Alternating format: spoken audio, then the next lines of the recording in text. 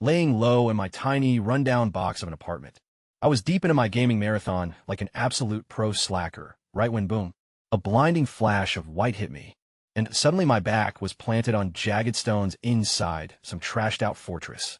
That looked like Mother Nature sneezed all over it, and totally forgot to clean up the mess. Just 10 minutes ago, I was casually stretching after a gaming session. Now, sharp rubble is literally digging straight into my skull, with thick spider webs serving as my curtains. Sick, absolutely sick. But hey, look on the bright side. I'm walking on a completely new set of legs now. Well, technically speaking, I am Lin Fei Wan, a broke Chinese orphan who had never even held a girl's hand in his past life.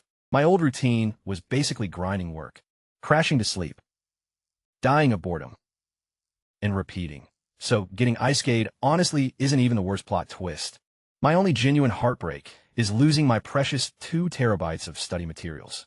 Rest in peace, you loyal little soldiers.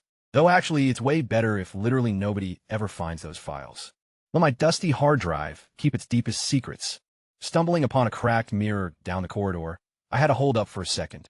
That was actually my custom face reflecting back, the one I spent 3 hours carefully sculpting.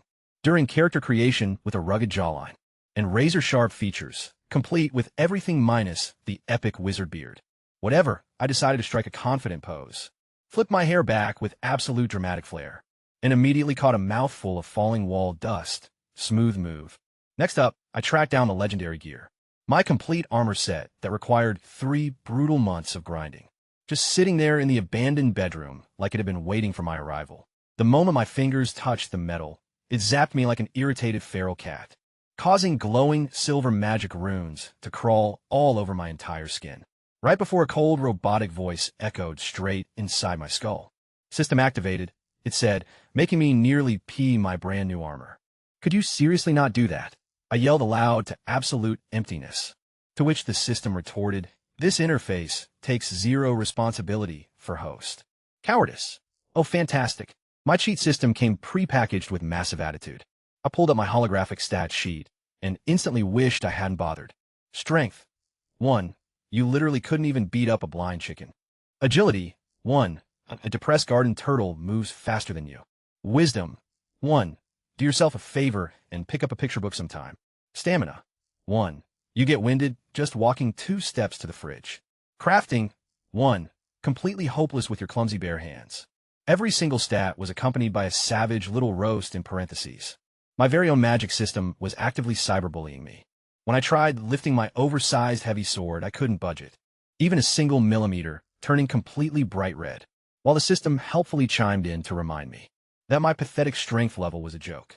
Fine time for a grueling grind session. I dropped down to do push-ups, managing to squeeze out a grand total of 5, before collapsing flat onto the floor like a completely deflated party balloon, with my arms shaking violently as if I were experiencing a personal Richter scale earthquake.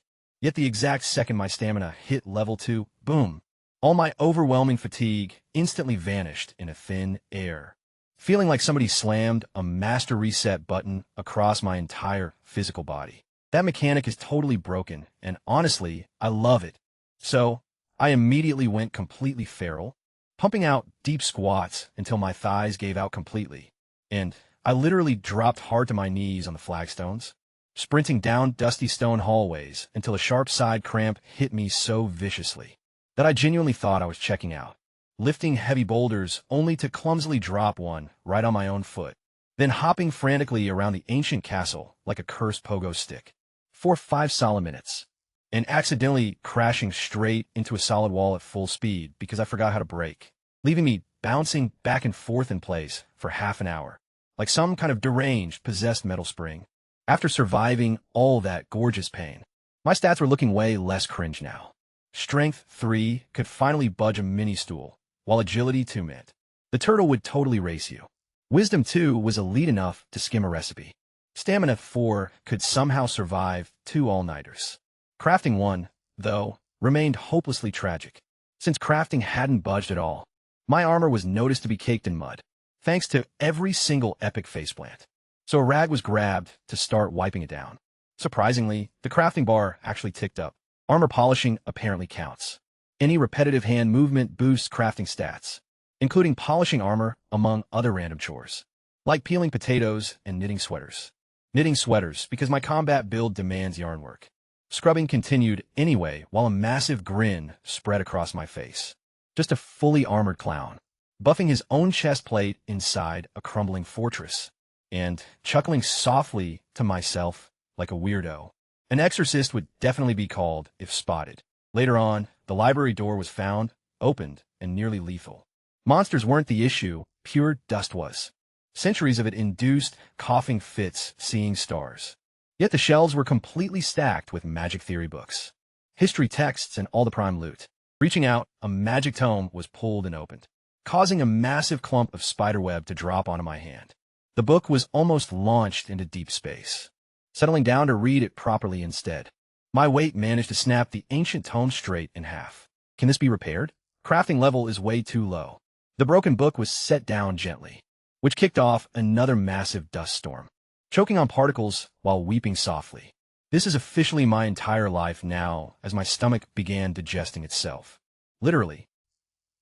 Rumbling loudly enough to echo through the entire library, sounding like an actual demon trapped inside the walls. System, what happens if starvation actually takes me out? Death triggers a hard reload right back to your initial save point. Wait, does that mean all the grind resets completely? Sitting up so fast a muscle almost pulled. Yeah, exactly. Nope, dying is officially canceled. Reading like an absolute maniac had occupied me for days, surrounded by ancient volumes, scattered everywhere like a deeply sleep-deprived tornado. Sunlight breaking through the dusty, stained glass window panes made all the floating dust particles shimmer, like glitter. Magical fairy dust that triggered sneezes every 30 seconds. At least my current location was finally figured out. The continent of Alcyrus, a textbook swords and sorcery realm, featuring 3 major factions: the human Nistad Empire, the Beastmen Augula's Kingdom, and get this, a dragon homeland called Grangemouth, where dragons literally run a corporate mercenary gig. Hold on, you can actually hire a dragon. My eyes lit up like a Christmas tree, then dimmed instantly. Not even a single copper coin was in my inventory. Being broke was an understatement. Poverty incarnate was wearing armor. Right now. The system granted a wisdom point just for processing all this lore. Bread was requested instead. Instead, a hunger meter popped up, reading 85% full along with 3 suggestions: to hunt, forage, or just waste away starving. Option 4, roasting the system, was my pick. Turns out my fortress happens to sit inside the infamous imprisonment forest, dubbed a total monster spawning ground in the lore books. Those fiends multiply down there like crazy weeds. Slash 1 batch, and twice as many pop back up. Neighboring nations merely threw up a few watchtowers along the borders, shrugging it off as not their problem. What a wholesome neighborhood, seriously peak vibes. The chronicles also rambled about ancient demons being locked away thousands of years ago, with my castle supposedly being constructed during the twilight of that demon war. None of those dates made a lick of sense, yet the system still chimed in telling me to stay frosty. Gee, thanks Captain Obvious in a robotic wrapper. Right then, my stomach let out a fierce roar, reminding me I had been way too deep in reading to remember the whole pressing matter of not dropping dead from starvation. My peripheral vision was already fading to black. Priorities, Oleg, focus on the actual priorities. Dragging my feet like a hammered zombie towards storage. I still found the inner fuel to sass the system mid-walk. Does this scenario count as forgetting to grab grub, merely because I was grinding my education stats? Suggestion, resolve the hunger crisis immediately. The storage chamber door was warped so badly that I had to throw my full weight against it. It shrieked like I was committing a crime, and then the aroma slammed into me. Pure, unadulterated mold aged to absolute perfection. The room was a literal graveyard of provisions. Flour turned solid as bedrock alongside loaves. Meat jerky fossilized right onto the iron hooks, sporting fuzzy green party caps made of mold, as they hosted their own micro-sized funeral bash. System, can I safely chow down on this? Warning. Consumption guarantees a 1,000% food poisoning rate. A 1,000% debuff? That is not even standard toxicity. That is straight-up legendary poisoning. Just as I was about to tap out completely, a weird chest caught my eye in the deep corner, pulsing with magical runes like it was flexing its storage sorcery. Aristocrats typically rely on these to keep gourmet snacks fresh, usually requiring a secure password or verified bloodlines to pop open. Expecting nothing to happen at all, I reached out my hand, and my fingers slid clean through the protective barrier. Suddenly stuck, a rush of warm currents surged up my arm. My chest plate lit up brightly like a holiday tree, and the magic shield binding the chest dissolved away, like ripples when a pebble drops into a quiet pond. Inside lay actual fresh bread and wine. Real edible food. I shoved chunks of bread into my mouth so fast, I almost choked. As the genuine taste of wheat hit my tongue, I honestly came close to weeping tears of joy. Zero shame here. Any guy who has stared at moldy rocks for days has definitely earned his bread tears. Then a wave of magical ripples rippled across the entire castle, illuminating every single hidden magical mechanism.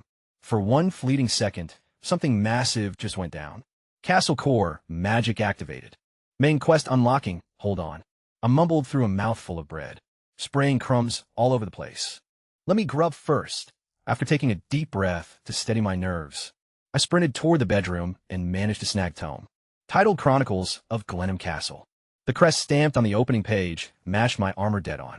My fingers trembled as I flipped through the pages, discovering the fortress was originally founded by the first Lord Herman, a visionary dude who wanted to build a utopia where every race could kick it together in peace. He carried so much clout that masses of folks naturally rolled up to follow him, until out of nowhere, the entire Herman lineage totally vanished. Poof! Complete panic ensued. Everyone scattered, and the stronghold became a ghost town. Turning to the family portrait page, I literally froze in my tracks. The patriarch in the painting rocked my exact hair color, my jawline, and my exact face shape. He looked like a long-lost dad pulled straight out of some high fantasy anime. So wait, I seriously just inherited a crumbling fortress? Am I actually a lord now? Main quest unlocked. Rebuild Glenham Castle. Current progress sitting at a pathetic 0%. The reward is completely unknown, while the failure penalty is getting devoured by monsters. Excuse me? What was that last part? The system is simply outlining the ecological vibe of the imprisonment forest. Climbing up to the highest point of the stone tower, I peered outside. Endless woodlands stretched endlessly toward the hazy horizon, with tree canopies glowing a deep, bloody crimson under the dying sunset. A chilling howl pierced the distance, making every single hair on my body stand completely on end. Past life, overworked corporate slave. Present life, lord over a population of absolute 0. 1. Just a clueless guy in hand-me-down armor trapped inside a monster-infested woods, rolling with 0 coins and 0 allies. When the system suggested I could just howl at the moon to vent my feelings, I instinctively picked option 4 once again. Roast the system. But honestly, this gig still beats working that 9 to 9-6 grind. Throwing a punch at a stone pillar, I shattered it like a fragile eggshell, using nothing more than casual brute force. The old me back then couldn't even pop open a stubborn pickle jar. Strength rating, 43, meaning I can literally punch right through a castle wall. Agility stats, hit 39. Slower than a flying arrow, but way faster than a sprinting horse. Wisdom stands at 35, giving me just enough brain power to trick naive folks into signing. Sketchy slave contracts. Stamina, at 39, I can skip sleeping for days on end. Plus your skin is literally leveling up to armor-like toughness. Crafting skill, 19. Capable of building a bunch of stuff that falls apart instantly. Asking the system where my power level ranked across the continent. It turned out my physical might matched an elite. Royal Knight of the Nistad Empire. Pretty cool, right? Well, still not enough. Time to keep grinding. Basic workout routines stopped giving me gains ages ago, to the point where pumping out 5,000 push-ups wouldn't even make my muscles flinch. My body had totally adapted to any routine I threw at it, meaning I desperately needed heavier weights. My eyes drifted toward my giant sword.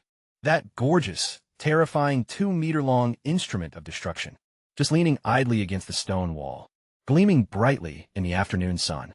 Hey system, what if I repurpose this bad boy as a barbell? Success probability calculation indicates. Shut up. Watch this. I gripped the heavy hilt tightly, heaved it up overhead, and immediately dropped it.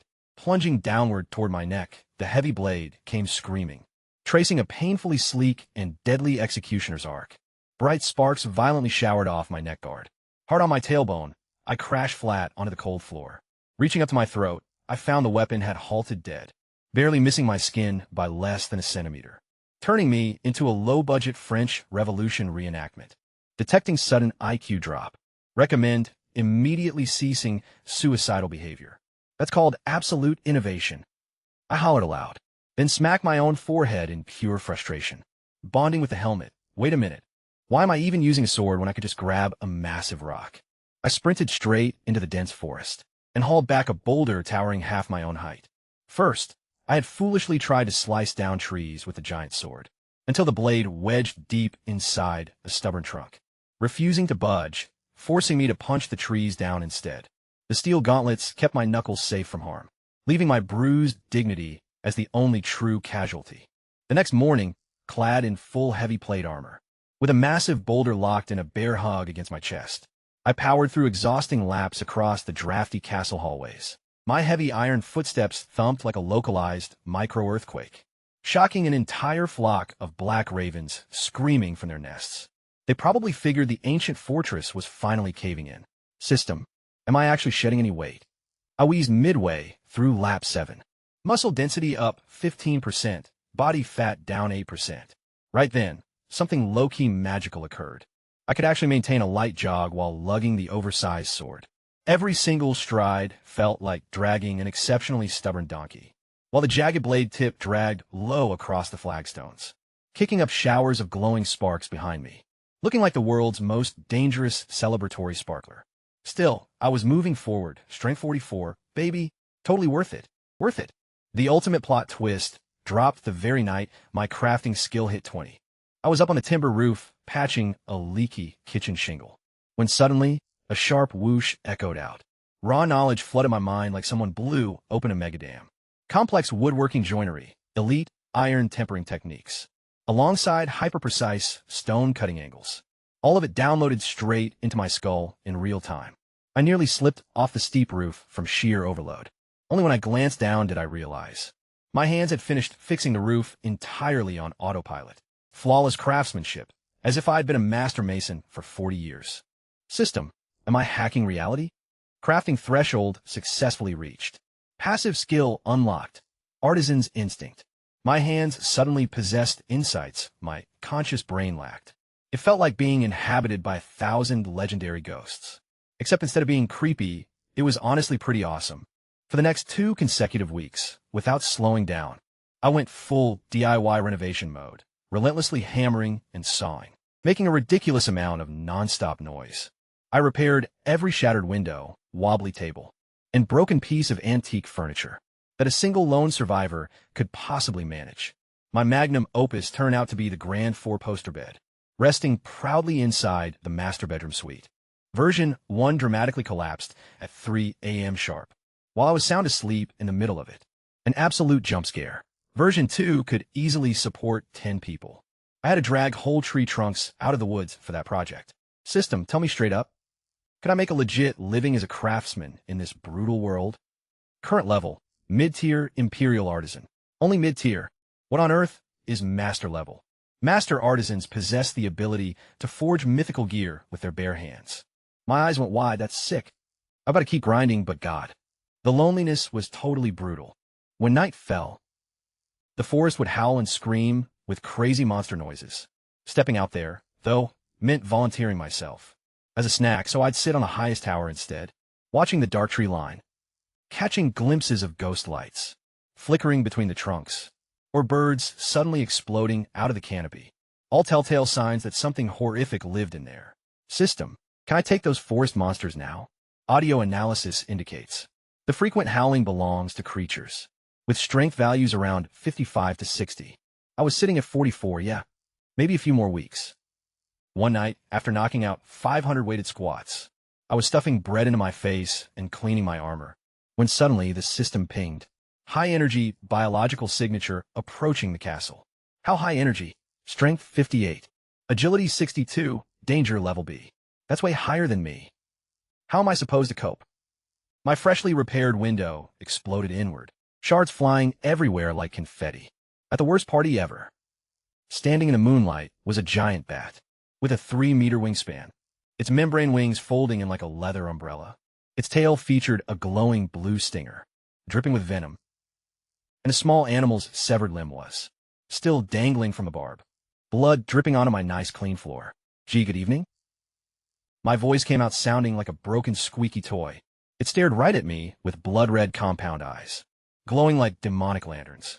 Drool hit the floor with a vicious sizzle, and it responded with an ultrasonic shriek that rattled my teeth. Combat mode activated. Ennemi, Shadow de Mumba. Strength 58. Agility 62, Stamina 15. Special abilities. Ultrasonic targeting, neurotoxin system. Tactical suggestions. Option 1, run. Option 2, play dead. Option 3, scream for mommy. I'm picking option 4, fight this ugly thing. The bat spread its wings once more, and that blue stinger cut through the air, straight at my heart.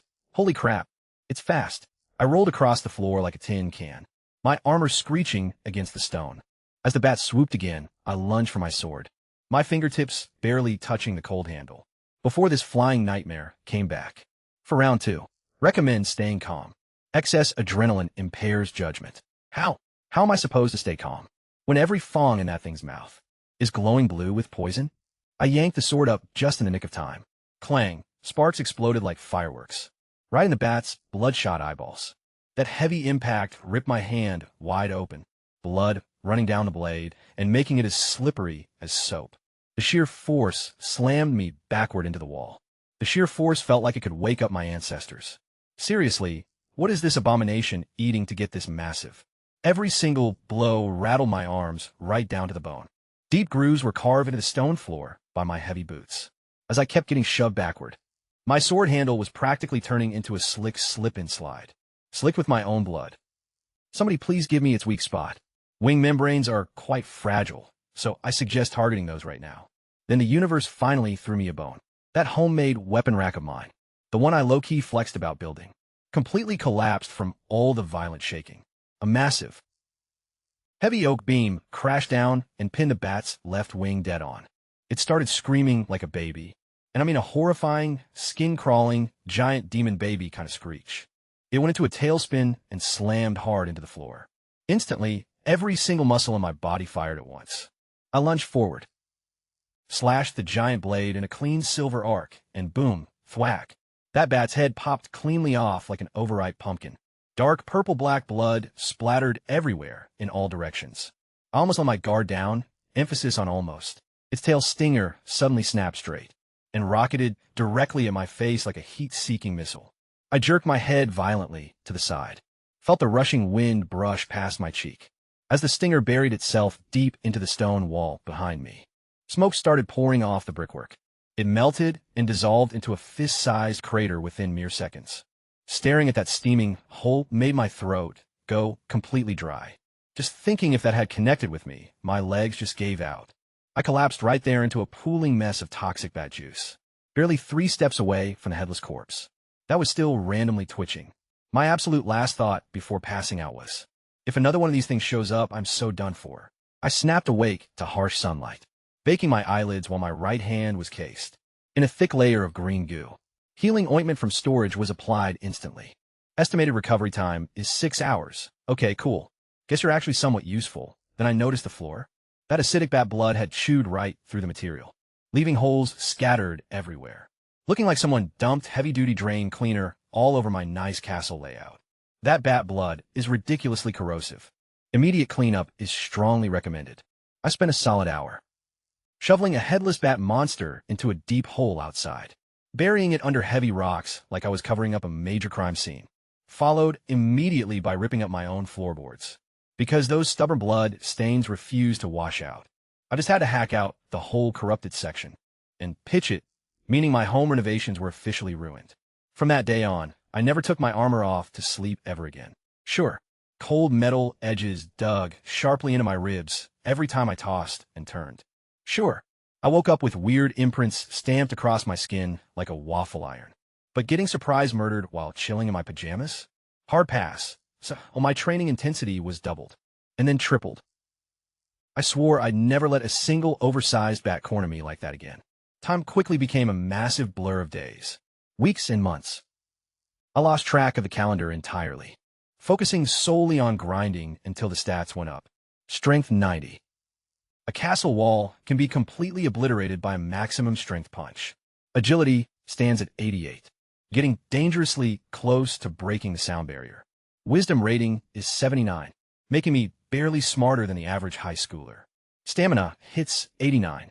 Virtually nothing in this world can pierce my defense, allowing for non-stop combat spanning 5 full days. Crafting skill rests at 51. Whatever I build holds together until I'm totally finished using it, before collapsing into dust. My old training boulders could be tossed around with just one finger effortlessly. That massive giant sword felt like a toy in my grip, essentially turning me into a walking siege weapon. Slipping into my pants on a gloomy, rainy afternoon, I was down in the dark cellar taking inventory of my shrinking food stash, when a weird detail caught my eye. That western stone wall was shockingly pristine, devoid of any moss or grime, as if somebody had been wiping it down on a strict schedule. While every other corner looked like a damp swamp, my boosted stats must have seriously leveled up my observational game, considering I had walked past this exact spot 100 times before. A quick knock on the bricks revealed a hollow, echoing thud, and with a solid push, the entire partition slid smoothly open, revealing a hidden room tucked away inside, featuring a dusty table holding a single ancient tome, embossed proudly with the name Herman stamped in shimmering gold letters. My heart was pounding like crazy as I cracked open the pages to read.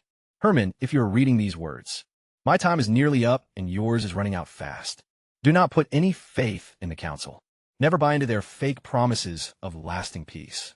Those demons never actually left. They're just lurking down in hell plotting. Your bloodline operates as both a master key and a terrible curse. Once your raw power crosses a specific threshold, those bloodthirsty demons are going to sniff you out. Leo Herman. Talk about a low-key vibe check before the page started moving by itself. The final line violently morphed into glowing blood-red symbols and drilled straight into my flesh with a warning, Herman. Bloodline activated. What the actual heck?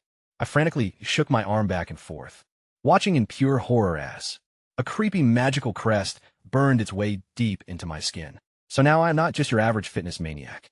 I'm also working a side gig as a part-time demon hunter system. Is there any way I can opt out of this bloodline binding? Complete with a totally unhelpful, friendly reminder. Demon hostility levels toward your user profile have increased by 10%. Slamming the book shut, I wondered if I could somehow unread all of that, only to pivot around and hear a loud click echo behind me. The concealed doorway was actively sealing shut. By the time I sprinted back to touch it, that trigger brick had morphed right back into regular, boring stone. The entire secret chamber was completely gone. Had my palm not been throbbing with that distinct, glowing crest, I would have sworn I hallucinated the whole bizarre episode. Then a sudden chill shot straight up my spine, as I abruptly sensed an ominous presence lingering deep within the nearby forest. Something thoroughly wicked and completely aware of my existence. Warning alert. Strong demonic energy has been successfully detected. Main quest has officially been activated. Your objective is to completely derail the demon conspiracy brewing in Malaga City. Malaga City, where on earth is that supposed to be? Can you at least drop a map for me, system? I packed away my last remaining chunk of bread, grabbed the special wine I had been hoarding, and double-checked my tactical gear. Time to say goodbye to my peaceful hermit fitness arc. I muttered under my breath while cinching down every heavy strap. Please let this wretched city actually have a decent ending for once. One final glance backward was cast as I lingered at the fortress gateway. Sunlight poured right through the shattered rafters, while dust motes drifted lazily across my old training grounds. This absolute trash heap of a castle had served as my home. Just hold tight for a bit, I whispered to it, giving my massive broadsword a reassuring pat. Once I'm back, I'll have you fixed up looking totally fresh. Flag detected. Caution is strongly advised. Shut your trap. Let's roll. Navigating through this dense woodland felt just like being trapped on the absolute worst hike ever conceived. A tiny crater was left in the dirt with every single stride I took, given that my body weight apparently now rivaled a compact pickup truck. Beneath my heavy boots, twigs snapped loudly like strings of firecrackers. Startled birds scattered away frantically while a panicked squirrel bolted headfirst, directly into a thick tree root in a desperate bid to get away from me. My bad, little buddy. I'm just passing through your neck of the woods. Distinct X marks were slashed into the tree trunks with my blade along the way, leaving deep, gaping wounds that sent wooden splinters raining down on the moss. Subtle? Not really, but hopefully effective enough. The weirdest part of all was how absolutely nothing tried to jump me. Grimy textbooks had labeled this specific territory a total monster factory. Yet I've been trekking through it for ages now, without spotting a single beast bigger than that shell-shocked squirrel. That peacefulness ought to have brought some comfort. Instead, it carried that eerie, dead silence that makes the hairs on the back of your neck stand straight up. Just how much farther is this? I demanded of the empty wilderness, sending a fallen branch flying through the air like a javelin with a vicious kick. It had felt so close by when I first picked up its vibe back at the castle. Elevated irritability levels detected. Deep breathing is recommended alongside repeating. I'm the absolute best. I'll repeat you right into a wait. My pointed ears twitched sharply because something was definitely stirring out there in the brush. Launching myself vertically into the air, my powerful legs blasted a deep crater right into the soil and safely deposited me 20 meters high within a sturdy treetop canopy. The surrounding timber groaned loudly beneath my weight, as though they were officially filing a grievance. From that lofty vantage point, a pristine view opened up to me, as two frantic figures suddenly burst out from the thicket below. Leading the way was a young woman featuring long silver hair and striking ocean blue eyes. Her elegant dress ripped open in 3 distinct places, yet still proudly displaying fancy purple iris embroidery. Clearly an aristocrat, naturally. Hot on her heels came a battered soldier stumbling forward, his metal armor completely dented in, with one palm desperately clutching a bleeding gut wound while his sword holding wrist was twisted at an unnatural angle that genuinely made my own joints ache. Just from looking at it, they ultimately collapsed against a nearby tree trunk, gasping for air. With surprising casualness, the wounded soldier yanked a shattered arrow shaft straight out of his flank and wheezed out between hacking coughs that their pursuers possessed far too much skill to be mere run-of-the-mill bandits, while the young noblewoman desperately prayed they wouldn't dare track them this far deep inside the infamous imprisonment forest. A completely rational assumption, followed immediately by a totally wrong outcome. Cutting through the silence, a lethal arrow whistled out of nowhere and drove straight through the unfortunate soldier's throat. Just like that, the terrified girl's piercing scream was abruptly stifled inside her own palms. Reaching out toward her, the dying soldier's mouth kept moving frantically, though nothing spilled forth except for dark crimson blood. As he finally hit the dirt, the hunters caught up at last, revealing a menacing fellow sporting a nasty scar slashed across his face, who strolled out casually from the murky shadows, wielding a heavy crossbow, closely followed by 6 rugged thugs. Their leather doublets were completely caked in dried, crusty blood, and their crude steel weapons still glistened wetly with fresh gore. Talk about an absolute charming crew. Without wasting a beat, the scarred leader aggressively grabbed the helpless girl by her silver hair. Her head was yanked straight back as he launched into a full monologue. Such a basic bad guy move. Furious frustration radiated off him over the distance she'd forced them to chase her, and all the men he had lost deep within this creepy forest. Rough rope was used by his goons to bind her wrists tight, before a heavy iron collar was clamped around her neck. Impatience was growing among the followers of the god, as one thug muttered under his breath, missing half an ear while looking totally jittery. We gotta bail out of here before more monsters pop up. Things got gross when Scarface grabbed the girl's chin and shoved her face upward, inspecting her features in the moonlight like he was window shopping, followed by some vile remark about wanting a taste of nobility. As his crusty thumb brushed against her cheek, she violently whipped her head away. Do you really think you can touch me? I'd rather drop dead, and my father is totally going to destroy you. Laughter erupted all around as Scarface leaned in real close to hiss that her old man would cooperate just fine. Unless, of course, he preferred having his daughter's fingers mailed back to him piece by piece. The fierce fire in her eyes suddenly flickered out as silent tears streamed down. Then she pulled a stunt I completely didn't see coming, launching herself headfirst straight into the nearest tree trunk, preferring a quick end over living as a hostage. Just in the nick of time, Scarface yanked her backward by her hair and waved a glowing red healing potion right in front of her face. Smash your skull all you want, sweetheart. We'll just patch you right back up instantly. I had seen enough of this nonsense. Look, I know this was straight out of the handbook. The Sky Hero saves the damsel trope. Trust me, I know.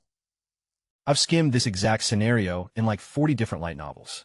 Some brooding loner with maxed out, overpowered stats drops out of nowhere to rescue a gorgeous, aristocratic girl from a forest bandit squad. It stands as the ultimate cliché setup across this entire genre. Yet what else was I supposed to do here? Just perch in a tree and spectate? I stepped off the branch, boom. A cloud of leaves and dirt blasted everywhere, sounding like an actual bomb detonated. I stood up slowly to my full height, towering nearly 2 meters tall, encased in heavy plate armor, with a massive sword casting a long shadow behind me, looking like the Grim Reaper's oversized cousin. Layers of dirt and dust caked every single piece of my gear. For months of living that solo castle life, even caked in filth, though, you could easily tell this armor cost a fortune. Nobody dared to move or even breathe. 6 terrified bandits, 1 scarred boss villain, and a tied-up captive girl were all staring straight at the armored maniac, who had just crashed out of the atmosphere like a flaming meteorite.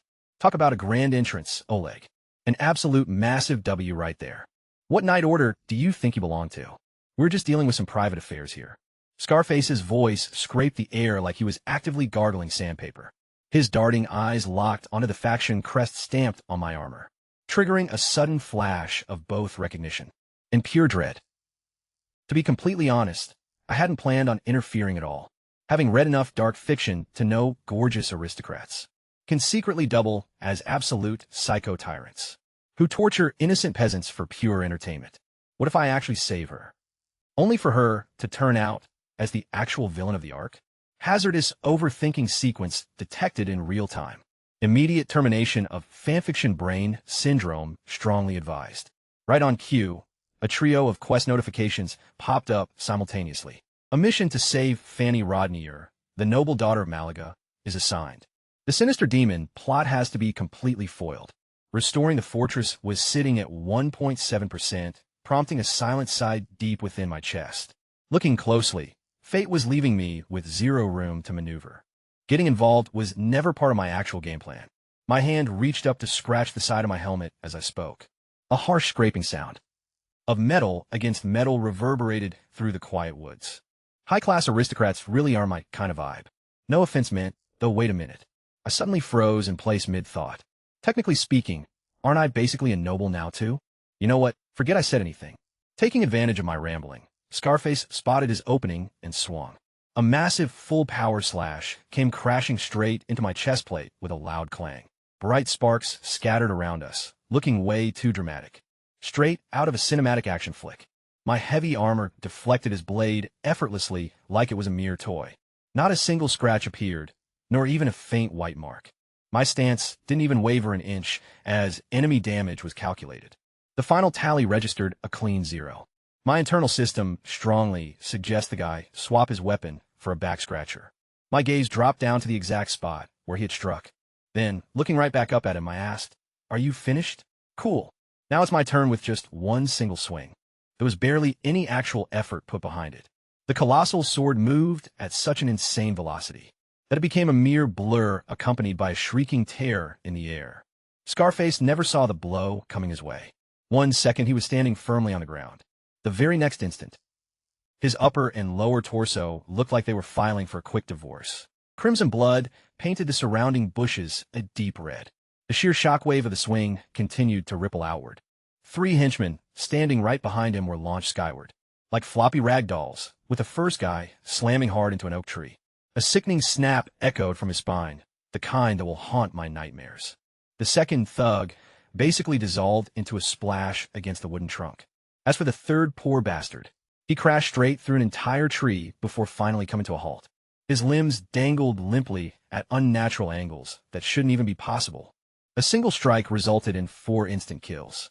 Green leaves fluttered down gently onto the terrified girl's blood-spattered dress, as if nature wanted to add a poetic touch to a brutal massacre.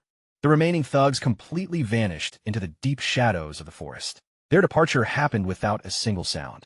It has to be the quickest career pivot in recorded history. They went from fierce bandits to Olympic sprinters in 0 seconds flat. Fanny, the silver-haired maiden, stood frozen stiff while clutching the fabric of her bloodied skirt so tightly that her sharp nails dug deep in her own palms. Her terror wasn't caused by the gruesome gore. She was terrified of me, which honestly made total sense. I had just cut a man clean in half like slicing through a loaf of bread. Giving my blade a quick flick to clear the blood, I turned to face her. Up close and personal, she looked even more stunning. With silvery hair and deep blue eyes, resembling the vast ocean, she checked every box of the ultimate fantasy girl package. My brain whispered, "She's gorgeous," while my survival instinct immediately countered. Attractive women are just painted skulls. Do not be fooled. Abnormal heart rate detected in system diagnostics. Deep breathing is heavily recommended. Shut up. It's just some residual post-combat adrenaline rush. I yelled out loud. Fanny flinched so violently, she nearly collapsed right back to the ground. The realization hit me that I had just screamed that straight at her face, while standing tall over a massive pile of fresh corpses. Smooth move, Oleg. Real smooth. I let out a fake cough to try and cover up my awkwardness. Out of nowhere, the system tossed me a tribute point just for saving her life.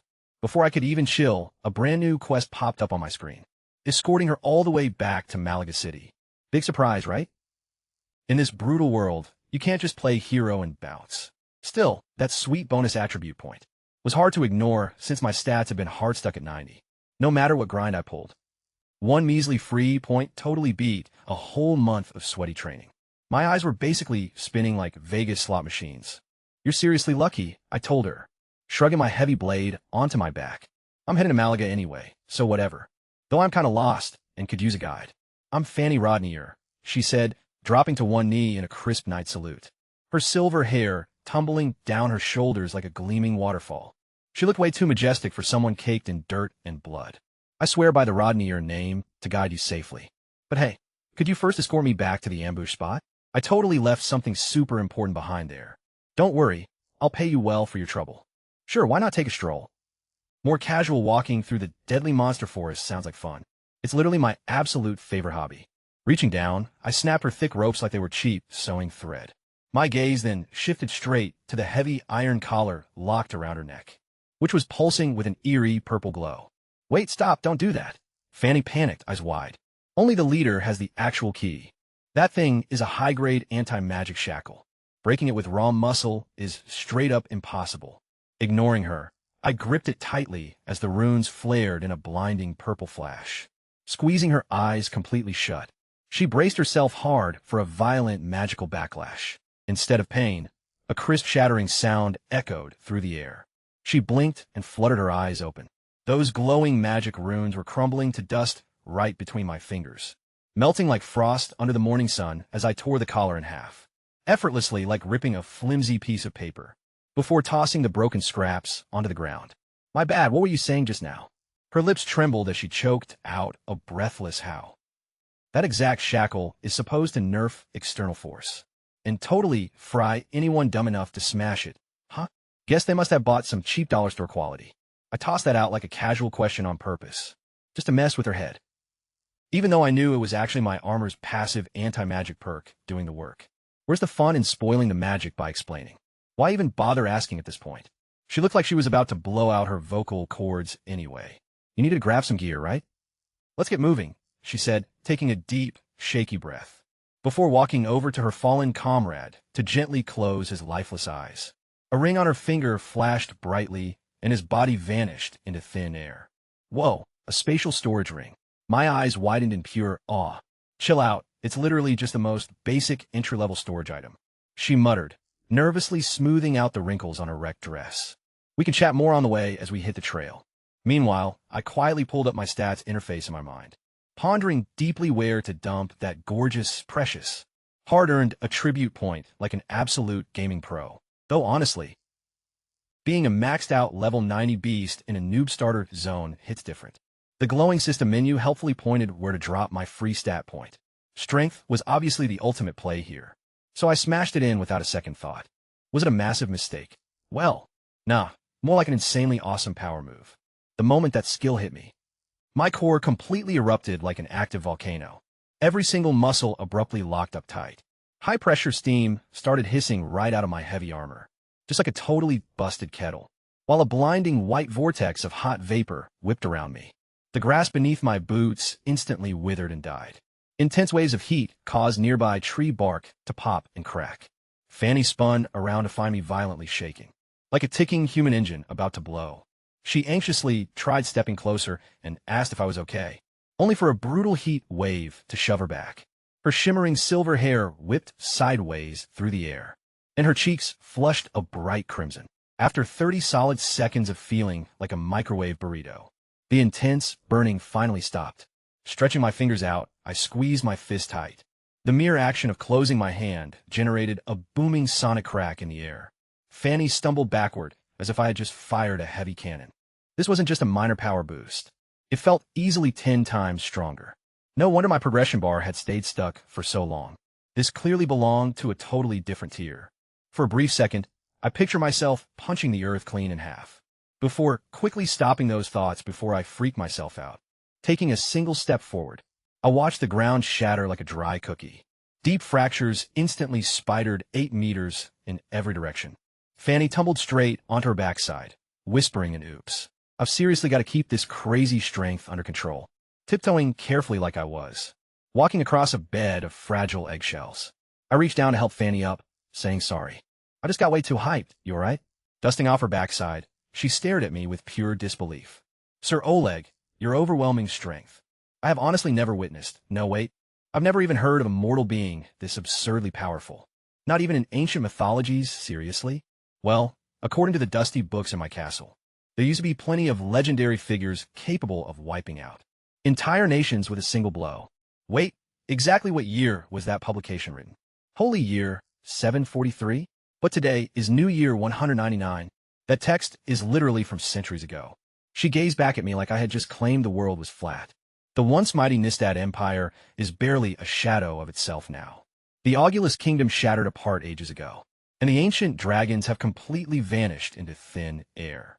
Giving my own helmet a swift facepalm, I realized a castle abandoned for hundreds of years would naturally have texts that are wildly outdated, sort of like trying to use a medieval encyclopedia to navigate modern-day politics. So who actually holds the title of strongest alive right now? Fanny paused to think, murmuring it's probably Brindle Hedrick, the reigning chief archmage of the Strennerable Kingdom. Rumor has it his maximum output spell can obliterate a small hill. A single hill? What the heck? I could literally blow away half a mountain right this second. I was basically a walking nuclear warhead, trapped in a world full of tiny firecrackers. Even so, I kept my guard up since actual demons existed here. And divine might was real. Plus, overconfidence always gets you killed. Having read enough fantasy light novels to know, the arrogant main character invariably gets humbled fast. Resuming our trek down the path, we stumbled upon several more fallen guards along the way. Fanny quietly stored each lifeless body inside her ring with profound grief. As we finally emerged from the shadowy forest, smashed carriages greeted us at the horrifying ambush site, with a dozen lifeless corpses scattered across the pavement. Everyone was gathered up by Fanny, who quickly snatched a jeweled magic wand from a secret compartment, alongside a glowing red crystal. The others are trash, but this is the ultimate flex, she remarked while watching my expression closely. Upon noticing my pure curiosity rather than greed, her shoulders dropped in relief regarding the ring. I'd love to hand it over as your payment. Once we hit Malaga, a spatial storage ring deal. Truly the easiest negotiation ever as we resumed our march, until the stone walls of Malaga loomed on the horizon, which weren't massive by my old world standards, yet looked like an absolute palace compared to my vine-entangled ruin. Detecting territorial insecurity. System prompt. Recommend reading Castle Renovation for Dummies. You actually own your own territory? Fanny's eyes went wide with shock. Then why on earth don't you have any servants? Beneath my helmet, my face totally froze. Servants? My entire castle population consisted of me, a handful of spiders, and some DIY furniture. That probably collapsed the second I walked out. Let's totally switch topics to you instead. How'd you manage to get ambushed with an entire escort squad? Right near a roadside village? Fanny froze dead in her tracks. Zero smoke from chimneys. No barking dogs, absolute dead silence everywhere. Even the howling wind had completely died down. Something is seriously sus, she whispered, fingers tightening around her wand. Even if Father forced everyone to stay locked indoors, it shouldn't be this creepy quiet. Abnormal silence detected, danger level surging. Probability 187%. Recommended options. 1. Burn the entire village down. 2. Take a detour. 3. Yell out. Come catch these hands one-on-one. Pulling Fanny safely behind me, I firmly planted my heavy sword in the dirt, and then I heard it. Hooves. A whole bunch of them, riders incoming, and this is definitely not a small group. Fanny raised her wand. Faint magic crackling at the tip. I'm not that OP, but I can totally cause some chaos for them. Magic purity rating, B-. Yikes 30-something. Armored riders came thundering aggressively toward us, with the lead rider brandishing a lance bearing a flying banner. Wait, Fanny gasped, grabbing tightly onto my arm. That's literally our family flag on that lance. It's Uncle Anderson, captain of the Malaga City Guard, who has known me since I was a baby. Relaxing slightly, I still kept my sword gripped and ready, just in case it was a trap. Anderson reined in his horse, eyeing me like a loaded weapon, which was totally fair. His soldiers aimed their crossbows straight at me until spotting Fanny, prompting the aging captain to leap off his steed, yank off his helmet to reveal a heavily scarred, weathered face, and drop immediately to one knee. My lady, thank heavens you are completely safe. Your father has been stressing out like crazy, then casting a look of intense awe and terror in my direction. And this right here is Sir Oleg, my absolute savior and an officially landed noble knight. Fanny introduced me, causing Anderson to drop to his knee for me too, pouring out endless gratitude, right as I reached down to pull him back up, and gave his shoulder a gentle tap. Under the casual weight of my hand, his custom steel pauldrons let out a low groan. Wide-eyed astonishment flashed across his face, before my massive sword caught his attention, planted straight into the dirt like some bizarre flagpole. Right then and there, I could practically watch him completely rethink his entire life, about everything he thought he knew regarding human strength. Guilt detected suggestions 1. Confess you almost didn't help 2. Roll with it 3. Play dumb, please. I just happened to be hanging around, I said, which was totally factual if you conveniently ignored the system interface. That was literally screaming at me to step in. Fanny filled Anderson in on the whole wild adventure. The glowing crystal, the sudden ambush, their desperate dash into the dense forest, and the eventual rescue, while summoning the lifeless bodies of the guards right out of her storage ring. Anderson immediately dispatched scouts to check out the bloody ambush site, just as Fanny suddenly remembered why we had stopped in the first place. Uncle Anderson, something feels totally off about this village, and we're low-key expecting another ambush. His expression darkened instantly, as he rushed more soldiers inward to check on Father and the cultists. Your father is grinding nonstop, but he's holding up fine, though those fanatic cultists actually burned themselves to crisp ashes before we could even lay a finger on them, leaving this behind. He explained, pulling out a charred scrap of old parchment that reeked of some sketchy summoning ritual. Meanwhile, back over in Malaga, Fanny's worried father, Claude, was practically losing his mind with stress, while dealing with a shady neighboring lord known as Bresk, who somehow managed to get his grubby hands on a legendary artifact capable of controlling massive dragons and wild monsters.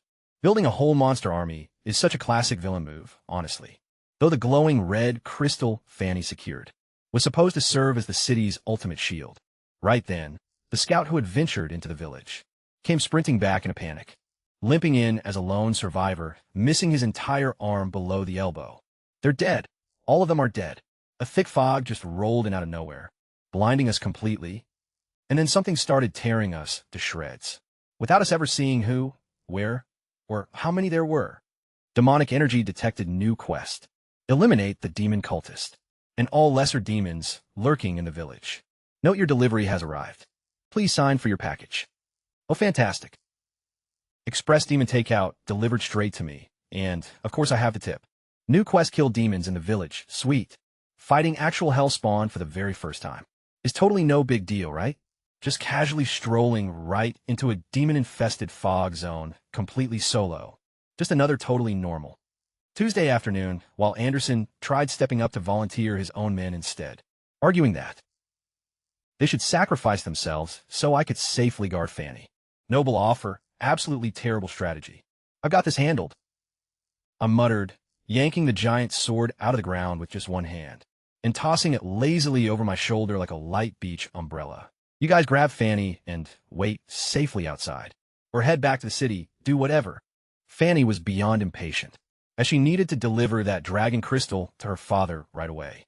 ASAP, she tossed me a badge featuring a lion crest for getting through the city gates, then gave me the most intensely worried look I had ever received from another human being. Please be careful, I'll wait for you in Malaga. Catching the badge in midair, I stuff it into my armor and wave back without looking behind me. Save me some dinner stepping into that village. Felt like walking straight onto a horror movie set. Everything looked inhabited, yet completely dead, with plates sitting on tables and tools resting by doors. Yet there were 0 people and absolute silence.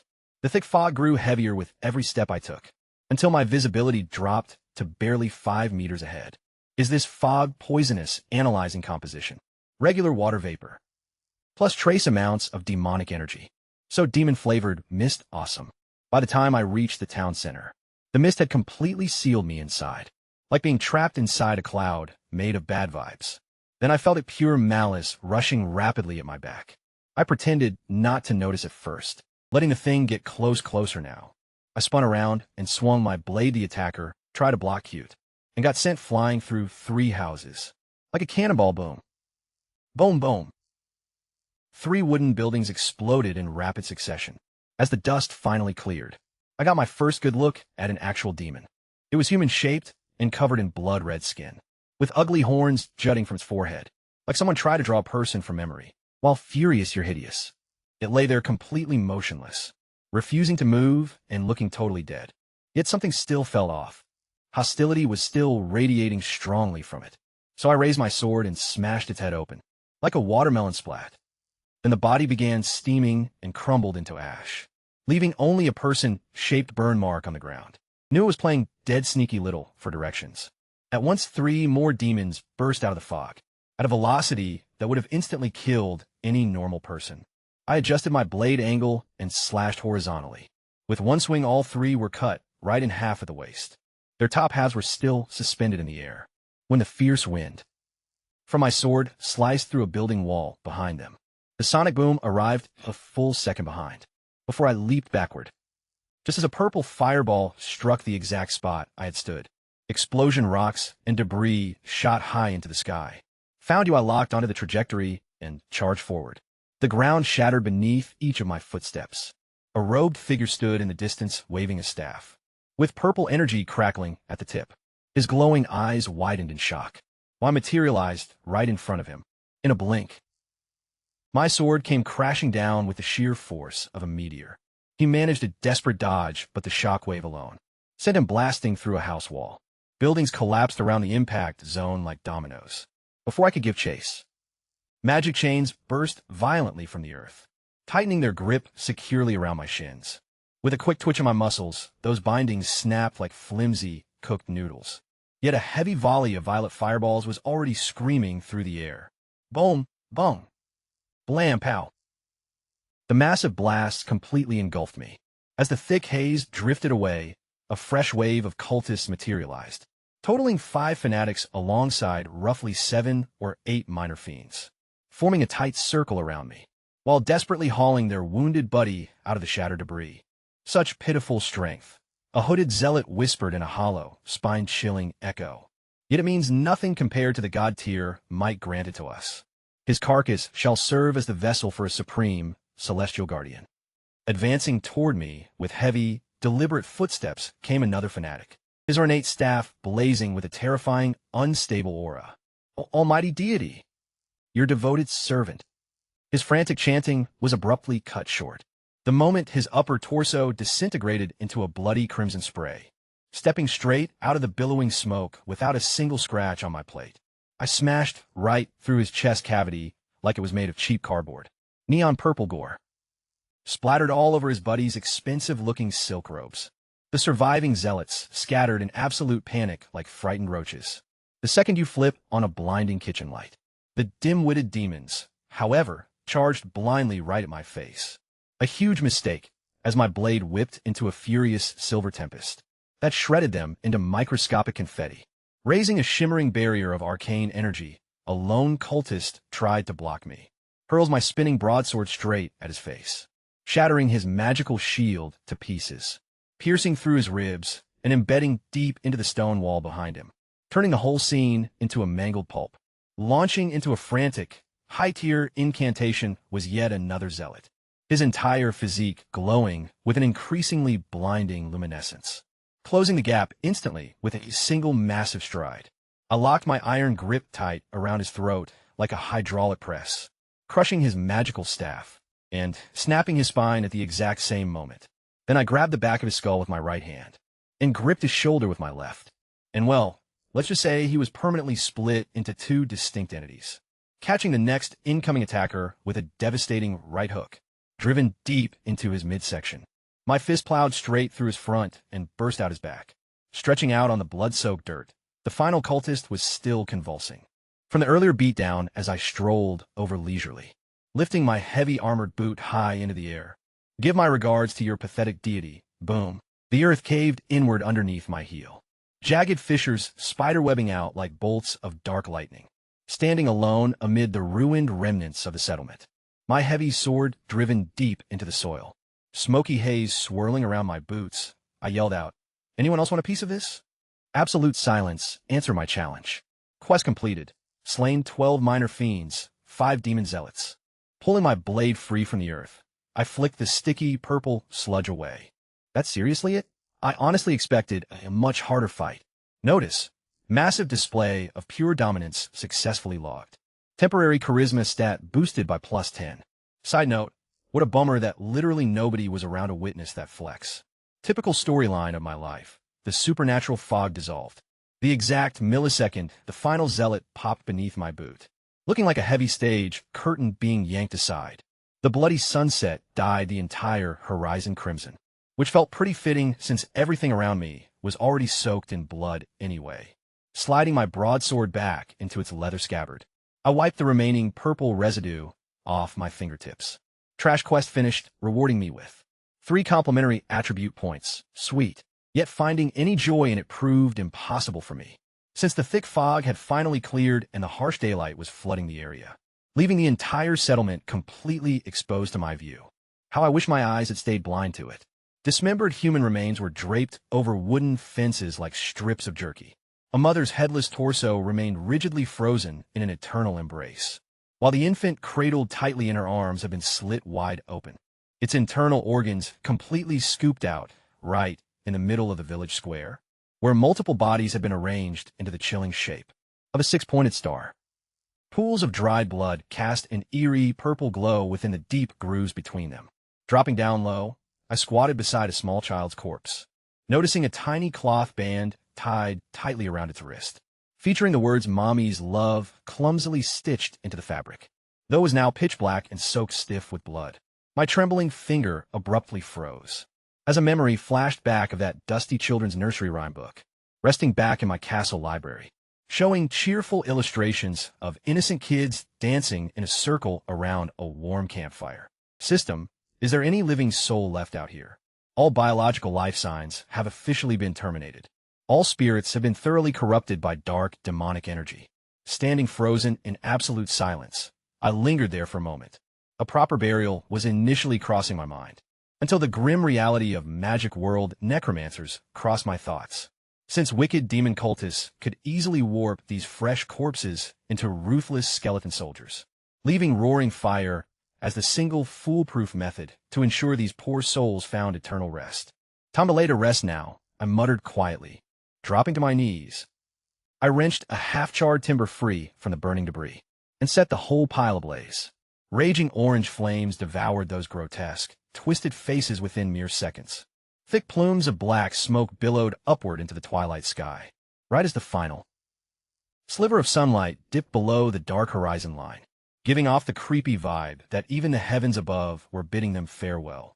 As I trudged out of that ruined settlement beneath a starless, suffocating sky, Fanny's polished lion badge was pulled from my pocket, to be examined closely under the pale moonlight, prompting me to resume my march in the direction of Malaga. Active quest: escort Fanny Rodney safely to the gates of Malaga. Completion reward: 1 attribute point. Not bad at all. She actually pulled it off. I heard my own voice drop to a whisper lower than intended. Every single step forward felt heavy as lead. Abnormal emotional spikes detected in host data stream. Would you like to activate emergency psychological support protocols? Blinking in disbelief, I let out a sharp scoff. Are you seriously offering me therapy right now, system?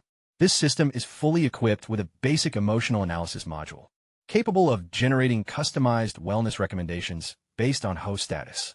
Fine by me, Dr. Bot. What brilliant thoughts should occupy my mind right now? System recommendation. Clarify and prioritize your personal objectives. While healthy rage can certainly drive progress forward, it must never be allowed to dictate tactical decisions.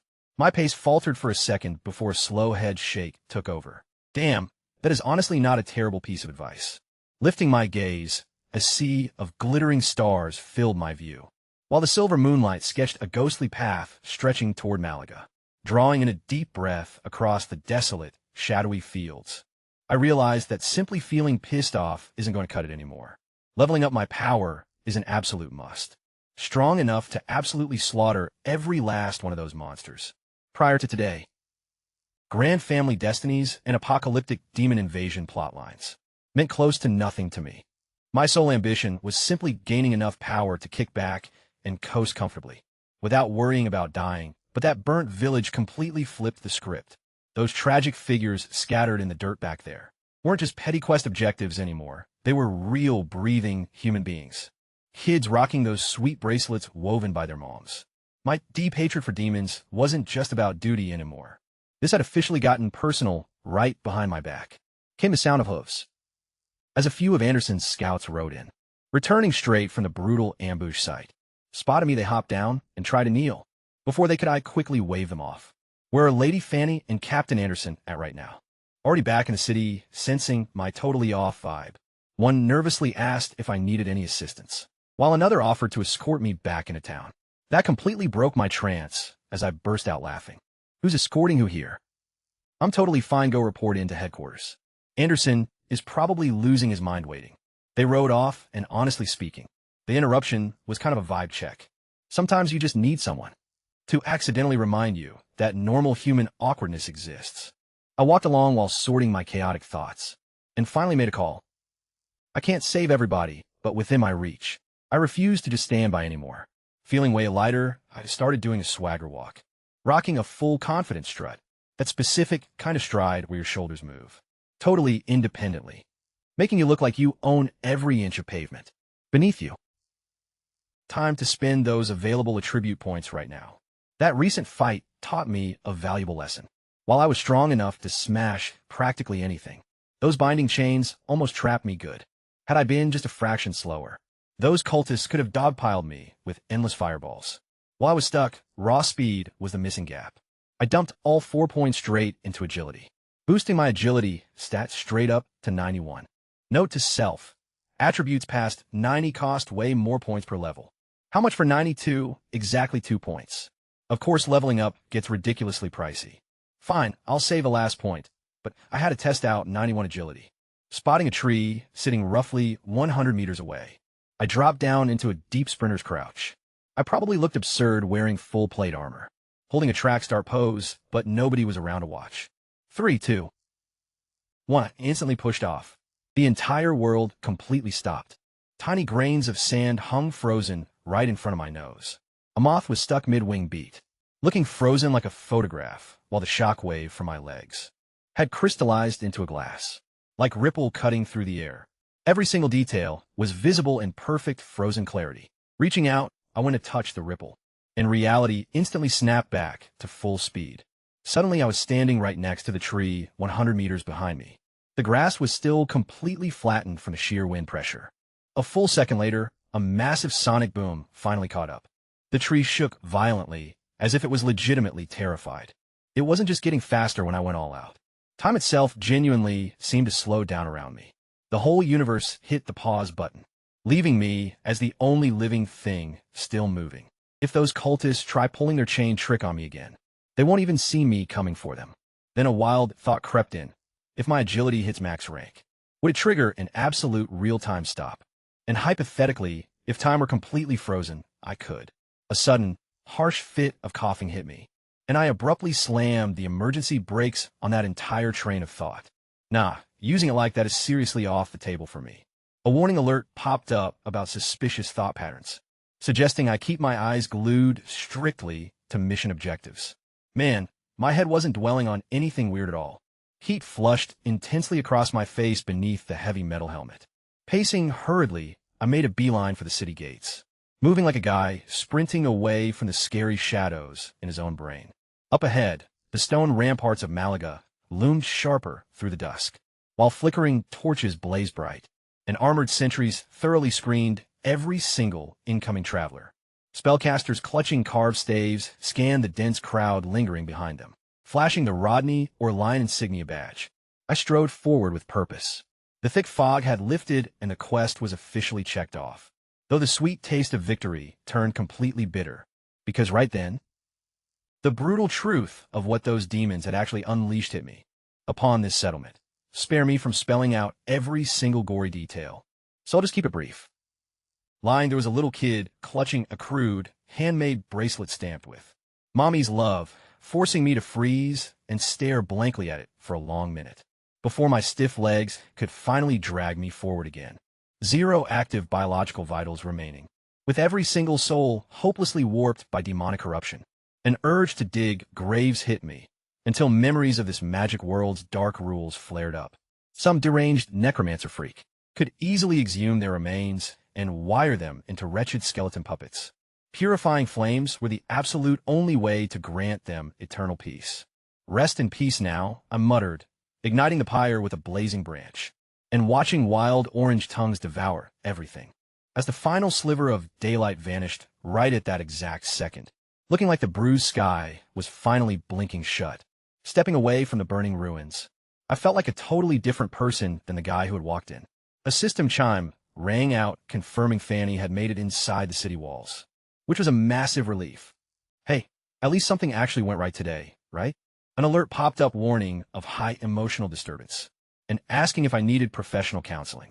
Are you seriously trying to play therapist, you glorified machine? System logs indicate the presence of a rudimentary emotional analysis module. Fine, whatever. Let's hear your expert diagnosis then. Dr. Circuit Board. Anger can serve as functional fuel. Just don't let it take the wheel. I halted in my tracks, realizing that was legitimately solid advice, coming from a sarcastic piece of AI tech that once unironically suggested I howl at the moon for character growth. Yeah, throwing a fit isn't going to resurrect a single one of these victims, though grinding to get stronger might actually save the next town over. Before today, this whole dramatic demon fighting, destiny nonsense felt like a scripted storyline I was just accidentally trapped inside of. Now, though it hit way too close to home, those weren't just random NPCs back there. If those infernal hordes ever managed to shatter the seal. Archived Historical Models Project.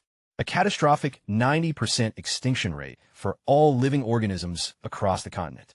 Well, I guess letting them break that barrier is completely out of the question then. A patrol squad of Anderson's scouts finally tracked me down on the open road, and when they tried dropping to one knee, I quickly waved them off, offering to act as my personal escort back to the capital. Their proposal made me laugh so hard my gloomy mood actually bounced back.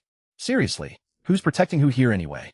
Just hustle back and report in before Commander Anderson has an absolute stroke. I ordered them off, unaware that their clumsy interruption helped me way more than they realized.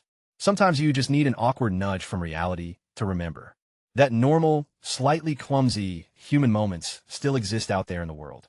4 attribute points were dumped by me straight into agility, pushing it to 91, which cleared the 90 mark.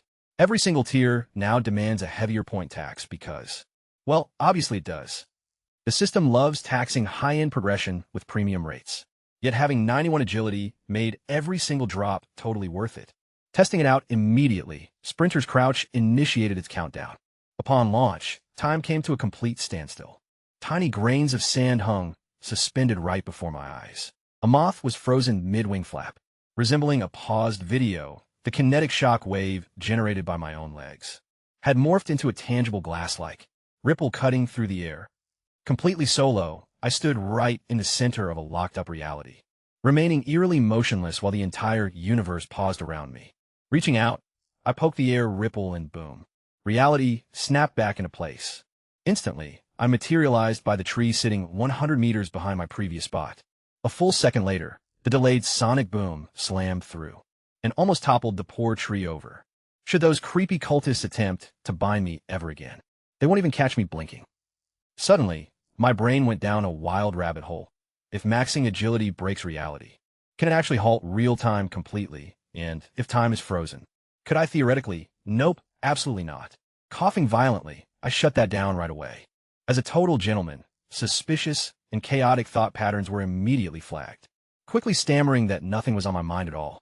With my face burning hot underneath my heavy helm, I started power walking toward Malaga, acting like a guy trying desperately to outrun his own intrusive thoughts. Approaching the main gate, every single guard within a 10-meter radius instantly leveled their weapons at me. Fair enough, considering I looked like a nearly 2-meter tall, blood-soaked stranger clad completely in heavy plate armor, and lugging around a sword much larger than most regular folks. Honestly, I looked straight out of a final boss fight. Chill out. I come in peace. Fanny's lion crest badge was tossed casually toward the nearest sentinel, just like flipping a casual coin. The poor guard caught it smoothly with one hand, while his other hand stayed locked in a panic grip on his sword hilt, inspecting the emblem thrice before wiping a heavy sheen of sweat off his brow. This matches the Rodney crest, for sure. However, please stand by while we verify your identity, sir. Leaning my tired frame against the stone wall, I shut my eyes, catching fragments of the soldiers whispering up on the battlements, exchanging nervous remarks like, "Just look at that massive sword, and is that glowing purple blood?" Followed by, "No way I'm fighting that guy. You go fight him instead. Just open the damn gates." Groaning loudly, the rusty hinges protested as the heavy doors swung wide open. Stepping through personally right then, and there was Lord Claude, Fanny's actual father, accompanied by Fanny walking right beside him.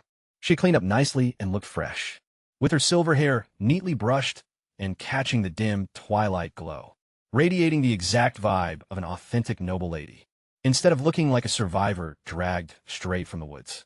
"Sir Oleg," she immediately dashed forward to greet me, beaming brightly as if welcoming home a legendary war champion, which, let's be honest, I technically was by definition. A certified war hero covered head to toe in demonic purple gore, who had just leveled an entire village and suffered an existential crisis all the way during the walkover. But hey, let's just stick with the warm welcome to Malaga narrative. "Welcome to Malaga City, Sir Oleg." Dropping into a deep curtsy, Fanny played the part of a royal court member, her silver hair cascading gracefully under the pale moonlight, before proceeding to introduce the welcoming party, starting with her father, Lord Claude, Lord of Malaga. And having bound the chief, mage who also served as her magic instructor, Claude stepped forward in a flourish, his heavy cape executing a dramatic wind flutter, and offered his palm upward in a fancy, elaborate greeting. I couldn't help noticing his thick knuckles, with tough calluses everywhere, proving this guy was low-key, no-pampered desk lord. He honestly threw hands. "You saved not just my daughter, but the entire hope of House Rodney," he proclaimed, his voice sounding deep and commanding. Shifting uncomfortably, I made my shoulder plates clink in the quiet air. It was nothing, I just happened to be there. Every hidden guard lurking in the shadows could be felt by me, gripping their weapons tightly and staring me down. I'm sure someone else would have totally saved her if I hadn't. "Haha, way too modest." Claude laughed, spinning around with cape switch. That left a fresh trail of pine scent behind. "A room has been prepared for you at the Lord's Keep. Now follow me." As we walked through the bustling market square, Fanny materialized right by my side, acting like an over-caffeinated tour guide on 3 espressos. Her silver hair ornaments clinked softly against my shoulder plate, like tiny bells. "See that building with the wolf sign? That's the Silver Moon Trading Company. Undeniably the biggest merchant guild in the whole Warren Duchy. If you've got the cash, they can hook you up with literally anything." Dropping her voice down to a whisper, she suddenly went pink in the ears and pivoted subjects so fast that I practically got whiplash. "Over there is the Peregrine Tavern." She pointed toward a bright 3-story building featuring bronze magic crystal lamps swaying gently in the breeze. "The absolute best bards in the city perform on Fridays, and their honey-glazed ribs are totally bus-sent." My stomach growled so loudly, it could easily have been mistaken for a wild monster. Fanny snorted, then dropped the magic words. "And that street right there has blacksmiths and carpenters." My brain lit up instantly like a Christmas tree. Blacksmiths and carpenters? An entire dilapidated castle needed fixing on my end. A mental shopping list was already being drafted by me before she even finished her sentence. The Lord's Keep looked seriously impressive, showcasing huge stone walls glowing silver in the moonlight, while jagged towers poked up at the starry sky. Slowing down his pace, Claude got all nostalgic, talking about how his grandfather built this city. From absolute scratch. Just wilderness and monster forest back then.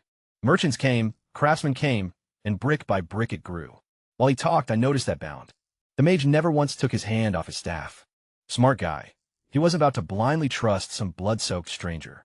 Respect. Suddenly, a jolt of pure malice hit the back of my neck. Whipped around. Nothing was there. The ominous feeling vanished like thin smoke. Everything all right? Claude asked. Yeah, just running on low battery. Nodding, he excused himself to handle some boring work stuff, while letting me know lunch tomorrow was mandatory. 3 maids wearing gray. Blue dresses appeared out of nowhere to escort me inside. The youngest one kept sneaking curious looks in my direction, before her eyes finally spotted the purple blood crystal, stuck deep in my armor joints, and locked my gaze straight down at the floor, acting like I was some kind of cursed walking disaster. As I paced down a hallway lined with creepy portraits of ancestors, the rookie maid suddenly tripped over the rug trim and crashed right in me. I managed to grab her on pure instinct. She looked up and caught sight of the glowing purple. Demon gore smeared across my heavy steel armor plates, letting out a squeak like a terrified mouse cornered by a cat. SRESIR. She scrambled backward in a panic, while the headmaid shot her an absolute death glare. No waities. My voice rumbled out muffled and deep through the thick metal helmet, which probably didn't make her feel any safer at all. My assigned room was seriously unreal. Heavy velvet drapes hung gracefully from a massive 4-poster bed. A cozy fireplace crackled softly in the corner, and the carpet was so plush my boots practically sank into it. After spending months crashing on a makeshift cot, inside a crumbling ruin of a castle, sometimes sleeping fully armored on freezing stone floors. This setup felt like total paradise. The maids kindly offered to help unbuckle my gear, but I politely shook my head and waited until the door clicked shut, before stripping off the heavy straps myself. The absolute stench that blasted out once the chest piece came off nearly made me gag on my own body odor. I hadn't taken a real bath ever since getting thrown into this crazy world. After months of nonstop grinding, heavy sweating, vicious fights, and sleeping locked in iron, I was basically walking around as a biological hazard. The gorgeous gold-rimmed tub, sitting over by the wall, was already filled to the brim with steaming, sweet-smelling water as I slid right in, and felt like my soul was ascending to a higher dimension. A legitimate hot bath with actual running water, and soap that actually smelled like real flowers. I might have let out a pathetic groan since nobody else was around, so it totally doesn't count, but even while floating in pure bliss, my brain kept obsessing over that weird flash of pure hostility. Back at the gate, my status skill has never lied to me before. That creepy vibe wasn't just my imagination acting up. Malice detection, level 7 active. Recent traces of demonic energy spotted nearby. Keep your guard up once I finish soaking. I slipped into the fresh linen shirt and dark blue coat that had been laid out for me, and spent the remaining hours of the evening polishing my battle gear under the moonlight until every single piece was completely spotless. Tomorrow's big lunch meeting with the Lord means I gotta look decent and presentable because I can't walk in there smelling like a demonic locker room. I finally crawled underneath the covers of the velvet bed, the absolute softest thing I'd touched throughout my entire second life. Just as my eyelids drooped, a sudden spike of malice flared up, making me roll right off the mattress and draw my heavy sword before my boots even touched the floorboards. The room was dead silent and completely empty, yet that ominous pressure lingered everywhere.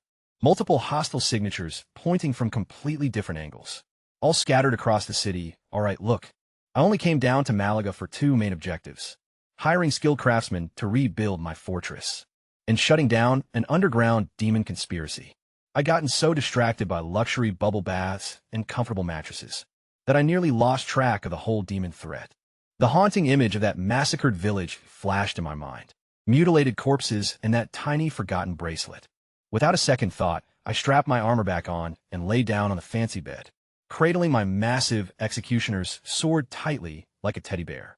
Cold steel resting right against my chest somehow felt way cozier than silk, honestly. Just tonight, I muttered to the dead silence of the empty room, just let me catch some sleep, without anything trying to take me out. Spoiler alert, my confidence in those odds was sitting at absolute 0. A sudden knock jerked me awake, along with Fanny's voice sounding way too hyped for the morning hours. Sir Oleg, the grand feast is kicking off right now. Fanny froze mid-curtsy the second I swung the door open. Fully geared up in my combat armor stood me, gleaming yet unmistakably slept in. Her gaze drifted slowly from my shiny shoulder plates, down past my boots still soaked in morning dew. You literally slept in your battle gear? Pure disappointment washed over her face, deep enough to fill up an entire swimming pool. A brand new lake blue dress had been put on by her, complete with a silver chain belt showing she actually tried. While here I was, looking like I just rolled out of an active war zone. My face remained completely hidden from her view still, leaving even my eye color a total mystery. That low-key bothered her, I could tell, as the tips of her ears turned bright pink. This armor is basically my skin, I declared, before instantly regretting the words, because that sounded completely unhinged. I mean, taking this stuff off just isn't my normal vibe. A soft sigh escaped her, followed by a quick spin that made her silk skirt swish delightfully, before she guided me toward the grand banquet hall. Everyone is waiting for us, she noted, as the heavy oak doors swung open to reveal a feast, whose aroma utterly blew my mind. Sweet lute music blended with roasted apples, warm cinnamon, and real meat. Actual, glorious, most watery meat. The long table looked like a literal battlefield of pure deliciousness, featuring a caramel-glazed roast suckling pig, a gorgeous rosemary lamb leg, and honey-drizzled pancakes. Silver utensils gleamed brightly like hidden treasure, while crystal glassware cast tiny dancing rainbows across the ceiling. You gotta understand the context here. Months of nothing but plain bread had been my reality. Magic preserved bread, sure, I'll give it that. Tasty enough bread, okay, fine. Yet my past life was spent living in China, the absolute homeland of 10,000 unique recipes. So crushing dry bread every single day felt like psychological torture. And now, completely out of nowhere, an entire roast pig was staring right back at me, with skin so crispy I almost wanted to put a ring on it. Looks like our night is low-key starving, Fanny whispered behind her hand, letting out a giggle as Claude joined in with a laugh. Please, let's skip the rigid formalities, all right? With that, I reached up and pulled off my helmet. Dead silence instantly swallowed the entire hall. Someone's silver fork slipped from their fingers, ringing out loud and sharp like a gunshot. All eyes were locked straight on me, evidently because I looked way too young for the job. Claude's knife scraped harshly against his plate, with an uncomfortable screech. He was probably doing some heavy mental math in his head, about where he stood at my age back then, and how much weaker he must have been. Fanny's wine cup slid completely out of her grasp, since she had clearly pictured a grizzly, scar-covered veteran sporting a massive beard. Instead, she got someone right around her own age, with random breadcrumbs stuck to his cheek. The old mage was literally pulling at his own mustache, like he wanted it off his face. Even his youngest apprentice had years on me. Why is everyone staring? I mumbled through a mouthful of honey-glazed ham, while grease dripped down my chin. This hits way different than dry bread. Claude and Bound exchanged a subtle nod and look. It was painfully obvious they were confirming together. That keeping me close was a major power move. Heavy political strategy was unfolding live, over plates of prime roast pork. Then the endless food parade kicked off. Blackberry glazed wild boar ribs hit the table, followed by herb-wrapped rainbow trout, and entire butter-baked lobsters. A brave servant quietly slid 2 extra plates of roast chicken right beside me, and honestly I respected that legend so much. I vacuumed up my food like nobody's business. Somehow my absolute lack of table manners actually chilled the whole room out. It's hard to feel intimidated by a dude who has sauce smeared all over his face and is making happy noises at a chicken leg. Once the drinks had flowed for a bit, Claude got super serious and waved the musicians away, giving a sharp clap. As 4 guards lugged in a heavy black wooden chest, the bronze corners tore deep grooves into the carpet, while they dragged it forward and popped the lid. Heavy silver ingots and star-patterned gold coins created a small, glowing fortune right in front of me. Next, Claude dropped 2 final items on the pile. An ice crystal wolf medallion, representing the highest tier, access pass for the Silver Moon Trading Company, and a golden rod near family badge. With these items, you have free roam all over Malaga, and the trading company will fast-track all your deals. My throat tightened up not out of pure greed. Okay, maybe it was a little bit of greed, but mostly my mind was locked on my rundown estate. My absolute disaster of a home covered in vines and cracks. This cash meant I could finally hire actual craftsmen, buy legit building supplies, and fix those broken walls. That dream was suddenly totally doable. This is way too generous, I managed to say, while wiping my greasy fingers straight onto my leg armor. Because I am the definition of classy. Claude placed a hand right over the lion crest on his chest. It's nothing compared to my daughter's life. Fair enough, so I went ahead and took it. The heavy treasure box landed right by my boots. And I could hear Fanny trying desperately not to laugh. Even though free food and cash weren't my only goals. I slammed my wine cup down with a sharp metallic clink. Lord Claude, there's a serious issue threatening the safety of this entire city right now. The temperature in the banquet hall plummeted instantly, as Claude slowly set his knife down while bound staff began to pulse with light. You've definitely noticed all these cultists popping up lately. Yet Claude admitted with a cautious nod. They have gotten way more aggressive than ever. Yet every single time we track them down, they off themselves before we can even reach them. That's because they're charging up a massive sacrifice. My tone turned ice cold as the ruined village flashed in my mind. Every single cultist who takes their own life is stockpiling dark energy. Something major is seriously cooking right now. My gaze swept across everyone sitting at the table, while I articulated every syllable with crystal clear precision. They're totally planning to summon a demon. With a sharp clang, Fanny's spoon crashed onto the hardwood floor. Dead silence swallowed the room before Claude's voice cut through, as raspy as sandpaper, asking, "Hey, demon." Just like that, lunchtime was completely ruined, which was a total bummer. Since I hadn't even finished my lobster yet, that single word, demon, slammed into the room like a brick, crashing right through a glass window. Bound slammed his heavy staff down against the ground with such force that the echo ricocheted through the grand hall 3 full times. His elaborate robes billowed dramatically like he was filming a shampoo commercial. The elderly mage stared right at me, as if I had just dropped the news that the sky was falling, which, to be fair, wasn't far off from the truth. Claude and Fanny only knew about demons from bedtime stories, the classic kind of fairy tale you tell kids, to bully them into eating their vegetables.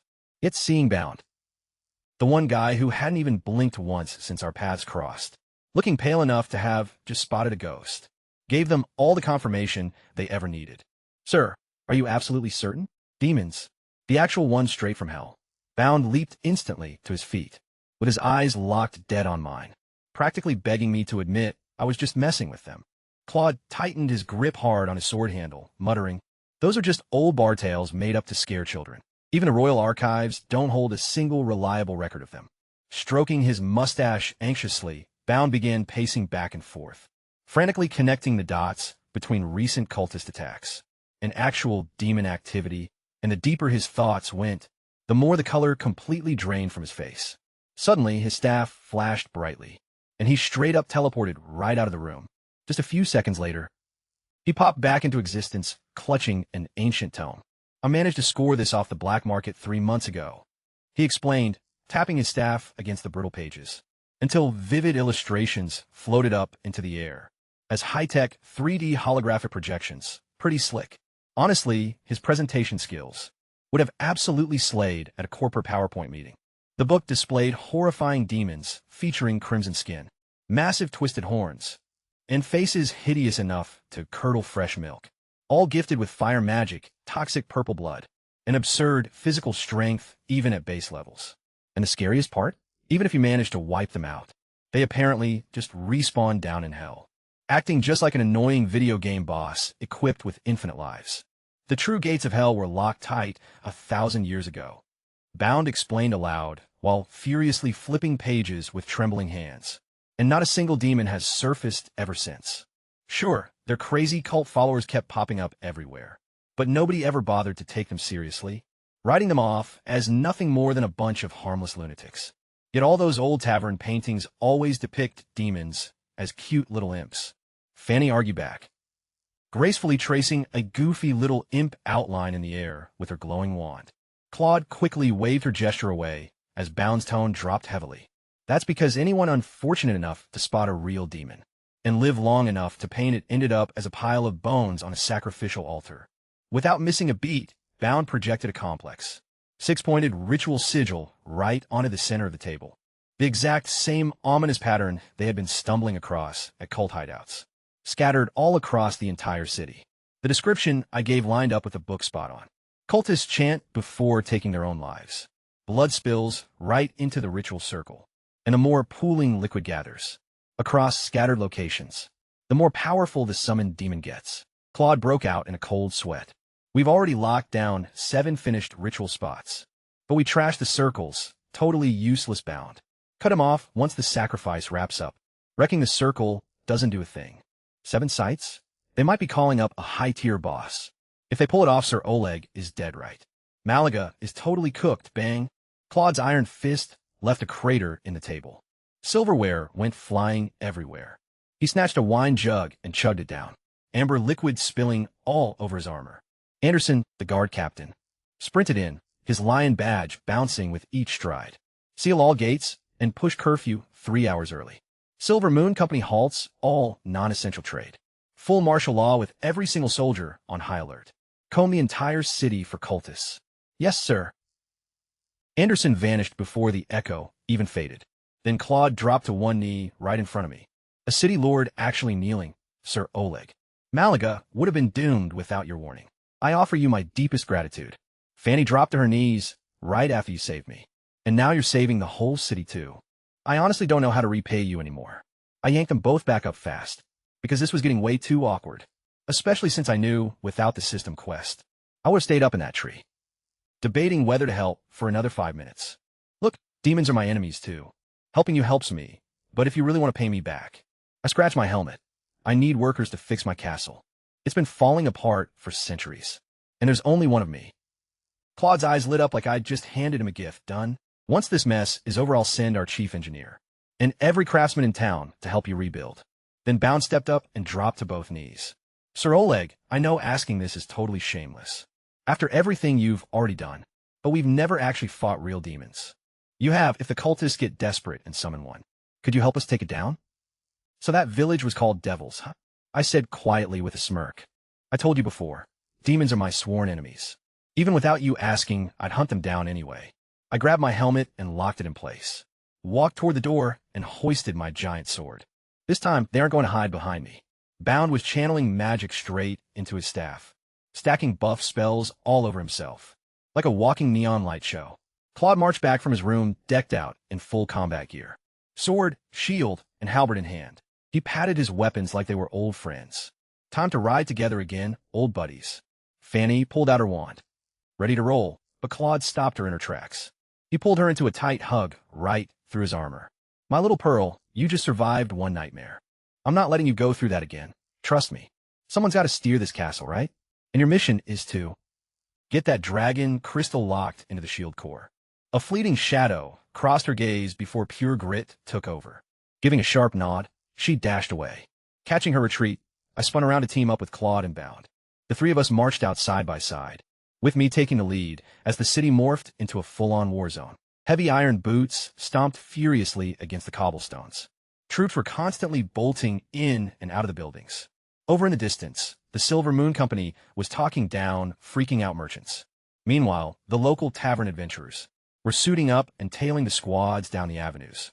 Claude handpicked a tight little unit of fighters, waving the rest back to keep up the sweep.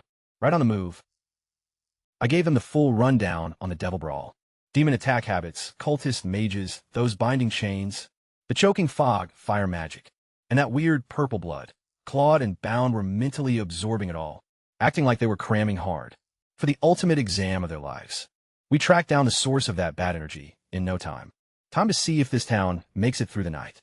This cult hideout wasn't tucked away in some creepy cave or a dead temple. It was smack dab in a regular residential block. Just an ordinary house sitting on an ordinary street, where normal folks had been living just a short while ago. That's what made it so messed up. Every other cult hangout we hit before was hidden out in the middle of nowhere, so everyone naturally assumed they'd always stay out there. Not a single soul checked the suburbs. Step by step, that vile malice was screaming louder and louder inside my head. I threw up my fist, the classic international sign to halt, shot a nod at Claude, and kicked the front door wide open. Purple fireballs came screaming straight at our faces right off the bat. Talk about a warm welcome. Luckily, Bound had already thrown up a magic barrier, making those fireballs fizzle out into absolute nothingness against it, like bugs splatting on a windshield. Man, magic is way too convenient, I muttered under my breath, adding a quick mental sticky note, learn magic. Sure, my armor could totally tank those fireballs, but why take hits when you can just block them? What if something actually manages to pierce through one day? The second those flames cleared out, Claude charged right in, glowing from bounds. Protective buffs, like an overpowered Holy Knight action figure. Once he figured out that magic shield could actually nullify demon spells, the guy turned completely fearless. His soldiers flooded the room behind him, and there they were at last. Actual demon cultists in the flesh.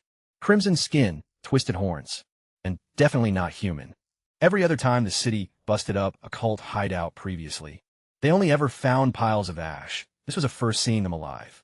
The cultists let out an ear-piercing, metal-scraping shriek that caused several soldiers to instinctively grab their heads in agony. Classic opening move. While the troops were dazed and stunned, the cultists let loose another volley of spells, all of which got completely blocked by Bound's shield.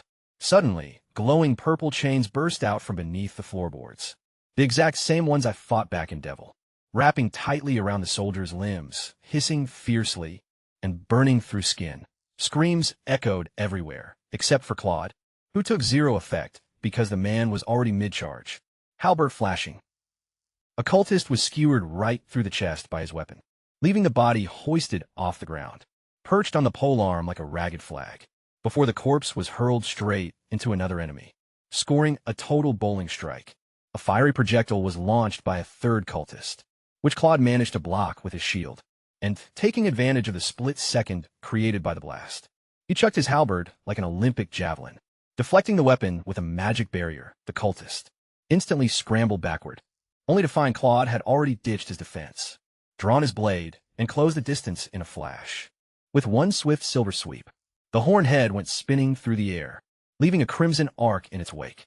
Standing completely motionless, I watched the whole thing go down. And here's the crazy part about running 91 agility. Literally everything looks like slow motion. It felt like streaming an action flick at 0.1x speed, FR, allowing me to catch every single angle and footwork shift, along with every tactical move Claude pulled. Was it cool? Sure. Was it hype? Not even close, honestly. It's super hard to get hyped up when an epic battle sequence drags on like a boring PowerPoint presentation.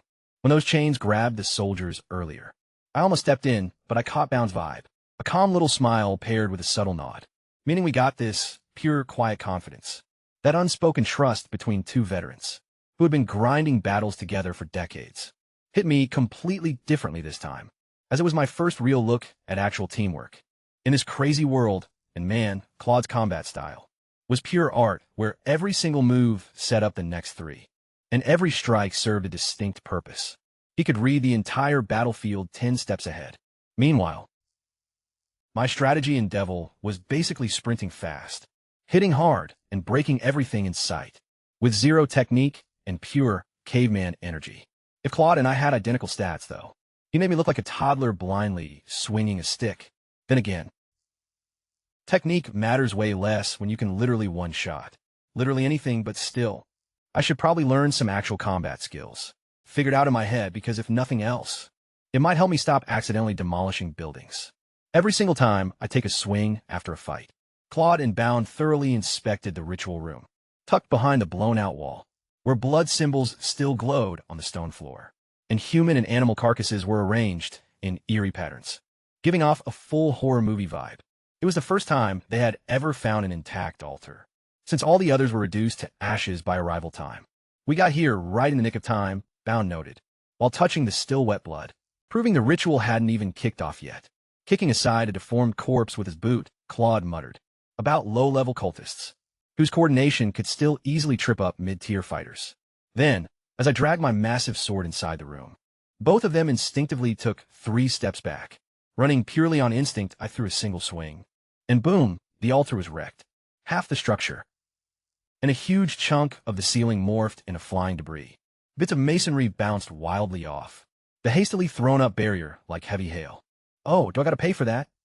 I blurted out, with my sword awkwardly jammed into the dirt, while nervously scratching my helmet. Claude chuckled softly from behind his faceplate. "These condemned buildings, we're gonna get torn down anyway, man." Bound casually waved away the drifting dust cloud, though, adding a low warning. "Next time, these old bones won't handle such nasty surprises." A silent look passed between them, and I could totally read their minds right then. This kid hits the field like a reckless bulldozer, cruising without a driver's license, and he looks genuinely low-key stressed about it. Definitely not some hidden ancient martial arts master. Just a ridiculously overpowered young dude who literally has zero clue what he is doing. My bad. I'm still trying to get a grip on my strength. I mumbled as Claude gave my shoulder plate a heavy clang. Don't sweat it too much. I can totally tell your actual combat experience is still growing. Once this whole crisis wraps up, boom, a massive blast echoing from across town cut him off. Fresh rubble started raining from our already wrecked ceiling. Looks like the other squads just tracked down another ritual site. Claude declared, instantly flipping back to commander mode. We have zero time to chill here, Sir Oleg. Since you can pinpoint where those cultists are hiding, go ahead and flush them out. Bound, and I will secure the other zones. And catch up shortly, I nodded back. We parted ways, heading in opposite directions, through the thick, settling haze. Time to go completely solo on demon hunting duty, which is honestly my absolute favorite vibe. Right after separating from Claude and Bound, I tracked the foulest trail of dark, demonic energy, straight to a cluster of connected houses, looming like sleeping beasts in the evening twilight. Such a cozy neighborhood with lovely, suburban curb appeal, and totally packed with sketchy demon cultists. I marched straight up to the leftmost building and gave the front door a brutal kick instead of knocking. A hard-flung kick. It blasted right off its hinges, and the exact second it flew, blood-red runes lit up all across the doorframe, looking like some cursed hellish Christmas tree. Turns out those cultists had been paying close attention when the whole city went into emergency lockdown, and one of their hideouts suddenly went dark. They figured their cover was completely blown, so they rigged the entrance with heavy traps. The entire structure erupted into a towering column of fire, turning the house into an aggressive makeshift firework display. I strolled right out of the blazing inferno without a scratch. My armor didn't even break a sweat or feel warm. By this point, my gear had already tanked. Pure demon fire, giant bat venom, and my own cooking disasters, so that it could handle pretty much anything. Yet before I could even take another step forward, solid magic walls shot straight up from the ground on every side, boxing me in tight like a helpless lab rat cage. Then sharp spikes burst outward from all the wall surfaces, jabbing furiously at me from every direction at once. The sound echoing around me was insane. Ding, ding, ding. Sounding like someone tossing forks at a heavy bronze church bell. A blizzard of sparks erupted everywhere. Yet not a single sharp spike managed to pierce my heavy armor. I literally just stood there soaking it in like a tough bouncer. Spreading my arms wide, I slammed both fists straight into the walls at the same time, and watched those magical barriers shatter like fragile spun sugar. The violent shockwave kept plowing forward way too far, though. By the time the thick dust finally settled, that entire avenue looked like a massive plow. Had bulldozed right through it. Crap, let's run it back. I cracked my knuckles and shook out my wrists, living by that classic rule. Take out the threats first, apologize never. Their presence was already bleeding through into the adjacent building, radiating waves of pure malice that locked onto me like a cluster of invisible spotlights. They knew I was pulling up, strolling right up to the drywall, separating us. I drove my fist straight through the center. My arm smashed clean through concrete, punched through whatever was hiding behind it, and pop. The head of some cultist who was dead in the middle of a chant burst wide open like an overripe grape. I didn't even catch a glimpse of him, just felt the dense resistance shift from solid brick to mush, and just like that, it was over. Kicking the rest of that barrier in, I watched the flying debris transform into a deadly shotgun spray of stone shrapnel, blasting straight into a room packed with cultists. A half dozen of them threw up magic shields in unison. These guys were coordinated way better than those amateurish devils. Instantly, they fired off spells from 6 different directions at once, and tried to pull that cheap purple chain trick on my ankles again. Way too slow. Guys, way too slow. I shattered the sound barrier instantly, with a deafening sonic boom. That blasted the dust off every single surface for 2 blocks. When I materialized again, I was already standing dead center among them. What? Where did he? They scattered, but way too late. The first guy was completely detached below his ribcage, before his upper half even processed that it was dropping. Unsheathing my giant broadsword right in the middle of the step, I swept it horizontally across the next 2 targets. The blade didn't just slice, it absolutely demolished them. 2 intact bodies instantly became 4 scattered pieces, and the wall behind them suddenly featured a brand new doorway. Panic instantly set in for the remaining 3. They stacked layer upon layer of magic barriers and physical enhancement spells, boosting full body reinforcement and muscle density, pulling out all the stops. These were definitely tougher cultists than anything I'd faced so far. They could actually buff themselves and defend at the exact same time, which was honestly impressive for about half a second. I phased right in front of one of them. His magically enhanced eyes actually tracked my movement this time around, which just meant he got a front row seat to watch my heavy blade descend in terrifying, crystal-clear detail. Way too fast, he thought. The absolute last coherent thought that ever crossed his mind. The final two were different, sporting fancier robes and holding higher ranks. They watched their buddies get shredded to pieces and immediately pulled out daggers pulsing with a thick, toxic, demonic aura, abandoning any attempt to fight me. They drove those blades straight toward their own chests, desperate to sacrifice themselves, just to fulfill whatever grim ritual quota they had left. Not on my watch. With a casual flick, I brought down the giant's sword. Down crashed a force heavy as a mountain. Crushed into absolute pulp were both of them, long before their daggers could even graze their chests. With their pathetic self-sacrifice totally thwarted, I stood my ground, breathing steady in the dust. As my eyes swept the perimeter, quest cleared? Nah, not quite. That toxic malice was still lingering heavy, still creeping through the air like some invisible ghost smoke. Right then, that disgusting mush started shifting. The exact two high-tier cultists I had just flattened into liquid. Their pulverized remains began to tremble and bubble up, surging upward like melted wax running in reverse gear. Those gory puddles merged together, climbing higher and higher, until a silhouette took form. A massive silhouette, towering over everything. Through it, I slashed my broadsword. Yet the blade cut through cleanly like slicing empty fog, to smash straight into the shattered brickwork behind it, reducing yet another wall segment to dust while the forming entity took 0 damage. Promptly, I leaped backward to create some breathing room. A smart play, seeing how that grotesque shape was solidifying at insane speed. Its facial features grew sharp and limbs rapidly elongated, while jagged horns twisted out from its skull, looking like wicked corkscrews carved from pure bone. Then it unleashed a deafening roar that slammed into me like a physical shockwave. The remaining structural walls completely collapsed, and the scorching heat of its breath warped the very air around us. Looming right before me stood a full-blown, terrifying, goat-horn nightmare with massive red skin, radiating a suffocating hatred so thick I could practically taste it. This wasn't some cheap, low-level fandom, or a loser cultist playing dress-up. This was the absolute real deal.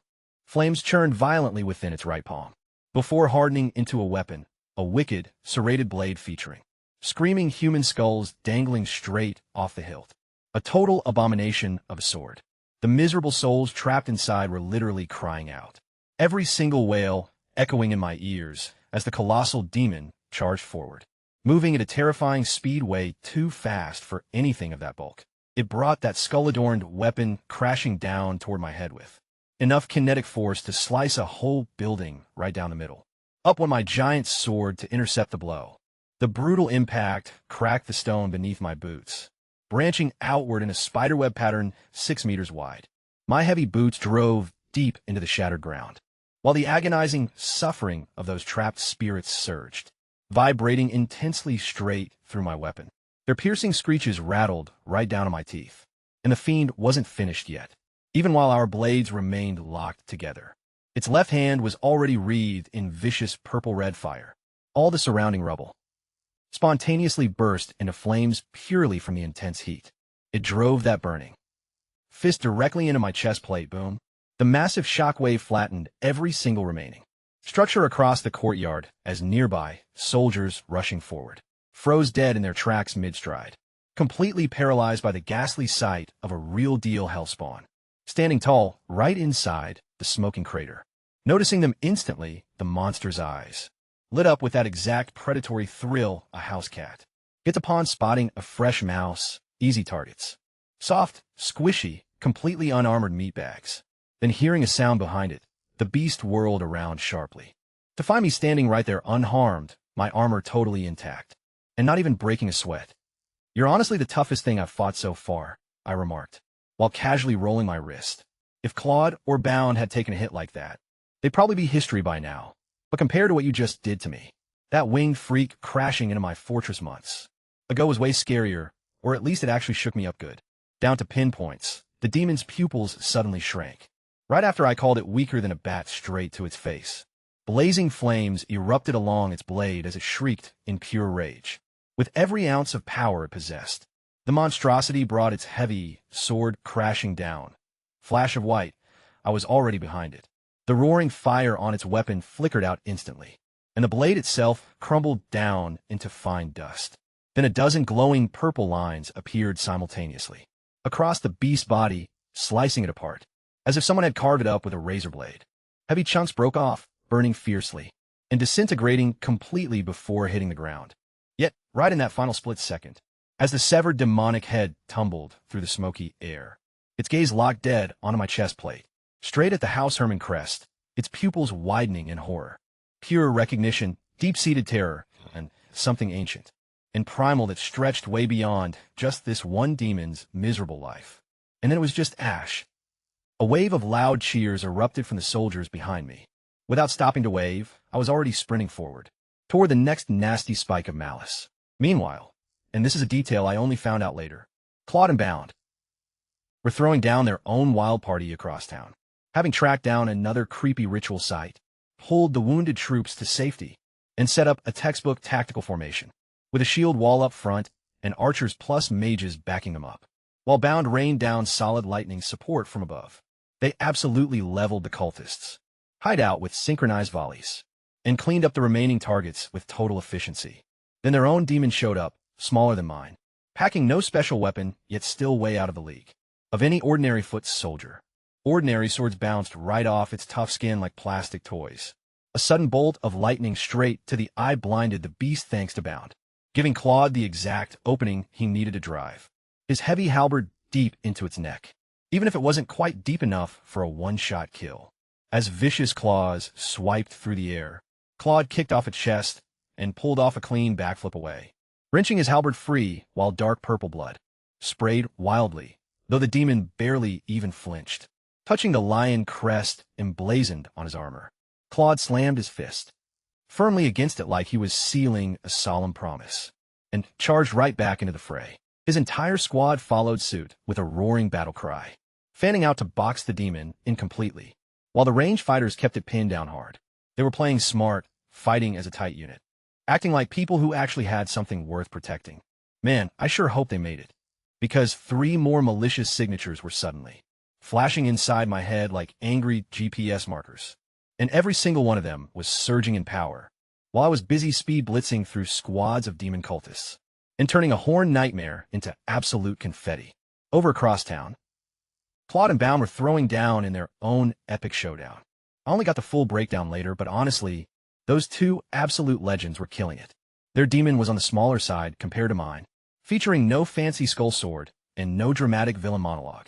It was still a certified hellspawn capable of shrugging off standard weapons like nothing. Like pesky mosquito bites. Heavy sword just bounced right off its thick hide, sending sparks flying, yet doing 0 actual damage. It was the absolute worst kind of nightmare opponent. That makes seasoned soldiers seriously question their life choices. Luckily, Claude's squad wasn't your average crew. Instead, they moved with the precision of veterans, who had practiced this exact drill forever.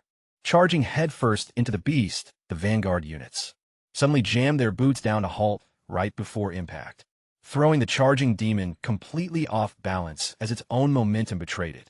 And right on cue, the flanking team unleashed a furious blizzard of steel from the side, while every single strike barely registered as a minor scratch. Countless blades relentlessly hammering the exact same spot, over and over, finally shredded through the monster's tough skin. Talk about death by 1,000 cuts, literally. Letting out a furious roar, the beast swept its massive claws wide, prompting the fighters to pull back smoothly like an ebbing ocean wave, with timing so flawless that not a single soldier took a hit, before another squad slammed right into its opposite flank. They were playing deadly hot potato with a demon, and actually winning, bouncing back and forth to keep the giant perpetually off balance, without ever giving it a clear opening, long enough to take down anyone. Meanwhile, Bound was hovering mid-air, literally floating above the chaos, with his eyes shut tight while his robes snapped wildly in a fierce magical gale. His staff pointed straight up, blazing with an intense radiance, so blindingly bright it physically hurt to look at. Down below, supporting him from behind, the mages funneled all their raw energy directly into his staff, charging the old sorcerer up like a massive magical battery. It was obvious the old man was cooking up something devastating, and the demon felt it coming. After all, even Hellspawn have basic survival instincts. Screaming in sheer panic, it unleashed a shockwave that knocked nearby troops backward. Then it barreled straight at Bound like an out-of-control freight train, dead set on taking out the floating caster, prompting a desperate warning. Claude roared out, "Don't you dare let it through," before pulling off a crazy move I never knew he had in him. Gripping his heavy halberd tightly across his chest, he suddenly erupted as his entire physique glowed with a fierce crimson aura. This wasn't normal, textbook magic by any means. It looked more like he was burning his own vital life force as fuel, leaving flashing red afterimages trailing wildly behind every motion. Blazing past like a shooting star, he was insanely fast, way faster than before. The monster's vicious claw swing hadn't even finished extending when Claude had already slipped past its defenses, driving his halberd deep into its muscular chest. The brutal impact forced the massive demon back a full 2 steps, as Claude's blazing red aura flooded straight into the polearm, driving the blade even deeper amidst a sickening sqlch sound, with half the weapon now buried inside the foul demon flesh. Though it still wasn't enough to secure the kill. Clutching the halberd's shaft with one massive claw, the beast raised its other arm to smash Claude into a pulp, until heavy golden chains violently burst upward from the ground. Bound came through in the clutch, acting right in the middle of channeling his ultimate spell, to securely lock the demon's wrist in place. Seizing the opportunity, the soldiers rushed forward with lowered spears, all targeting the exact wound Claude had just carved open, slamming their weapons straight into that lone opening while screaming in unison to push forward, and forcing the colossal beast backward entirely through sheer willpower and numbers. Here were ordinary mortal men standing up to a true horror from hell, and actually driving it back through pure, coordinated teamwork. Up above, Bound's concentrated light had compressed into something terrifyingly lethal, resembling a miniature, blazing sun resting right atop his staff, shrinking inward while growing steadily brighter and more intense. Claude suddenly snapped his bloodshot eyes wide open. Pushing off the demon's broad chest, Claude backward flipped through the air, as the entire squad of soldiers scattered like a precision dance troupe. Knowing the exact cue, Bounce swung his staff upward, and watched the glowing sun ball stretch into a massive spear, composed of blinding, radiant holy energy. It hummed fiercely with enough raw power to flatten an entire building, flying straight and true as it punched. Deep inside the very wound Claude had just carved open, the monster shrieked as blazing light erupted from beneath its skin like fractures spreading across an eggshell, before a massive internal detonation tore it apart. The mage squad instantly threw up defensive barriers to contain the shockwave, turning burning chunks of demon to ash before they could even hit the ground, planting his heavy halberd firmly into the earth. With a triumphant thud, Claude shouted, "We won." A thunderous roar of cheers erupted. Bounce managed a weak smile before his legs buckled and he tumbled straight out of the sky, but Claude caught him smoothly around the waist as if they had rehearsed this exact routine a million times. "Still got some fight left in you, old buddy?" Claude asked, shoving a glowing mana potion straight to Bounce's lips. "I'm not quite as ancient as you," Bounce grumbled between gulps, "though my reserves are totally fried. More importantly, you actually tapped into physical enhancement. Again after all these years? Can your aging body even handle that?" Before Claude could fire back, a building collapsed half a block away. My building, featuring my custom handiwork. The victory celebration was cut instantly short, as the shockwave's boom echoed across the nearby rooftops. "Sounds like Sir Olgus is just wrapping things up over there," Claude remarked, squinting through the rising plumes of smoke and dust, while completely demolishing another half-block in the process. "Well, he's the certified expert we called in," Bounce wheezed, downing a second potion while still looking remarkably wobbly. "Let's go catch up. My mana should recharge enough by the time we arrive, assuming you can walk without physically carrying me by then." Raising his voice, Claude commanded, "All soldiers, anyone who isn't severely injured, fall in and move towards Sir Oleg's current position. Every able-bodied fighter immediately took off sprinting. Straight toward the distant explosions, straight toward me. Because apparently my chaotic combat style is so distinct that you can literally navigate by the trail of property damage. As Claude's group reached the exact intersection where we had initially parted ways, they ran right into a cluster of soldiers, stumbling forward while leaning heavily on one another, their eyes wide with shock and babbling incoherently. These troops were so hyped up they were practically shaking, until the other guards physically forced them to stand still, long enough to regain their composure and speak clearly. Stepping forward, Claude demanded, "What happened here? Why are you all completely freaking out?" The trembling soldiers practically tripped over their own words, trying to explain. "Sir, a monster. We ran into an absolute unit of a beast, massive beyond belief. We were searching nearby when we heard the blasts, and went to check it out. There were collapsed buildings everywhere, and then, out of nowhere, this nightmare rose from the rubble. Red skin, giant horns, wreathed entirely in flames, wielding a terrifying blade in one fist and crackling purple fire in the other." Claude's expression instantly tightened into a hard line. "That was a demon, our primary target. Where is it right now?" The soldier swallowed hard. It was easily the size of a house, sir." At that, Claude and Bounce exchanged a deeply grim look. With his voice trembling slightly, Bounce choked out that it was way larger than the previous one we dealt with. The soldier pressed on, his tone shifting notably, as a sense of pure fascination began to overshadow his initial dread. Locking eyes on us, it completely froze everyone in their tracks, rendering us unable to take a single breath. Every single one of us genuinely believed our final moments had arrived. Then a solitary voice rang out right from behind it, and before you could even blink an eye, that dreadful beast was chopped into pieces, sliced cleanly apart as if it weighed nothing at all. He paused abruptly, still trying to process the sheer madness he had just witnessed. "It was actually your honored guest, sir, the knight himself. He tore that thing to shreds." Long before any of us could even process what was going down, these cuts and bruises of ours came from falling rubble, not the actual clash. The moment that monster burned away into nothingness, he simply took off sprinting in that exact direction, the soldier pointed out. Distant explosions can still be heard echoing from over there, prompting Claude to hustle them off to the medical camp alongside the healers, before standing motionless for a brief second, with his gaze fixed toward where the soldier had gestured. "Regardless of how many times I end up hearing about Sir Oleg's legendary strength," he muttered under his breath, while tightening his grip on his halberd, "it low-key never stops being terrifying." While our entire battalion struggled desperately against just one demon, he completely obliterated a much stronger one all by himself, on top of wiping out an even bigger wave of cultists. "And the guy is still going hard." He let out a heavy sigh. "We cannot afford to fall behind. Let's move out." They charged right toward my position.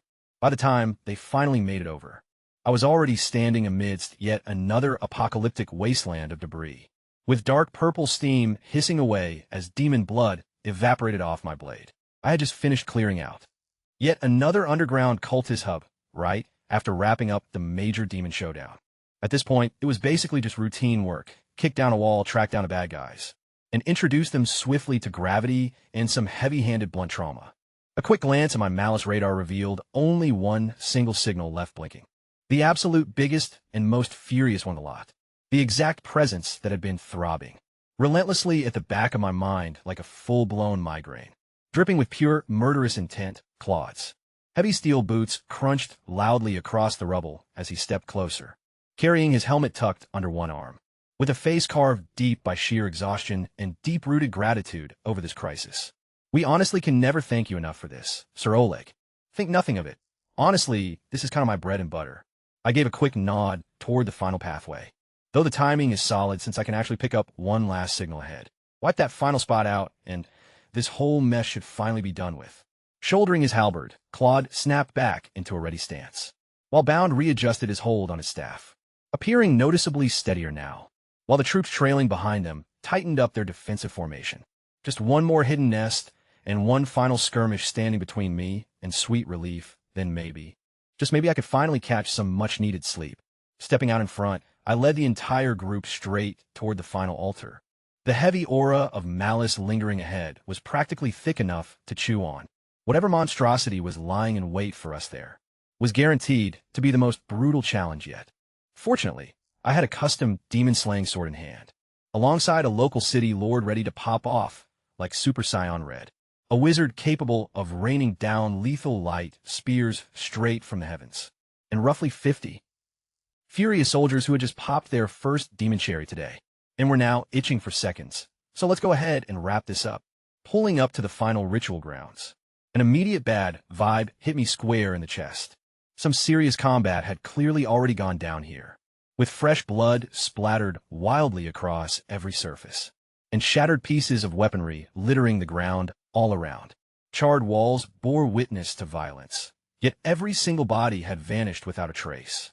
How on earth does a massive battle end up leaving zero casualties behind unless someone hauled them all away? Signaling everyone to halt with a raised fist, I forged ahead completely solo. A dense, oppressive malice hung thick in the air, pulsing rhythmically like a heartbeat forged entirely from pure hatred. Approaching the heavy threshold, my foot rose to smash the entryway open. Definitely my trademark move at this point. Copywriting it crossed my mind before I abruptly froze. Something ominous was creeping up from the other side, advancing straight toward me, prompting me to slide backward. Slowly and dramatically, the barrier swung open all by itself, as if whoever lurked within had spent hours rehearsing this exact entrance. Stepping out came a cultist, though completely unlike his underlings. This figure sported those same fancy robes worn by the two high-ranking elites, whose flesh had previously fused into that grotesque goat demon, except actual demonic horns sprouted right out of his skull, surpassing any cheap costume with real, dark crimson, blood-slicked horns, piercing directly through the fabric of his hood. This half-converted freak was clearly the head honcho cultist, masterminding this entire twisted operation. "Welcome, esteemed guests," he muttered, his voice grating like rusted iron nails, scraping harshly across a chalkboard made of smaller, even more grating chalkboards. "We've been waiting for you," he declared, looking right past my position, as though I were nothing more than a piece of furniture, and fixing his gaze entirely upon Lord Claude. "Meeting you has been our dream for ages. Sadly, however, unforeseen circumstances kept getting in our way until today. Worthless maggots don't get the privilege of addressing me." Claude's heavy halberd grated viciously against the stone, kicking up sparks. "Pathetic sewer rats. Even rotting corpse meat smells way cleaner than you do." Gotta hand it to Claude, his trash talk was top tier. Blunt, brutal, and completely devoid of wasted syllables. Not even a single flinch came from the cult leader. Instead, a grin stretched across his face, and by grin, I mean his jaw ripped wide open, almost reaching his ears, spewing thick purple-black drool like a busted plumbing pipe. "Ha ha ha. There is zero reason for hostility, Lord Claude. Under different conditions, we might have actually shared a lovely chat. Oh, almost slipped my mind. I brought a little present for you," he mocked, clapping his hands together. Four robed figures promptly hauled a limp form out from his shadows, a silhouette vaguely shaped like a human, completely blanketed in so much gore that identifying them as a person was nearly impossible. It was Anderson, the captain of the guard, that loyal veteran who had dropped to one knee before me at the city gates, the very man who dedicated his life to shielding Fanny since childhood. Both of his arms and legs had been brutally severed, while horrific torture scars covered his battered frame. Burns, deep gashes, and atrocities too sickening to put into words. He was barely breathing, clinging to life through sheer stubborn willpower and nothing else. Claude's massive weapon slammed hard into the pavement, creating a clang that reverberated across the ruins before he completely snapped. "Anderson, you vile monsters, you're all going to pay for this with your lives," he roared, charging forward at max speed with zero strategy, zero formation, and zero tactics. Driven entirely by raw, blind rage, Bound desperately tried to restrain him, but his magical energy reserves had dipped way too low, allowing Claude to instantly break free. "Claude, get a grip!" Bound screamed frantically in his wake. "They are deliberately pushing your buttons. It's obviously a trap." Yet Claude was totally deaf to the warning, overwhelmed by the heavy pulse of blood pounding in his ears. Closing in on the cultist leader, his halberd was thrust forward directly toward the heart of the monster. Not even bothering to dodge, the leader simply flashed a grin. "A noble lord should have way better self-control, right?" He sneered. "But you're just like your captain of the guard. Let someone you care about suffer, and your logic totally goes out the window. Ha ha. Become the vessel for our god's divine guardian." He whipped out a ritual dagger, The exact same style of sacrificial blade that the other cultists had tried plunging right into their own chests. Only this time, Claude was the target I moved. A second ago, I stood 20 meters back. Suddenly, I materialized right between them, my right hand, snapping onto the leader's dagger hand and completely crushing it bones. Fingers. Blade handle, the whole thing ground down to powder inside my grip. He shrieked like a boiling tea kettle, slamming my left palm straight into Claude's chest. I launched him backward through the air, sending him tumbling across the broken rubble. Did everyone honestly forget I was here? I called out while the leader kept laughing through his intense pain. We've been waiting for you. His crushed hand suddenly started melting, not blood melting. Liquid flesh flowing on my arm like living tar, locking my right hand tightly in place as his left hand produced yet another ritual dagger out of thin air simultaneously. Magic chains erupted from the dirt floor to bind my remaining arm. All the remaining cultists rushed forward from every direction, daggers raised high, converging on me like a swarm of angry hornets. Shoot, shoot, now Bound screamed out, his voice cracking with sheer terror as arrows flew. Way too late, absolutely too late. Claude hit the ground hard with dust mushrooming all around him. Through the thick haze, he watched helplessly while multiple ritual daggers simultaneously plunged downward toward me. Guilt heavily twisted his face. His total loss of control had walked me straight into this trap. This was entirely his fault as multiple blades stabbed into my body. Claude squeezed his eyes shut tight. The cultist leader's grin stretched out impossibly wide. Such a powerful human, such a magnificent physical body. Our God is definitely going to send the mightiest divine guardian to inhabit this vessel. Come on, come on. Let the glory of our God descend upon us. Clang, clang, clang, clang, clang, metal hitting metal. Literally the sweetest sound in the whole world. The leader's expression completely collapsed. Not physically this time, just his arrogant demeanor, glancing downward in shock. Every single ritual dagger had bounced harmlessly off my armor. Those cursed blades, which were supposed to penetrate everything in existence, blessed by their demon god to pierce any material, armor, or a magical defense, had bounced off my chest plate, like cheap plastic toys hitting a solid bank vault. Impossible, he screeched, stabbing frantically again. Clang, once more clang. These are officially blessed by our God. They possess the power to pierce through literally everything. This is beyond impossible. Impossible. I let him stab me a few more times, just to really drive the point home for him. Each individual dagger bounced away with a cheerful little ting. You done yet? Cool. My turn. I ripped free of the chains using my left arm, grabbed hold of my giant sword, and swung it single-handedly. The sheer shockwave alone instantly split every single cultist and their altar in half, with the building standing right behind them split clean in two.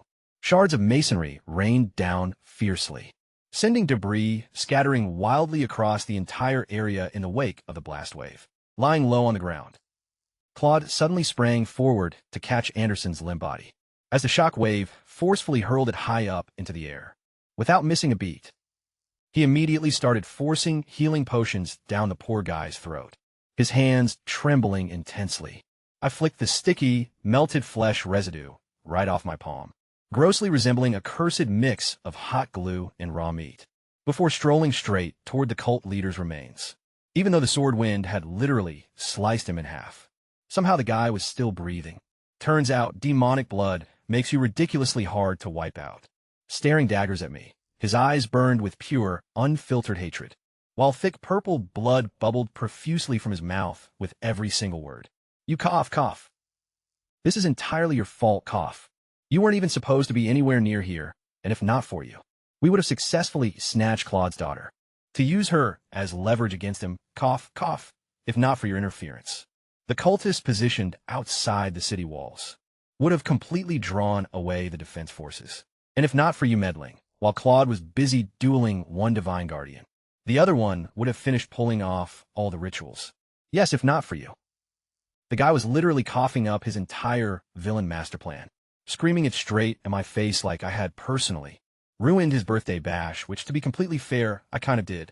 Sounds like a massive skill issue to me, I replied casually. Get good or log off, and he just started hacking and laughing hysterically. With dark blood splattering everywhere, you really think you've won this? Cough. The ritual is far from complete, and the vessel is way too weak. Cough. But hey, it'll totally do, his voice suddenly spiking into a frantic shriek. Descend. O mighty divine guardian. Your most loyal servant lays everything on the line. Oh God, your followers give their absolute all. And right there he died mid-sentence, just freezing up completely as his eyes glazed over, making my stomach sink straight to the floor. The system quest log notification was still flashing active, still marked as incomplete, and he muttered, "Vessel, the body, a weak vessel indeed, but more than enough for Anderson. Get the hell away from Anderson." I roared across the clearing at Claude. That wretched demon is about to hijack his body. Move your ass right now. Every single fallen cultist scattered across the entire battlefield. Every single corpse and every pile of cold ash, along with all the splattered remains from every site we cleared earlier. Tonight suddenly began dissolving into crackling streams of blood-red energy. Vibrant rivers of crimson light streamed wildly through the smoky air from every conceivable direction, with all of them converging rapidly onto a single target, Anderson. Panicking, everyone started scrambling backward. Soldiers dove frantically out of the way while trying to roll to safety, with every single person fleeing except for Claude. Claude was still tightly clutching Anderson and frantically pouring down potions, stubbornly refusing to let go no matter what. So I ran up and grabbed his shoulder. "Snap out of it, Claude." Shaking me off roughly, Claude couldn't move even if he wanted to, frozen in place, anchored completely by 40 years of unbroken loyalty. Then, Anderson's remaining eye flicked open, specifically the right one, which was the only one not reduced to a bloody crater. Though the pupil looked hazy and dim, it managed to lock its focus firmly onto Claude's face for one fleeting moment. "My lord." Anderson's voice emerged as barely a faint whisper, sounding like the final, fragile breath of a dying man given form. "Please just run. I am so terribly sorry I let you down." And right there Claude finally broke. The formerly unshakable lord of Malaga completely shattered. The seasoned warrior who used to stare down demons without flinching suddenly broke down in tears right there, clutching his oldest buddy amidst the war-torn chaos. "No, you don't get to leave," his voice cracked like shattering glass. "You've rolled with me for nearly 3 decades straight. You swore you'd follow me straight to the grave, didn't you say that?" He was choking on his own words at this point. "And little Fanny. You practically raised her while I was always swamped with city duties, always caught up in work, and you were the rock she needed. How crushed would she be if you checked out now? There's no way I could ever be disappointed in you. Out of the real ones who kicked off this journey with me, almost nobody is left, so you seriously cannot go." Toxic purple-black veins began creeping across Anderson's skin, just like fractures spreading over ice. Those malevolent blood energy streams were finally reaching him, seeping right in as a bounce teleportation spell fired off. A wave of silver light forcefully shoving Claude backward. And right in that final second, Anderson, a guy carrying zero magical talent whatsoever, a pure brute force warrior his entire life, somehow pulled off a spell, biting straight through his tongue so the blinding pain and blood could fuel something raw and desperate inside. A massive shockwave blasted Claude away from him. Anderson yelled out his parting words toward the darkened sky. "Please tell the young lady I'm so sorry, since I won't be able to protect her side anymore. And forgive me, my lord, I can't walk beside you any further. Sir Oleg." In me quickly please before I turn into an absolute disaster. Then his gaze completely blanked out. The very soul of Anderson, the fiercely loyal soldier, the surrogate uncle figure, the man who knelt down in the dirt to thank me at the city gates, was entirely gone as that dark blood energy swallowed him up. His physique started expanding, inflating, and radically transforming. Flesh grotesquely twisted and stretched outward, until what used to be a broken human body turned into a colossal pulsating egg made of blood and meat, hovering ominously right above the rubble like a twisted cocoon. Something horrific was brewing inside. It's something truly terrifying. The eerie wailing of 1,000 fallen souls echoed menacingly through the air from all directions. Claude just stared blankly at that grotesque blood egg before slamming his fist straight into his own chest armor, hitting it so brutally that the metal caved right inward. His agonized scream pierced the night. "All forces, charge!" And I stood firmly there, gripping my sword hilt tightly, watching a genuinely good man getting morphed into a freakish demon egg, while silently making a firm vow to myself. Whatever monstrosity hatches out of that thing, I am putting it down for good. Do it for Anderson, for the village. and for every innocent soul these vile beasts consumed. No more holding back whatsoever. Our troops went completely ballistic on that pulsing blood egg, launching swords, spears, arrows, and heavy magic all at once without taking a single break. Yet it achieved nothing, since every slash instantly regenerated, and every spell got absorbed like the egg was drinking it up. Those gaping wounds closed up before our blades even pulled away. The damn thing was literally eating all our offensive strikes for breakfast, and turning them into pure fuel to grow way faster. Thump, thump. Thump, thump. It possessed a heartbeat, now a massive, ground-shaking pulse that made the surrounding rubble bounce with every single beat.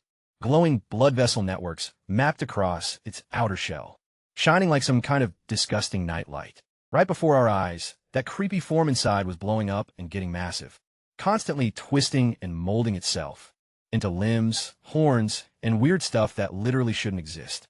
And low-key, our attacks were just feeding it as I gave my sword a shot.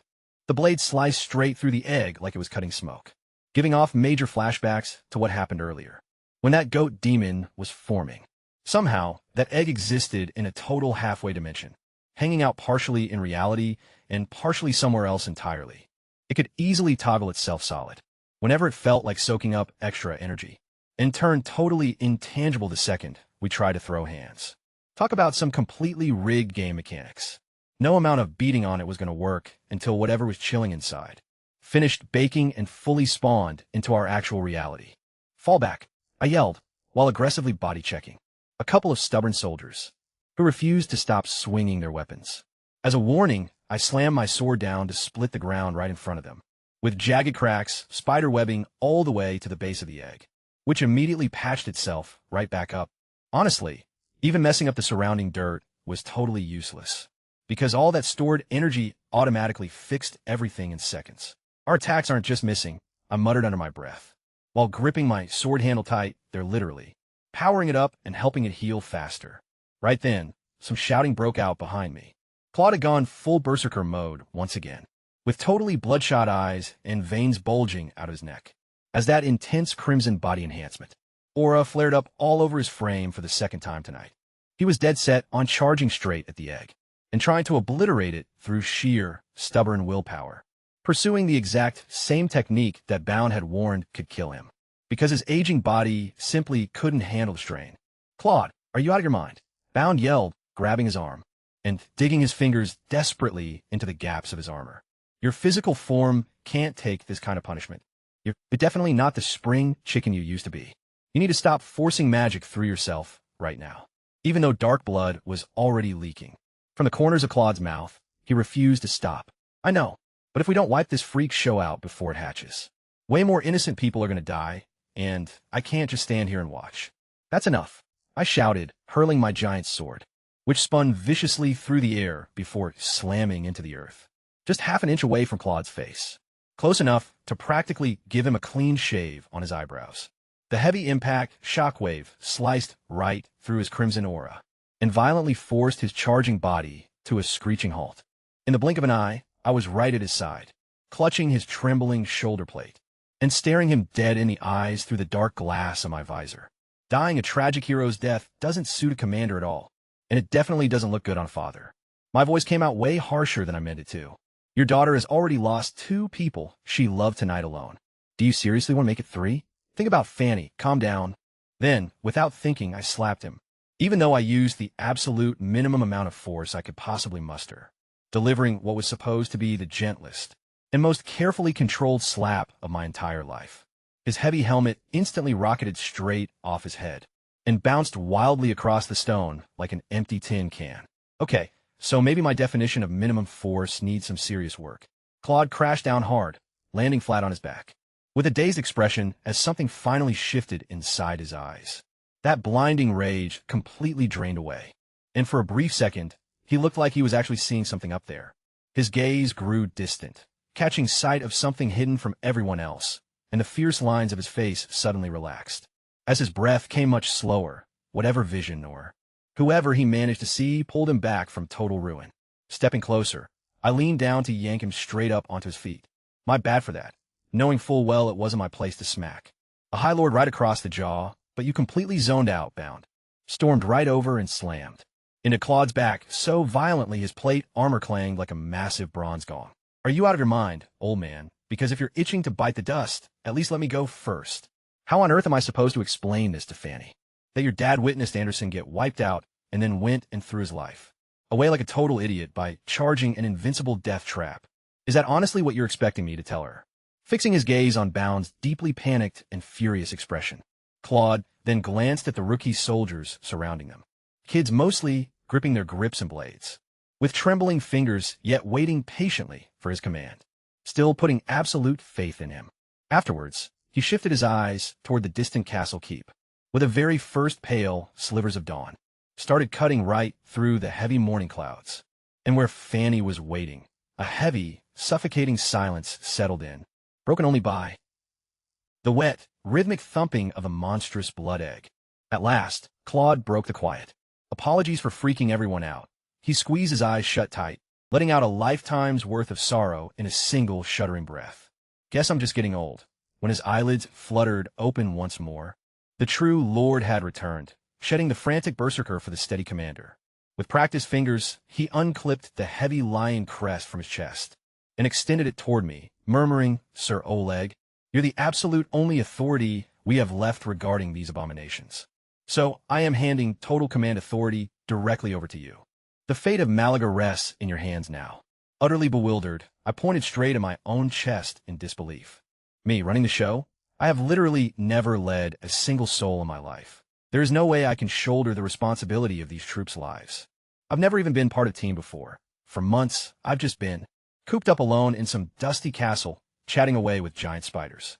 There's no shot I can do this. Claude simply flashed a gentle smile without offering a debate or any explanation, simply standing firm while wearing that same calm, deeply trusting look.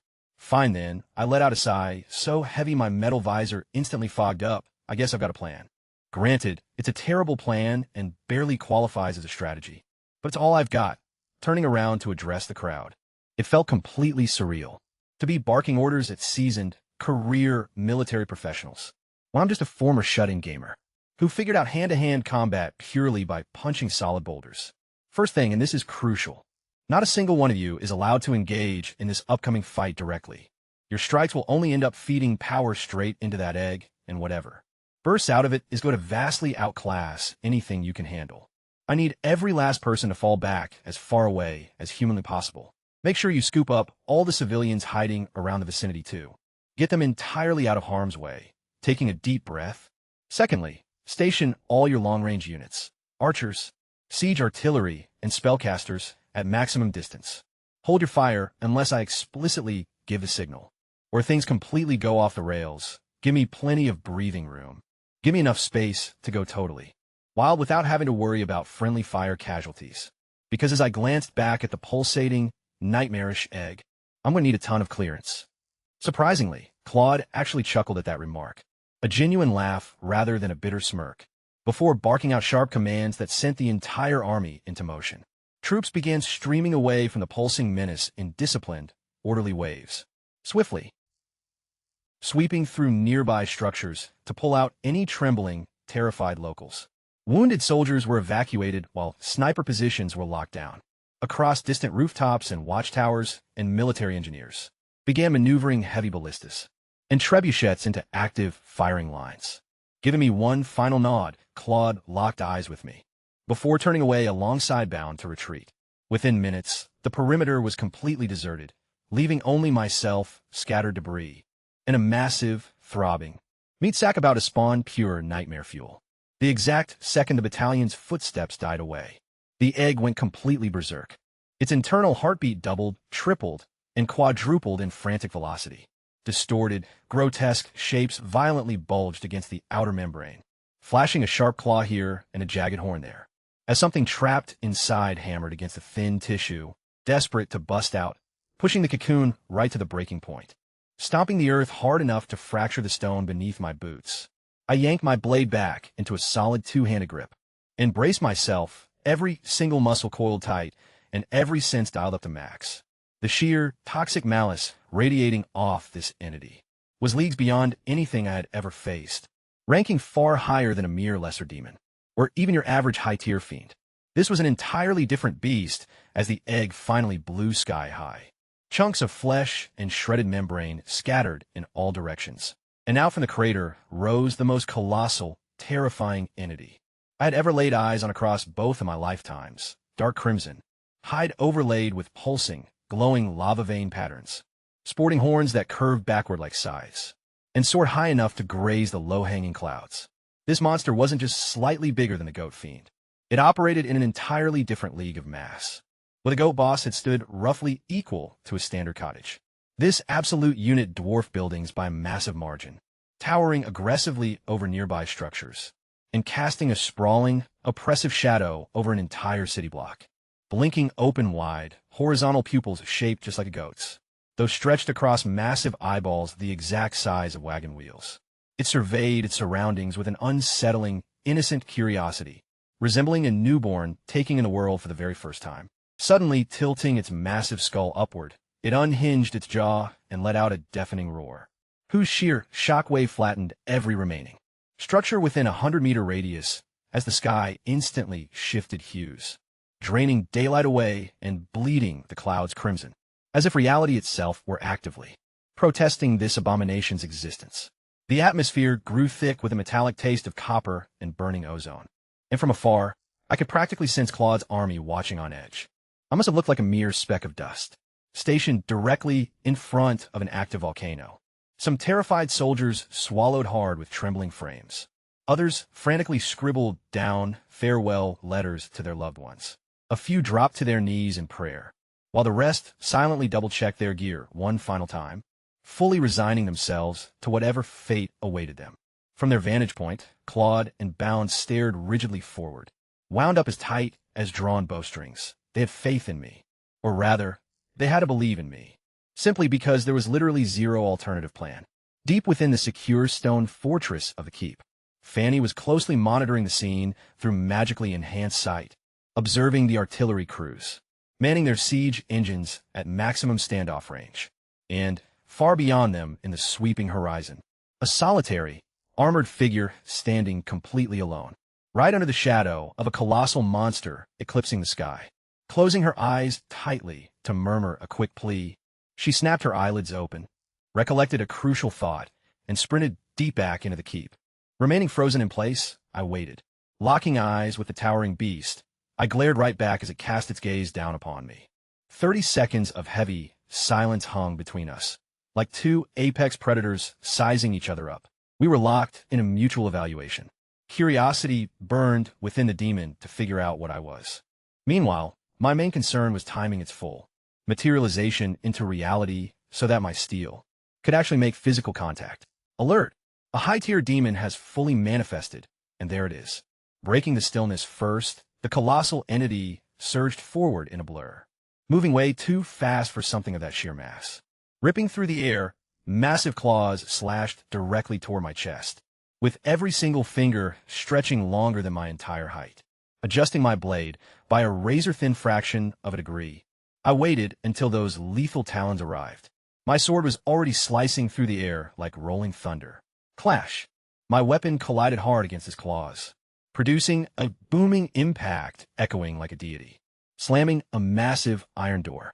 Violent shockwaves whipped the dirt up into a swirling dust tornado. For a brief moment, visibility dropped entirely to zero. As the debris finally settled, the outcome became crystal clear. The monster's left arm was snapped backward at a sickening angle that turned my stomach upside down, while glowing purple blood began oozing right out of the fracture. As for my armor, it didn't bear a single scratch, dent, or even a smudge. The sheer force had driven me backward, leaving 2 deep trenches carved into the earth by the boots of my armor. I stood my ground, completely unharmed and honestly feeling low-key disappointed. The Allied army station behind me erupted at once, hitting me with a massive wall of sound as their cheers echoed across the field. Lifting his command flag high into the air, Claude shouted with a voice cracking with intense emotion, "Warriors of Malaga, witness this. Our hero has just shattered the demon's claws." Swinging his banner downward with a sharp whistling sound, he roared, "Now crush this absolute trash into dust." Siege engines immediately opened fire. Countless burning boulders and heavy steel-tipped bolts screeched loudly through the atmosphere, raining down upon the monster like a violent meteor storm. Heavy stone projectiles forced the giant to stagger backward, while a barrage of armor-piercing bolts buried themselves deep inside its crimson skin. The beast, however, barely seemed to notice. It was completely mesmerized by its own shattered limb. So this is the legendary nemesis of prophecy, grumbled the creature in a deep rumble resembling an earthquake having a bad day. Then, with a series of loud cracks, its arms snapped straight back into alignment, with broken bones snapping back into place as though fitted with internal springs.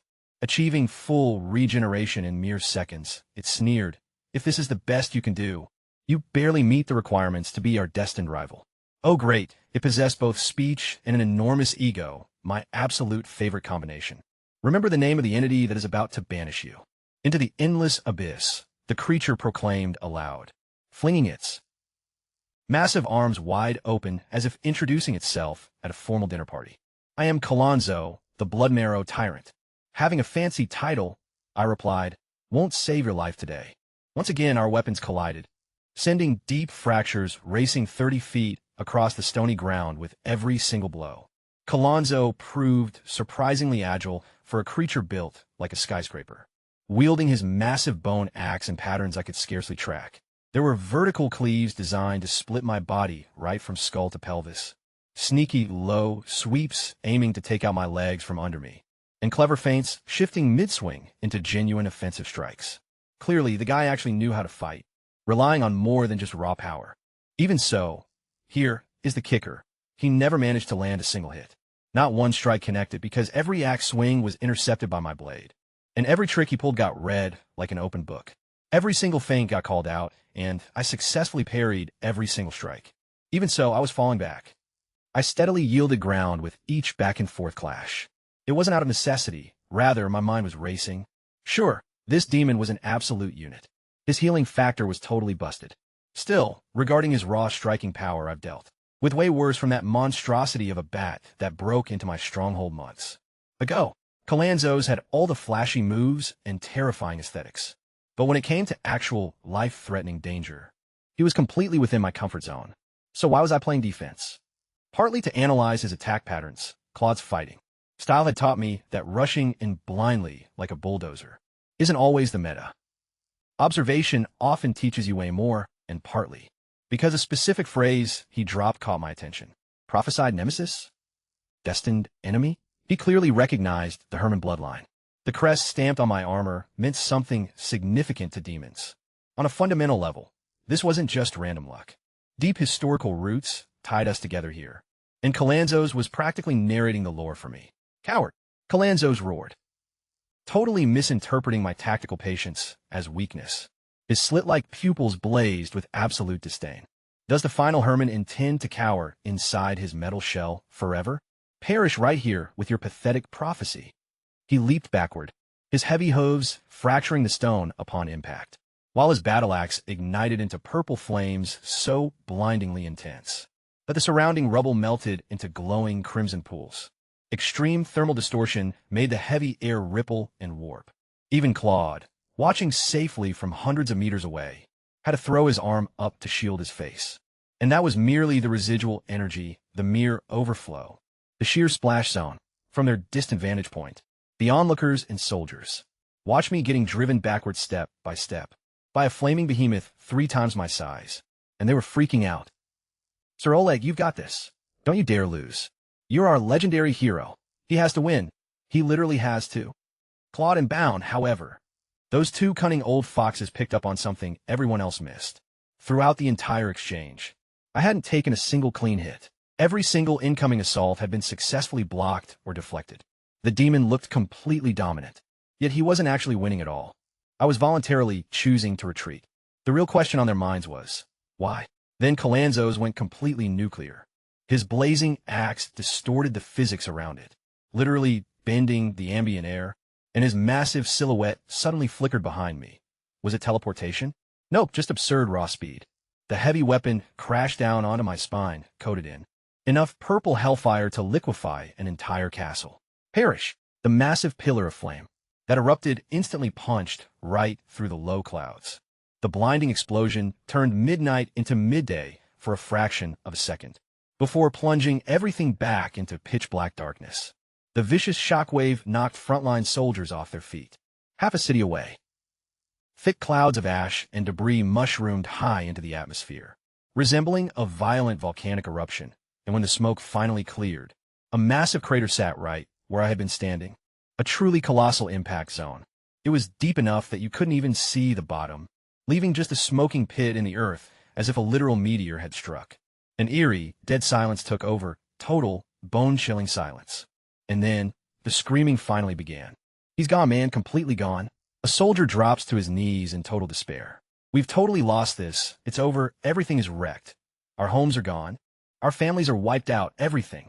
Another soldier drops, his weapon like it's dragging down 1,000 pounds.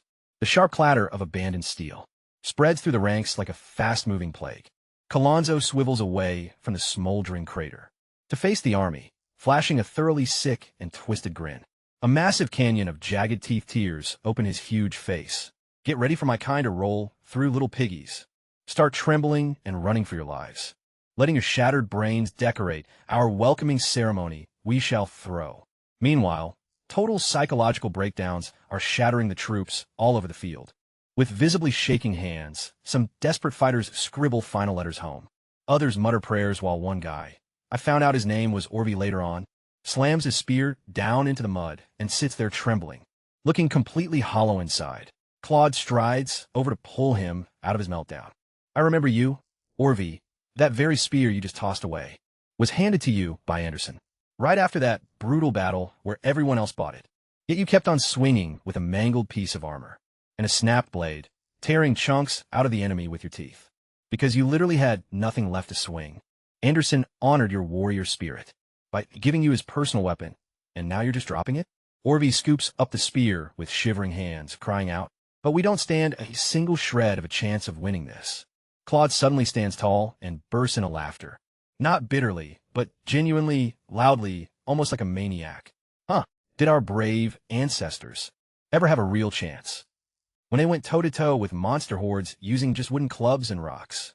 Lifting his heavy halberd high in the air, he points it straight at Kalonzo's distant silhouette outlined against the sky. As long as even one single soul from Malaga keeps a weapon in hand, this ground remains human territory. Instantly, the soldiers' morale stabilizes. Not because their swords are suddenly stronger, but they firmly grip their weapons again and snap their backs straight. Yet Claude knows the grim reality. Sheer courage isn't going to drop a demon, and all the bravery packed into this entire world won't even scratch that endlessly regenerating red hide. Taking one final, lingering look back at the castle keep, where a lonely light still flickers in Fanny's window, he snaps his metal visor down, locking fierce eyes with me right through the narrow eye slit. Both of us completely understand that this is the absolute end of the line. We're about to charge headfirst at a demon we can't possibly hurt, choosing to die, fighting simply, because that's just what real warriors do. Follow me straight into the final showdown. Claude roars out, and the army screams back with every ounce of strength they have left. Kalonzo sneers mockingly down at the incoming army, looking like a lazy cat watching tiny ants march its way. How utterly amusing, these little insects still struggling. Suddenly, a weird sound cuts him off. A deep, resonating hum vibrating straight from behind him, rising right out of the massive, impossible crater that his own ultimate attack had carved deep into the planet's crust. Whirling around in shock, his horizontal pupils dilate wildly as something bursts up from the depths. A violently spinning object erupting straight out of the crater, dragging a dense cone of compressed air behind it. It's my giant sword, hurled with such immense kinetic force that it travels significantly faster than sound itself. Kalonzo barely manages to yank his heavy battle axe up in time, and the brutal collision sprays blinding white sparks like an industrial welding torch. Yet feeling the absolute crushing force packed behind that throw, his eyes suddenly bug out wide. His muscular arms shake violently as his heavy axe gets battered away like a plastic toy, leaving the unstoppable blade to plow right forward and slam directly into his chest.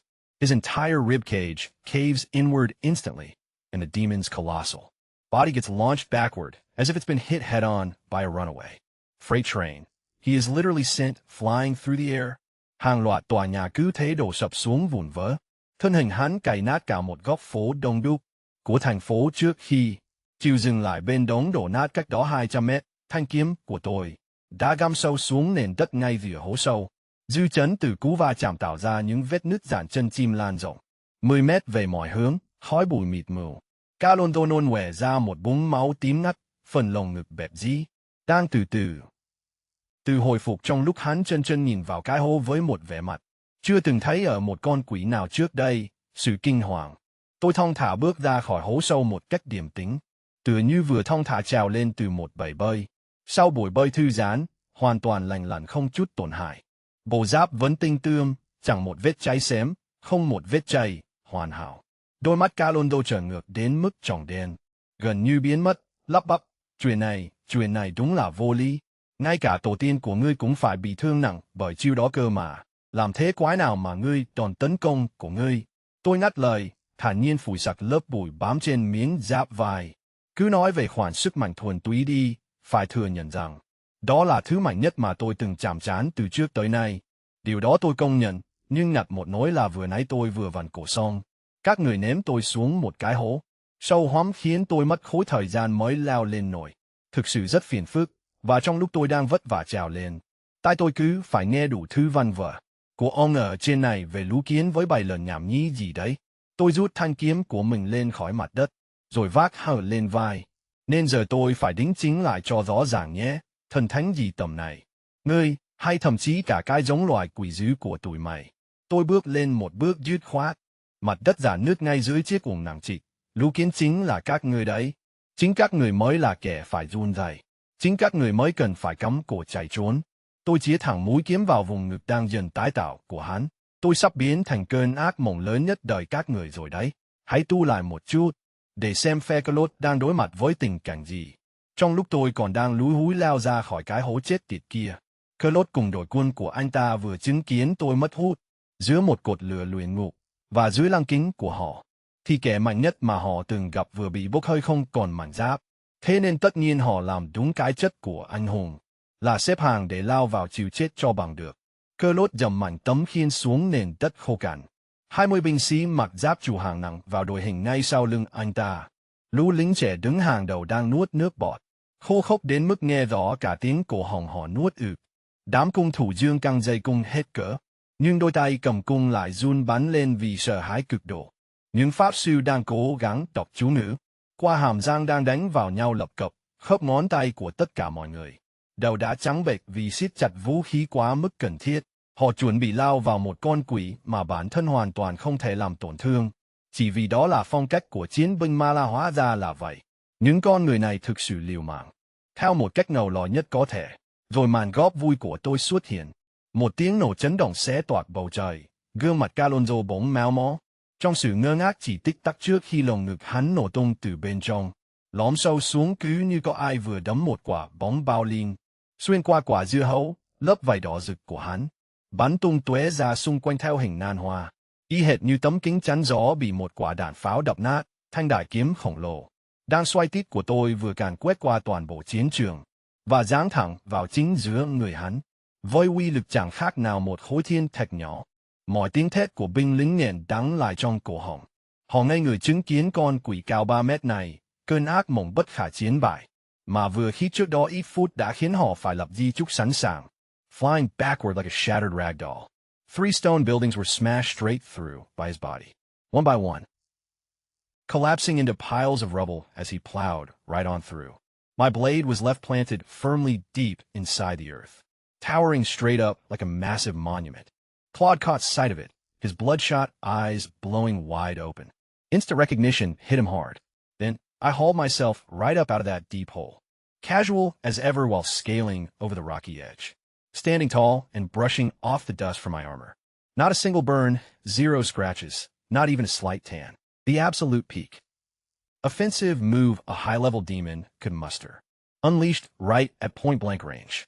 And my only comeback was that was a long climb.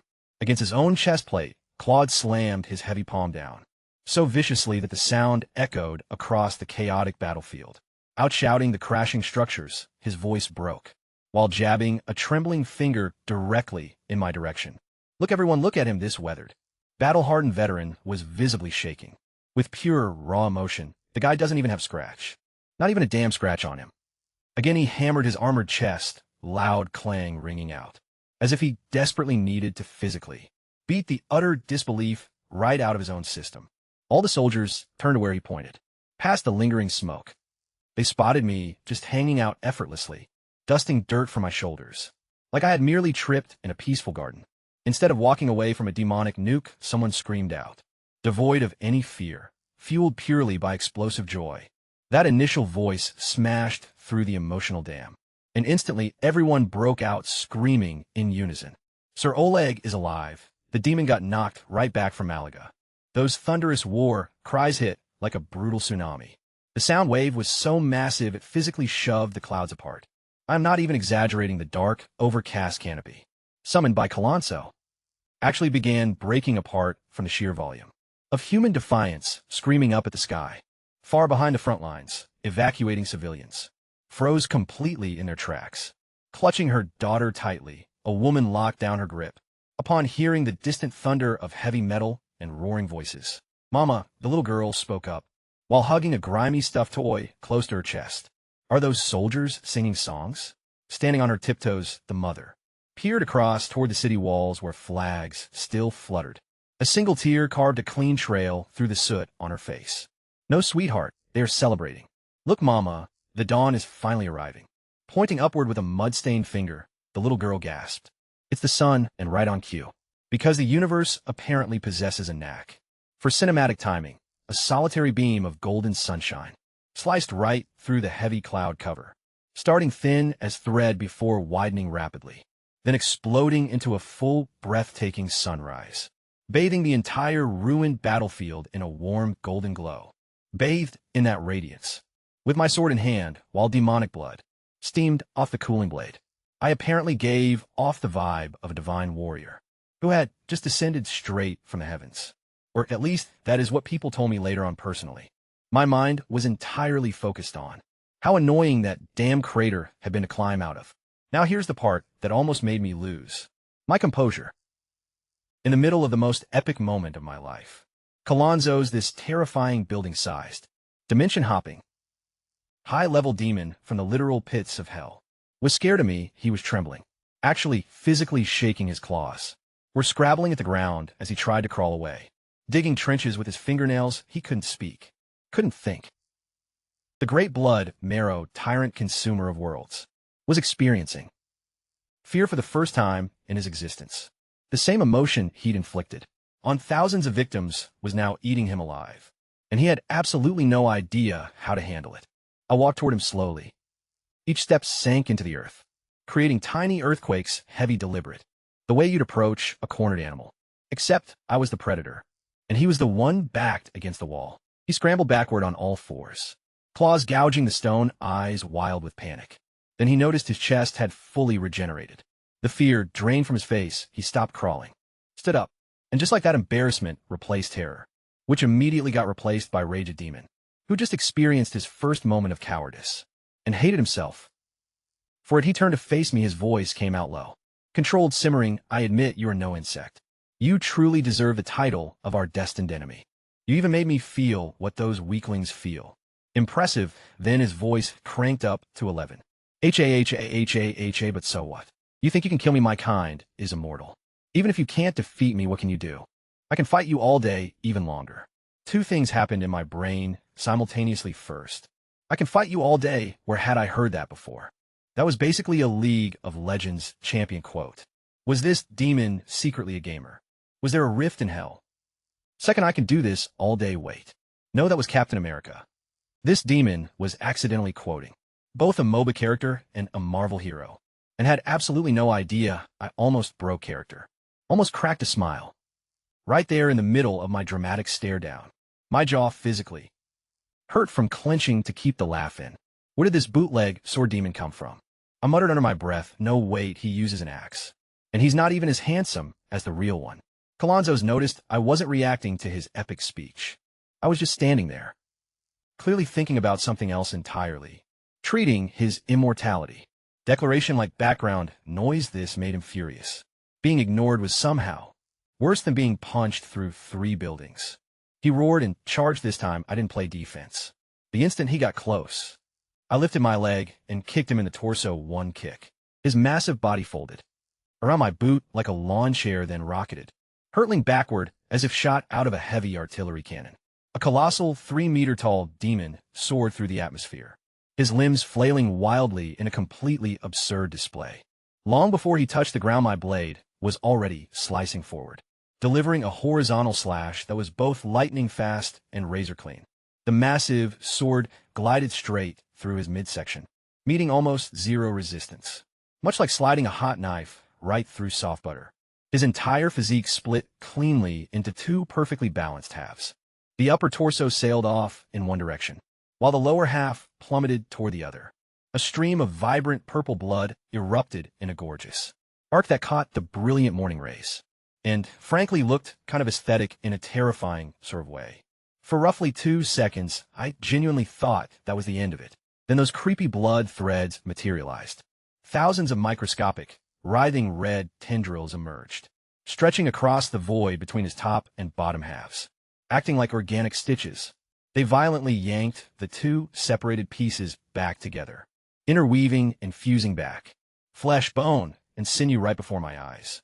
It looked like a high-stakes surgery being carried out by millions of invisible, hyperspeed spiders. Cranking at triple speed, the guy was totally regenerating. No cap, of course he was pulling off a Reagan trick. The monster had literally just bragged about being totally immortal. Yet I still went ahead and sliced him in half, as if that crucial piece of lore hadn't even registered in my brain.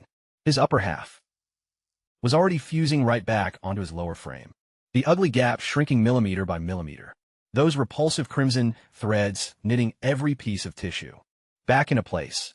In mere seconds, he would be fully restored. Within a single minute, he would be back to max combat power. And this annoying loop could apparently go on forever. I can scrap with you all day, he had boasted earlier. Yeah, low-key, he probably actually could. Every single wound I dealt would just heal up. Every limb I chopped off would instantly sprout back. Every devastating blow would get completely nullified by his insane recovery speed in under a minute. I could keep dicing him up into tiny chunks until the sun finally set, rose again tomorrow, and dipped back down, and he would just keep rebuilding himself, like the universe's most chaotic jigsaw puzzle.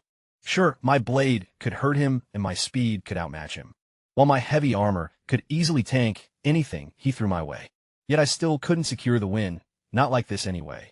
Not simply by hitting harder and swinging faster. A totally different strategy was required. Standing frozen there in the cold morning glow, while watching a sliced-up demon stitch his own body back together, as a crowd of shell-shocked soldiers chanted my name in awe. Only one crystal-clear thought crossed my mind. I really should have cracked open more of those dusty spellbooks sitting in the Academy library. I told you, my kind is immortal. You cannot kill me. So just accept your doom. Colanzo's was screaming at me like a toddler who just learned a cool new curse word and won't stop spamming it. Immortal this, immortal that. Quite an impressive vocabulary for an oversized red moron. I completely tuned him out. His annoying trash talk had faded into harmless background noise, resembling a glitchy radio station playing the exact same annoying track on repeat. I had already gathered all the intel I needed from this skirmish anyway. Cleaving him down the middle wasn't just an act of mindless rage. It was a calculated test. I wanted to test the exact mechanics behind how his healing factor operated, checking both the activation speed and whether raw physical trauma could overwhelm it. Spoiler alert, brute force alone definitely wasn't cutting it. He would just stitch himself right back together, no matter into how many pieces I sliced him. Clearly, I needed a brand new game plan, and that alternative approach had been bouncing around in my head ever since I watched Claude and Bound throw down earlier tonight. You see, Claude had this slick technique where he pulled arcane energy straight from his core and completely wrapped himself in it, transforming into a literal crimson comet. Meanwhile, Bound channeled massive magic right through his staff to focus the collective power of multiple mages into devastating, game-ending strikes. I had observed both of them with intense focus, far beyond a casual glance. Every single movement, energy flow, and casting method had been memorized, as they manipulated magic from deep within their bodies, out into the open air. Magic was totally foreign to me. I'd never touched it, tried it, or even given it a second thought.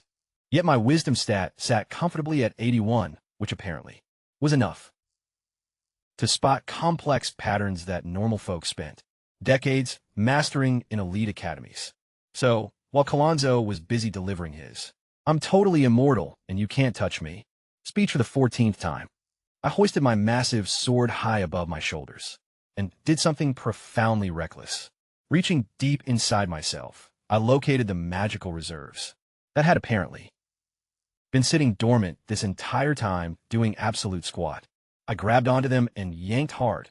It felt like trying to squeeze water out of solid bedrock with my bare hands, completely devoid of the delicate, flowing extraction that Bound performed after decades of disciplined practice.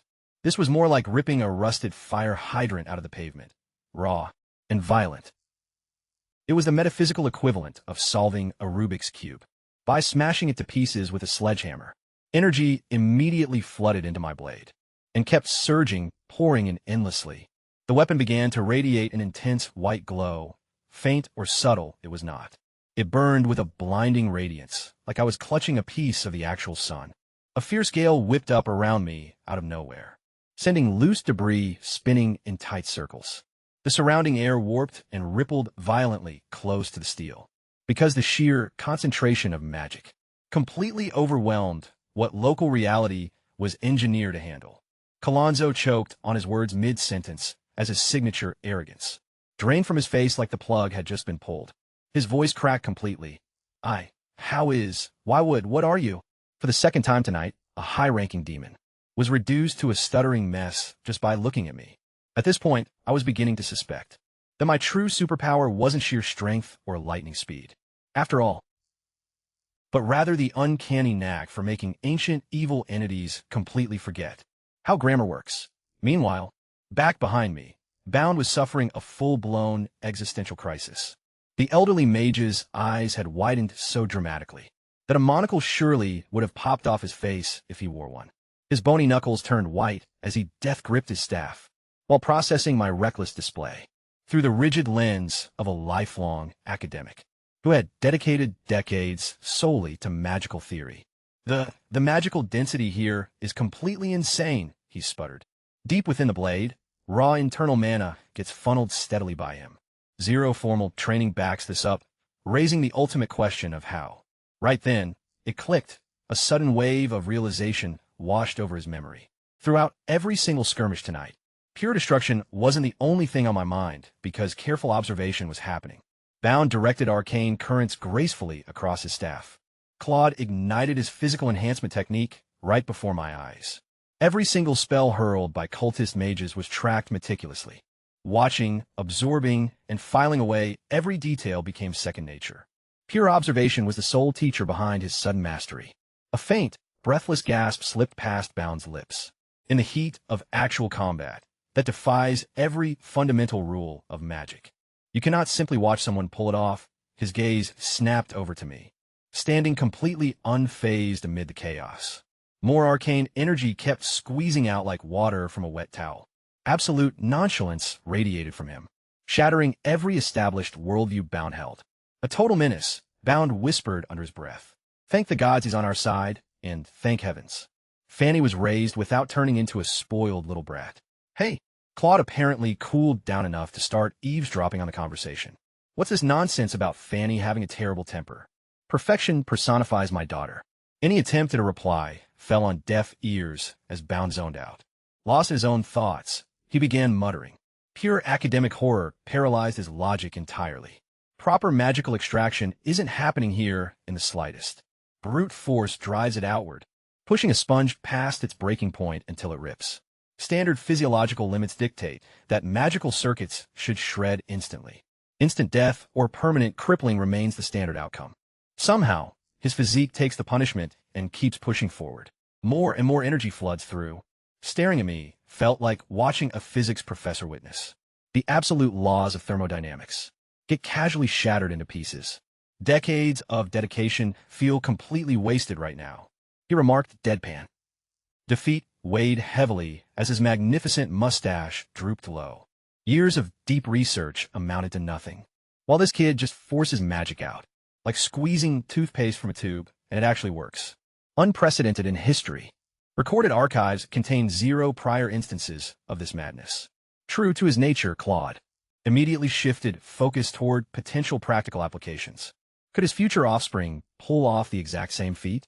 Inheriting that genetic trait would require knowing his family name first.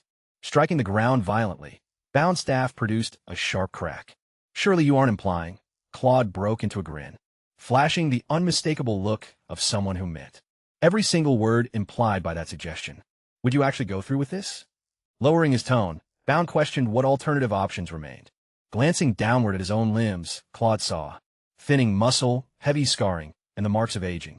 Failing health plagues my physique, leaving no certainty about remaining years. Fanny requires a dedicated protector, he rasped out darkly, especially after surviving that brutal ambush without enough personal strength to brave this cruel world entirely alone. Oleg stands tall as an honest, powerful, young, and courageous warrior who preserved my daughter's life, saved the metropolis multiple times over, and completely lacks any typical snobbish aristocrat arrogance. Pausing briefly, he added that confirming marital status was the next necessary step. Wait, hold on. Were these two geezers actually trying to set me up with Fanny? Right at this exact second, right in the middle of a demon war zone, while I was basically prepping a magic nuke of my own. Naturally, hearing their chat at that exact moment wasn't happening. Word reached me later, but seriously, Claude was out here mapping out his daughter's wedding plans while a high-level demon was trying to wipe his entire city off the map. The man's priorities were set in the most chaotic sequence imaginable, and somehow I low-key respected it. Bounced back so hard his whole frame just deflated. Fanny is going to flip out. Ever since she was 5, that girl has utterly despised anyone making choices on her behalf. Big matters she can accept, but personal decisions? Once her mind is made up, not even a charging bull could sway her. In that exact aspect, she is her mother's twin.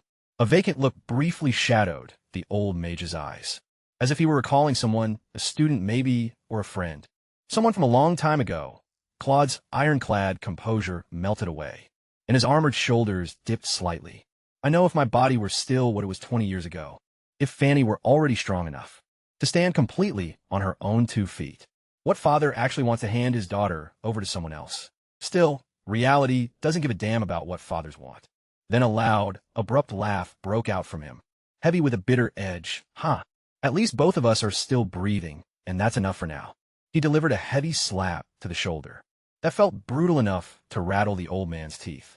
His gaze drifted toward me, softening noticeably. Besides, I've seen how Fanny looks at him. Those eyes stopped being just grateful ages ago. Every single time his name comes up in conversation, her face lights up brighter than your staff crystal. Don't bother arguing with me on this, old bachelor. I'm the one who's actually tied down by marriage, catching a stray bullet he never even asked for. Flushed the deep shade of a gathering thundercloud. Just don't come running to me with tears when she finds out. Claude's smile vanished as he stared blankly toward the castle keep, while the setting sun stretched his silhouette into something unnervingly long, thin, and weary. Every dent and scratch across his armor caught the fading rays. That is precisely why I need to track down someone worthy, while I still have the strength to swing a sword. Before it's completely too late. Heavy stuff, truly beautiful stuff. The kind of parental love that genuinely aches to hear. But let's pivot back to me and my giant glowing sword. My blade was now completely enveloped in solid white magic. It wasn't just glowing with light. It was light itself, taking the shape of a sword, formed from a pure, concentrated blast of magical energy, so incredibly dense that the surrounding air was visibly warping. Just laying eyes on it would probably give an average person a massive migraine. And right inside my head, a wildly dangerous thought popped up. Can I pull off an Excalibur here? Like actual Saber's noble phantasm? Am I about to go full Fate/Stay Night right this second? I pondered that idea for precisely half a second, then pictured the energy beam piercing straight through Colonzo, punching through the buildings behind him and the city walls, traveling across the farmlands beyond, and potentially carving a brand new canyon right across the continent. Yeah, absolutely not. The mission is to save Malaga, not accidentally erase it from the map entirely. Improvising careful aim is a must, or better yet, figuring out how to drop this energy blast at point-blank range, all while focusing on Colonzo, the great blood marrow tyrant, the immortal terror of the abyss. Only 5 minutes ago, that fiend was dropping grandiloquent speeches concerning everlasting darkness and the glorious rise of his kind. Yet now he was utterly spiraling in full-blown panic mode, scrambling and clawing frantically at empty space, while desperately attempting to rip open a portal back down to hell. Except that dark summoning ritual was strictly a one-way trip, built to haul monsters into our realm with no mechanism to send them back, functioning as the mystical equivalent of a flight with a zero-return policy. And the grim reality hit him like an absolute freight train, revealing he was permanently trapped right here in this world with me, while I casually strolled straight toward him, brandishing a blade forged from concentrated every single nightmare you've ever had, making his heavy buyer's remorse almost tangible, to the point where I could practically broadcast his internal monologue. Why on earth did I ever volunteer for this gig? Why did I elbow my way to the front of the line when they were handing out summoning assignments? And why didn't I just let poor Steve from accounting take the shift? Though it was way too late for second thoughts, buddy, because I was coming for Colonzo, the grand blood marrow tyrant himself, hailed as the immortal terror of the underworld, the very fiend who had been shouting speeches about squashing humanity like bugs 5 minutes prior was now sprinting away from me, like a terrified kid who just smashed a neighbor's window.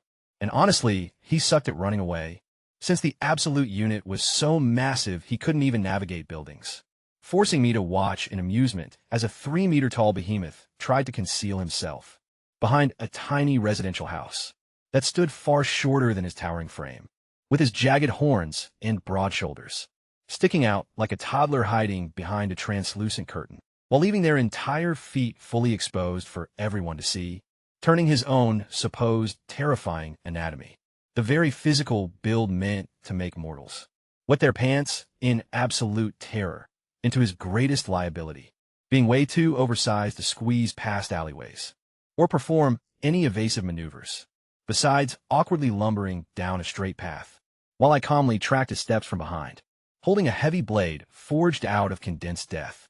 And though he was hundreds of meters ahead of me now, it made zero difference, because I could practically sniff his lingering trail of panic, and I could easily tell from the nervous glances he threw backward that he could feel my suffocating presence closing in, feeling that cold prickle creeping up the back of his neck, as pure primal instinct shrieked that something right behind him was going to obliterate him with absolute certainty across any dimension.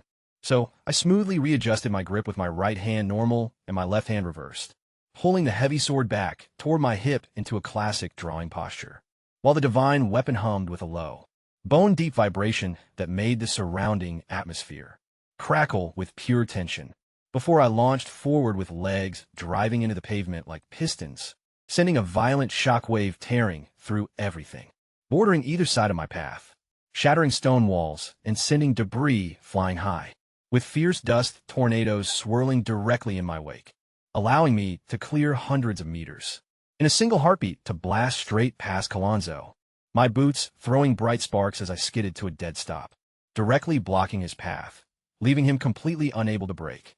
A 3-meter-tall demon hurtling forward at full sprint speed, only to suddenly crash face first into a solid wall.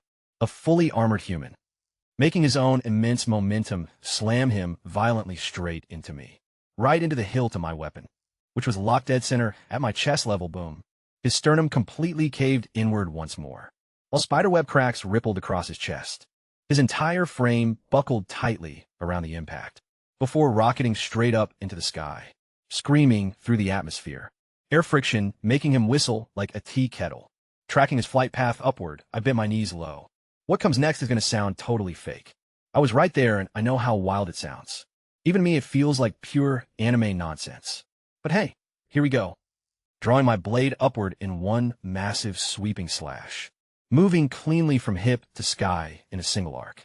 The sword left a lingering afterimage behind, so intense it stayed glued to the air like a glitch in reality. And pouring straight from the edge came all the magic I'd been draining relentlessly from my own body over the past several minutes. A blinding beam of pure white energy erupted from steel. Screaming upward, it was both gorgeous and terrifying. The air sitting directly in its path didn't just heat up, it genuinely warped, bending light rays like a crazy desert heat mirage. Everything within 50 meters of the beam turned pure white, while the earth beneath it violently cracked. Surrounding buildings that had somehow survived everything else finally gave out and collapsed to the ground, flailing around midair like a startled cat. Thrown into a pool, Kalonzo saw the blast coming and tried frantically to dodge by swimming through empty air with his limbs, which, for the record, totally doesn't work outside of cartoons. His pupils suddenly shrunk down to tiny pinpricks, his mouth moving frantically to beg or curse. None of it mattered because the beam moved faster than sound, striking him dead center with white-hot light and splitting him straight down the middle, vertically from the crown of his head to his crotch. Two symmetrical halves of the demon drifted apart midair, with surgical precision, showing cut surfaces so flat and clean. They looked practically polished. The energy beam kept tearing past him up into the clouds, carving a visible gash right across the overcast sky, letting patches of bright blue heaven peek through the wound. Oops, I low-key just gave this guy a fresh haircut. My bad on that one. Normally, this is the exact moment when Kalonzo's would start stitching his body back together, with internal meat threads bridging the physical gap, and his organs wriggling right back into place. So 30 seconds later, he'd be fully whole and talking trash again. Not this time, though. The heavy magic I had infused into the strike was clinging tightly to his raw, exposed wound surfaces, while bright white flames danced along every inch of demon flesh. And every single time a thread of blood tried reaching across to bridge the two severed halves, sizzle, it instantly evaporated upon contact, just like touching a blazing hot stove. His stubborn regeneration tried desperately to push through. Blood vessels extended only to get burned completely away. Fresh tissue formed just to be instantly incinerated. His natural healing factor fought my spell in real time, and my magic was totally winning. Regeneration, meat anti-healing. Honestly, I basically invented a brand new cauterization spell by accident. Turns out that when you shove enough raw magic directly into a wound, absolutely nothing can grow back. Who even needs medical science when you've got violence? Kalonzo's two severed pieces hung suspended in the charged atmosphere for a second, with both sets of eyeballs, one resting inside each half, remaining wide open in sheer terror. Out of nowhere, the vibe shifted completely. His facial expression locked up, turning totally blank and dead-eyed, giving off the distinct impression that he was tuning into something. A hidden voice that nobody else in the vicinity could pick up on was talking to him, beaming instructions straight from wherever wicked entities hang out when they aren't busy ruining everyone's day. Right at that exact millisecond, both separate halves of his face synchronized to gaze down directly at me. A smirk crept across them, not a fierce expression, nor a face twisted by pure rage, but rather a calm, knowing, and deeply unsettling grin. It matched up with eerie symmetry across his split visage, as though his two segments had rehearsed the stunt beforehand. It was the classic kind of smile that basically screams, "This isn't over yet," without him having to utter a single syllable. Blazing flames suddenly burst outward from deep inside his core, avoiding the usual purple hellfire in favor of something totally different, the exact same self-destruction I had witnessed every single fallen beast undergo previously. His internal organs caught fire first, followed quickly by his muscle tissue, and finally his skin as that massive physique collapsed inward layer by layer, roasting fiercely from the inside out under the pale morning light. Fine ash drifted away on a morning breeze like dark winter snowflakes. His eyes were the final things to vanish from this world, glowing like two fiery orbs packed with pure hatred, clearly mirroring my heavily armored silhouette right within their pupils. They glared at me with a lingering threat that easily transcended death itself, before blinking out of existence alongside the rest of him. Nothing remained on the scorched earth besides gray dust and a lingering scent of sulfur. An intense hush settled over the battlefield, easily the deepest silence I'd encountered since stepping foot into this realm. Monster roars, booming explosions, and agonizing screams were entirely absent, replaced solely by rushing wind, and the faint, distant echo of a metropolis holding its breath. Off in the distance, I caught sight of Claude and Bound standing close together. Even across that wide gap, it was painfully obvious that both of them were weeping. They looked like a pair of weathered veterans caked in blood and grime, with fresh tears carving clean pathways through the dirt smudged on their faces, fixedly staring down the exact spot where their worst nightmare had literally just evaporated. The surviving troops stood completely frozen, smothered in soot, with chapped lips and wide, bloodshot eyes, staring blankly at the empty sky overhead where a towering demon used to stand. Their brains were trying to process the surreal sight, hardly believing it. Did we actually win? Is it genuinely dead for good? It's not going to respawn, right? Those inquiries tumbled out in shaky, raspy whispers, as if speaking too loudly might accidentally break reality itself. And summon the horror back. Breaking my gaze away, I pivoted to face them, raising my massive blade high above my head with one hand. The final dying pulses of magical energy crackled wildly, all along the steel edge in tiny, glittering sparks that drifted gracefully toward the clouds like fireflies, channeling magic straight into my vocal cords, not casting a spell, just relying on pure, raw amplification. Because apparently that was a superpower I possess now. I bellowed 3 words that echoed across the entire battlefield. We won. A single second of dead silence passed before the entire army completely lost its collective mind. Combat helmets sailed high into the air like metallic birds, and exhausted soldiers tackled each other to the dirt in massive bear hugs. Grown men dropped down hard onto their knees and wailed openly, driven not by any fear, but by the overwhelming wave of relief that they had actually survived. After fully accepting their impending doom, a young soldier with a freckled face pounded his fists repeatedly against the dirt while sobbing uncontrollably. Marco, did you actually see that? Did you witness what the mages just pulled off? Those dignified, proper, don't you dare touch my fancy hat. Spellcasters ripped off their signature pointed caps, hurled their precious magical staffs directly onto the mud, and started dancing wildly. One of them abruptly launched into something I can only describe as busting out a traditional harvest jig, and his moves were so atrocious that a laugh broke out from everyone crying around him. A blue flare, launched straight from Bound Staff, shot up into the dark sky, and burst into the majestic lion crest of Malaga. Throughout the entire city, garrison troops, who had been white-knuckling their posts in total dread, finally let go, as some broke down crying while others slid down walls. A few just slumped right on the spot, rendered speechlessly gaping at the glowing emblem above. Over on the civilian evacuation paths, the guards escorting families spontaneously broke into ecstatic cheers and wild whoops. The sudden uproar left the women and children totally clueless at first, causing some to sob from sheer shock until the word victory started spreading like wildfire through the crowd. That single word completely flipped the vibe of the whole street. Total strangers began embracing each other, while a white-haired grandma reached into her bag for a stashed bottle of fruit wine. After pouring out a small tribute onto the muddy ground, she threw her head back and took a massive swig herself. Standing off to the side, away from the madness, Claude slowly traced his thumb along the hilt of a small sidearm attached to his belt.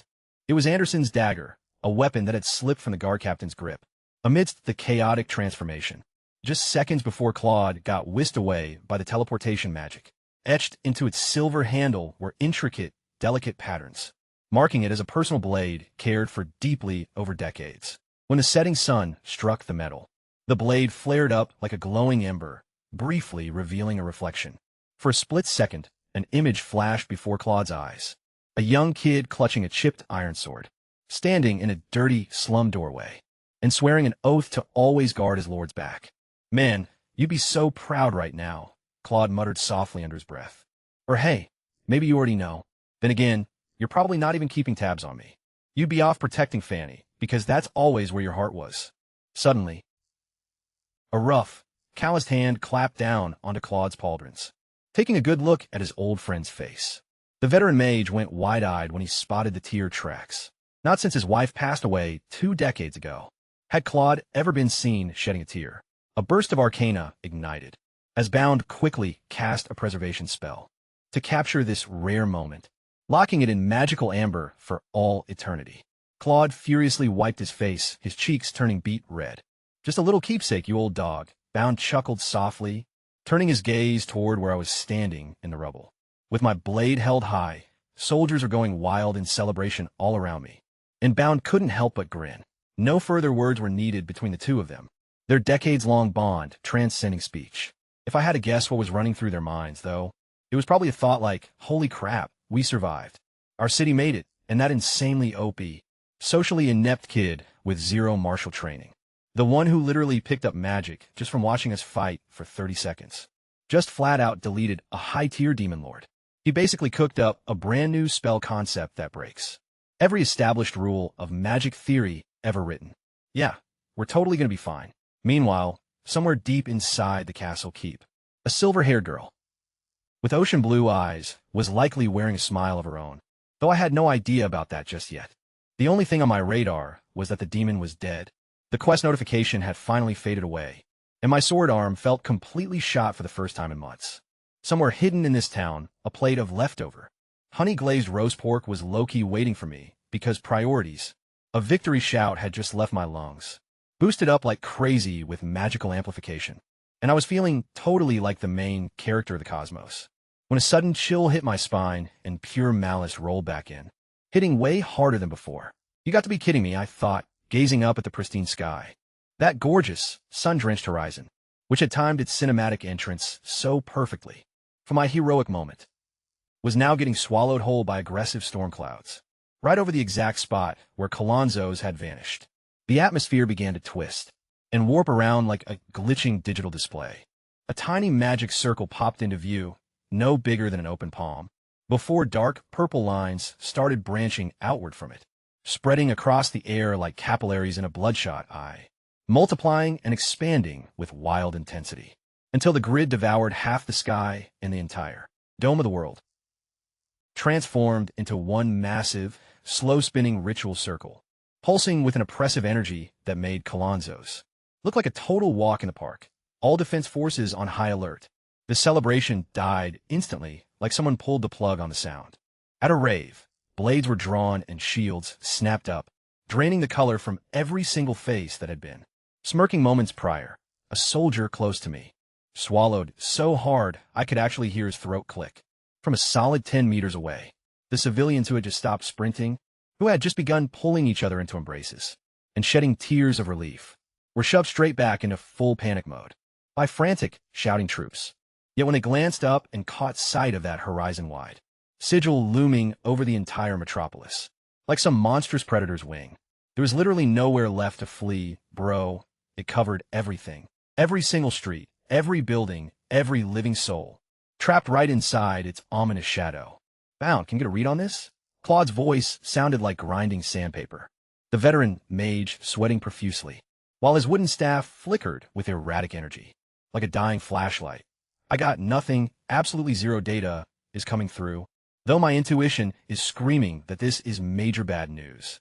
He attempted a rapid detection spell, only to receive absolute zero information in return. Whatever force was operating behind that colossal circle exceeded any tier of magic our minds could possibly wrap around, staring upward in dead silence. We felt the unspoken terror crushing our chests. If an entity far worse than Kalonzo's broke through that gateway, minutes ticked by slowly, with nothing happening, the circle just hovering there, rotating and glowing, effectively mocking us as nobody dared to move or even blink an eye. Soldiers maintained their combat stances, so long that their muscles began to cramp fiercely. Yet not a single soul dared to drop their guard. Sweat beaded along armor joints, and caught the crimson illumination raining from above, casting a gruesome glow, as though everyone were bleeding out from their seams. Then the sigil abruptly accelerated its rotation, painting the sky a blazing red. Not a sunset red, but an infernal red, as if someone had dipped the entire air into a massive vat of blood. The thick clouds churned and twisted violently, until it felt entirely like we were stranded at the bottom of a crimson ocean, gazing upward at a massive entity that hungered above us before a voice finally broke the silence. Last blood of Herman. Your strength has totally blown past our expectations. You are way more entertaining than those pathetic ancestors who long ago turned into mere dust and bones, echoing from every direction at once, not from any single mouth, but radiating straight from the mystic circle, dripping from the dark sky and permeating the air deep in my lungs.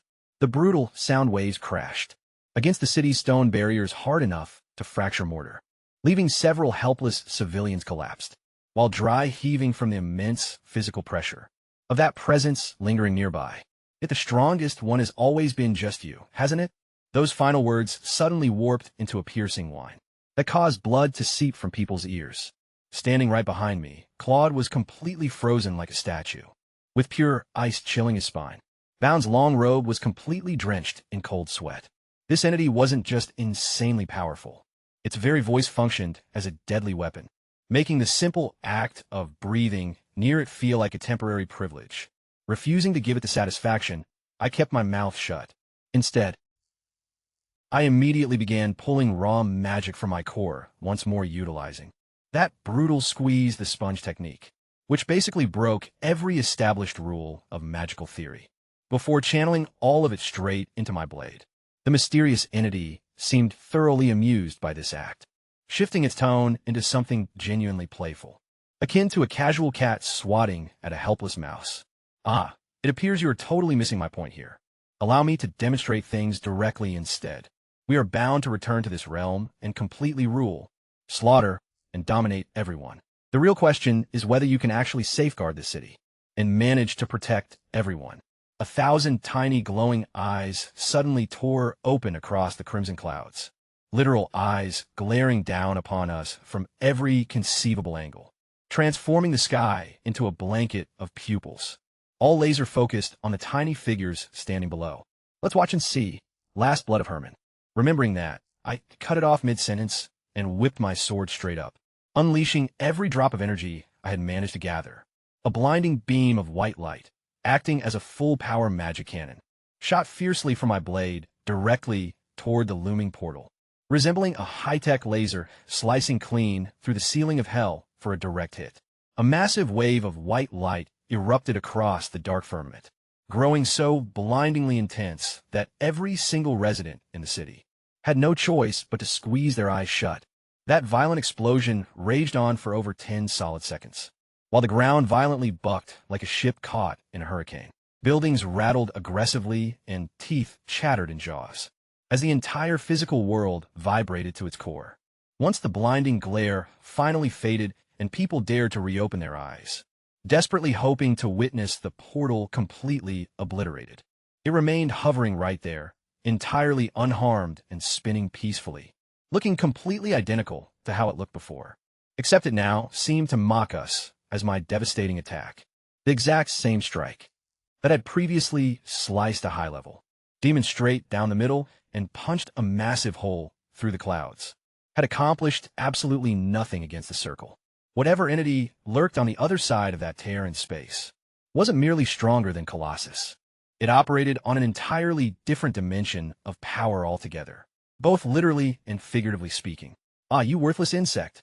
That once refined voice suddenly completely lost its composure, devolving into a piercing shriek driven by pure, unhinged fury. At least my strike actually landed a hit somewhere. Even though the circle remained unbroken, that piercing shriek, thinly veiled as pure rage, gave it all away. Then just watch them burn. Pulsing violently, the circle erupted from its core, as a massive fireball broke free into the open. This wasn't just any ordinary fireball, nor was it merely large. The sheer scale of this monstrosity spanned almost the entire city, dropping down from the portal like a terrifying second sun. It blotted out the tiny sliver of sky still left, while the surrounding air didn't merely heat up. It literally burst into flames. The very atmosphere was combusting simply from being near it. Every single person below stood frozen in dead silence.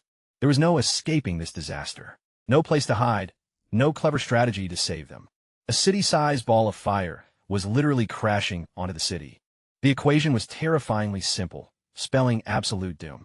This time around, the soldiers didn't panic at all. They had already been dragged through hell tonight. Despair. Giving way to hope, shifting back to despair, then hope, then despair once more. Their emotions had been run through a blender, so many times that they had completely looped around, into a numb, hollow state of total acceptance, holding their ground firmly at their posts. Some threw me a salute, while others silently mouthed a heartfelt thank you with cracked lips, knowing full well I had pushed past my absolute limits. Claude stared at the impending inferno with the look of a man who was completely done arguing with fate, muttering, "This is not ideal," which has got to be easily the most massive understatement in the history of understatements. His trusty staff was shaking so violently that fractures had begun to form. The veteran mage desperately tried to calculate If a protective shield could still save the city. Before he could finish, fresh blood spilled from his mouth. I can't do it. My man is totally shot. I'll never block that. He coughed out, knowing the grim answer before even asking. Reaching out, Claude firmly grabbed his friend's shoulder. Stop right there. Don't throw your life away. His subdued voice carried a quiet, defeated resolution, as his mind drifted back to Fanny, unleashing another magic cannon straight at the giant fireball. I hit it dead center, actually forcing it backward for a brief moment, watching it lose momentum, come to a dead stop, and slowly retreat upward, but then came the laughter. That damned, echoing laughter spilling from the portal, and the fireball blew wide open, shattering not into nothingness, but into 1,000 smaller fragments. A literal rain of fire, an entire sky of burning devastation, spreading out rapidly to engulf every single meter of the city. There was no way I could stop all of them. Waving my sword wildly like an absolute maniac, I fired rapid magic bursts across every single direction, obliterating dozens, then hundreds of the plunging flames. Yet there were simply too many slipping right through the gaps, as blazing meteors plummeted toward rooftops and packed streets, straight toward clusters of helpless civilians, huddled close together with nowhere left to run. History felt like it was repeating Devil all over again. Except this time, it wasn't just a village full of strangers. It was a massive city, filled with people who had cheered my name just minutes ago. People who had proudly called me their savior. Like that little girl who pointed up at the sunrise and whispered, "Look, Mama, it's the sun." Turning around, the soldiers locked eyes with me one last time. Their battle-worn, exhausted faces, streaked with tears, held not a single ounce of blame.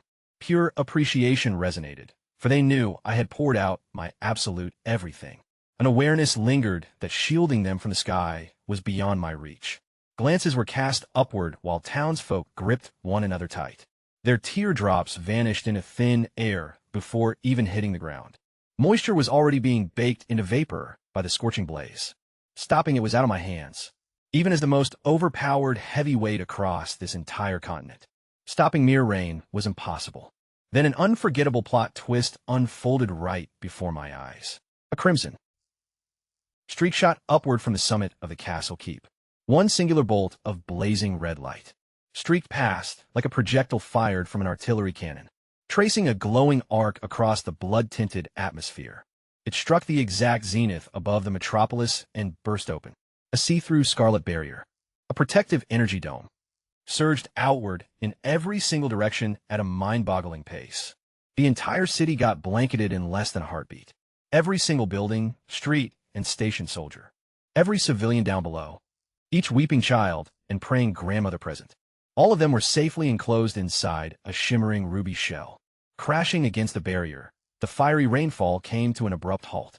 Every single flaming meteor slammed right into the red dome and dissolved into nothingness while glowing sparks cascaded down the curved surface, resembling the planet's most intense fireworks display. Yet not a single hazard got through, not one flame, nor a stray ember. Holding its ground flawlessly, the barrier proved totally absolute. Everyone, soldiers, civilians, clawed holding down. The floating demon and myself gawked in stunned silence. Shouting erupted from the mystical circle in pure, frothing, and uncontainable fury. Such overwhelming rage echoed loudly enough to crack nearby stones. Subsequently, the circle began contracting and folding inward on itself, retreating headfirst back into whatever abyss it crawled from. Right during its final moments, curses and angry threats of vengeance could be heard by all of us, swearing absolute payback. It was a massive tantrum thrown by an ancient, terrifying entity that had just been totally cock-blocked by a basic force field. Then it vanished entirely as the sky cleared and the red hue faded away. Normal blue skies emerged, looking hesitant and shy, as if doubting whether the nightmare had truly ended. No cheers broke out this time, as they had already been burnt. Figuratively speaking, far too many times tonight, while standing frozen and trembling, with eyes glued anxiously to the empty expanse above, awaiting the sudden emergence of the next impossible horror. A single minute ticked by, then 5, then 10, stretching into nearly an hour of total silence. Thousands of inhabitants remained planted across the streets, holding their collective breath.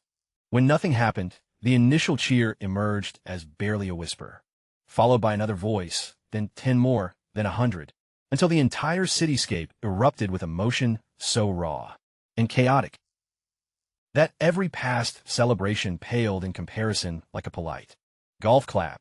People laughed until they literally coughed up blood, while couples locked lips as if the planet were ending, which, to be fair, it practically had been. Someone was literally writhing on the pavement and tugging out their own hair during what can only be categorized as a bout of joy-induced temporary insanity. This was no ordinary celebration. It was a total psychological breakdown disguised as happiness, and honestly, it looked gorgeous. Claude spoke up softly, breaking the silence, while keeping his gaze fixed on the red barrier still shimmering overhead. Đó chính là nụ cười ngoác tận mang tai đầu tiên, trọn vẹn và chân thật nhất của cờ lốt từ trước đến nay mà tôi từng thấy. Viên đá rồng nguyên bản ngay lập tức được Fanny lắp vào trung tâm lõi khiên của toàn thành phố. Hắn ta cười phá lên, đúng là cái đồ ác ma ngốc nghếch. Giả sử tên đó giữ nguyên quả cầu lửa khổng lồ ấy lại, có khi lớp rào chắn đã chẳng thể chịu nổi. Nhưng ngặt nỗi hắn lại xé vụn nó thành những hạt mưa lửa yếu ớt. Thế nên tấm thuẫn hoàn toàn đủ sức chặn đứng mấy đòn tấn công cùi bắp đó cả ngày. Ha ha, đúng là con gái cưng của bố đây rồi. Fanny, cô bé từng bị tống về khu pháo đài an toàn. Thiếu nữ được yêu cầu ngồi yên ngoài cuộc chơi. Vậy mà em ấy lại khắc ghi đúng một thứ mà mọi người khác đều đã bỏ quên. Viên đá rồng mà em ấy đã đánh đổi cả tính mạng để thu hồi chính là mục đích cốt lõi cho chuyến hành trình ban đầu của em ấy. Giờ đây, đã được cắm thẳng vào hệ thống phòng thủ cổ xưa của thành phố, vào đúng thời điểm không thể hoàn hảo hơn.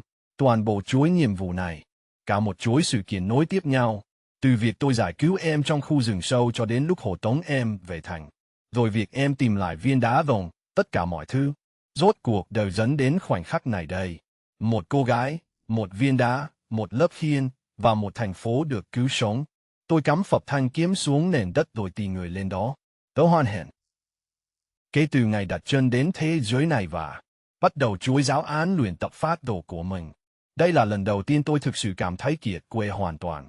Đôi chân tôi đang run lẩy bẩy, hai cánh tay buồn rùn nhưng bốn, và tôi đã vắt kiệt sạch sẽ. Từng chút ma lực trong cơ thể đến mức bên trong trống rỗng hẫng hụt, tựa như ai đó vừa dùng chiếc thìa múc sạch tâm can tôi ra vậy. Từ hồi hoàn thành xong đợt huấn luyện ở lâu đài tới giờ, tôi rên rỉ. Đây là lần đầu tiên tôi thấm mệt đến mức này đấy. Tôi liếc nhìn bảng nhiệm vụ trước mắt. Đập tan âm mưu của giáo phái ác ma tại thành phố Malaga, hoàn thành. Phần thưởng, 5 điểm chỉ số tự do. Chỉ 5 điểm thôi sao? Chỉ vỏn vẹn 5 điểm sau tất cả những gì đã trải qua. Trong đêm nay, đám giáo đồ cực đoan, lũ ác ma té dép, con quỷ dê Colonzo, rồi cả cơn thịnh nộ vô lý của tên ác ma bầu trời. Suýt chút nữa đã biến cả thành phố thành tro bụi nhờ bom lửa, mà chỉ đổi lại 5 điểm thôi ư. Tính ra thì hoàn toàn xứng đáng, nhưng việc ưu tiên trước mắt bây giờ phải là ngủ, ăn, rồi tắm rửa. Tùy theo thứ tự nào mà cơ thể tôi sụp đổ vào trước vậy. Thế là, tôi cứ đứng thế đây, hiên ngang trên đống gạch vụn chẳng khác nào một món đồ chơi hành động. Tả tơi nhất quả đất, thì bỗng nhiên một chiếc khiên màu đỏ khổng lồ bật tung lên che kín toàn bộ thành phố. Như thể có ai vừa úp hẳn một cái bát tô khổng lồ lên trên vậy. Hóa ra trong lúc tôi đang bận tần nhau với cái thứ lai rồng ác ma ở tít khu vực bên cạnh, thì Fanny, cô tiểu thư cành vàng lá ngọc của lãnh chúa thành phố, người lúc nào cũng cười tủm tỉm như thể nắm thóp được bí mật gì ghê gớm lắm, đã chính thức kích hoạt chế độ điệp viên ngầm. Được biết là cô nàng đã vơ lấy một viên đá rồng hàng hiệu ngay trong tủ đồ của mình. Ở đây, cứ thế mà thản nhiên cất giữ. Mấy món cổ vật rồng thiên ngay cảnh đống tất tất của mình chưa có chuyện gì to tát đâu. Rồi phi thẳng xuống tầng dưới, đã bay sạch đám gia nhân hầu hạ, lật tung tấm thảm lên và lòi ra một cánh cửa ẩn dưới mặt sàn. Thì ra ông cố nội của cô bé từng để lại một cỗ máy ma thuật nào đó, chôn sâu dưới lòng thành phố. Lão ta ngày xưa vô tình đào được nó dưới đống đất đá rồi lẩm bẩm. Rồi ôi, máy tạo khiên phòng thủ thành phố miễn phí kìa, ngon đấy chứ. Đúng là cái gia đình bá đạo thật sự. Và thế là cô bé nhét phăng viên đá vào cỗ máy, khiến nó sáng bừng rực rỡ như một cây thông Noel đang bốc cháy, rồi bùm. Một lớp trường lực màu đỏ khổng lồ đã chặn đứng sạch sành xanh cơn mưa lửa. Fanny cơ bản là đã tuyên bố rằng trận này, để chống gánh cho, và quả nhiên em ấy đã gánh còng lưng thật. Trong khi đó, tôi thì cứ đứng ì ra đấy để nhận trọn cái tiếng thơm mà bản thân thậm chí còn chẳng thèm muốn. Đúng lúc ấy, Claude và Bowen mới dõng dạc bước đến cùng với cả một đại quân hùng hậu xếp hàng ngay ngắn phía sau lưng. beaming like proud pops before suddenly hitting the dirt. The whole crowd dropped low. Hundreds of folks took a knee right there and started calling me their savior, man. I was totally tripping, trying my absolute best to deflect the hype like, yo, the shield came straight from the fortress. Go thank the actual city lord instead of me, but 0 people cared. Some weathered vet stepped up and dropped a massive speech about how I single-handedly exposed the demon plot and took down that monster solo. Which, okay, fair enough, I totally did, but still. Claude just gave my shoulder a casual tap and told me, just roll with it or they're going to feel awkward. So I let out the heaviest sigh of my life and went, fine, I accept your props, and they went absolutely wild. Hero Oleg echoing everywhere. Super cringe, super loud. 0% chance of ghosting out quietly now. Oh, and the best part, all my fresh stat points got dumped straight into endurance, pushing my stamina straight up to 91. I went from fought a dragon, and I'm totally dead, to fought a dragon. And I could crush a marathon right this second. My mana pool shifted from a tiny stream to an entire ocean. I am low-key convinced that if that fire rain dropped again, I could completely vaporize it by myself, with one massive laser blast. No barrier needed, just me and pure overkill.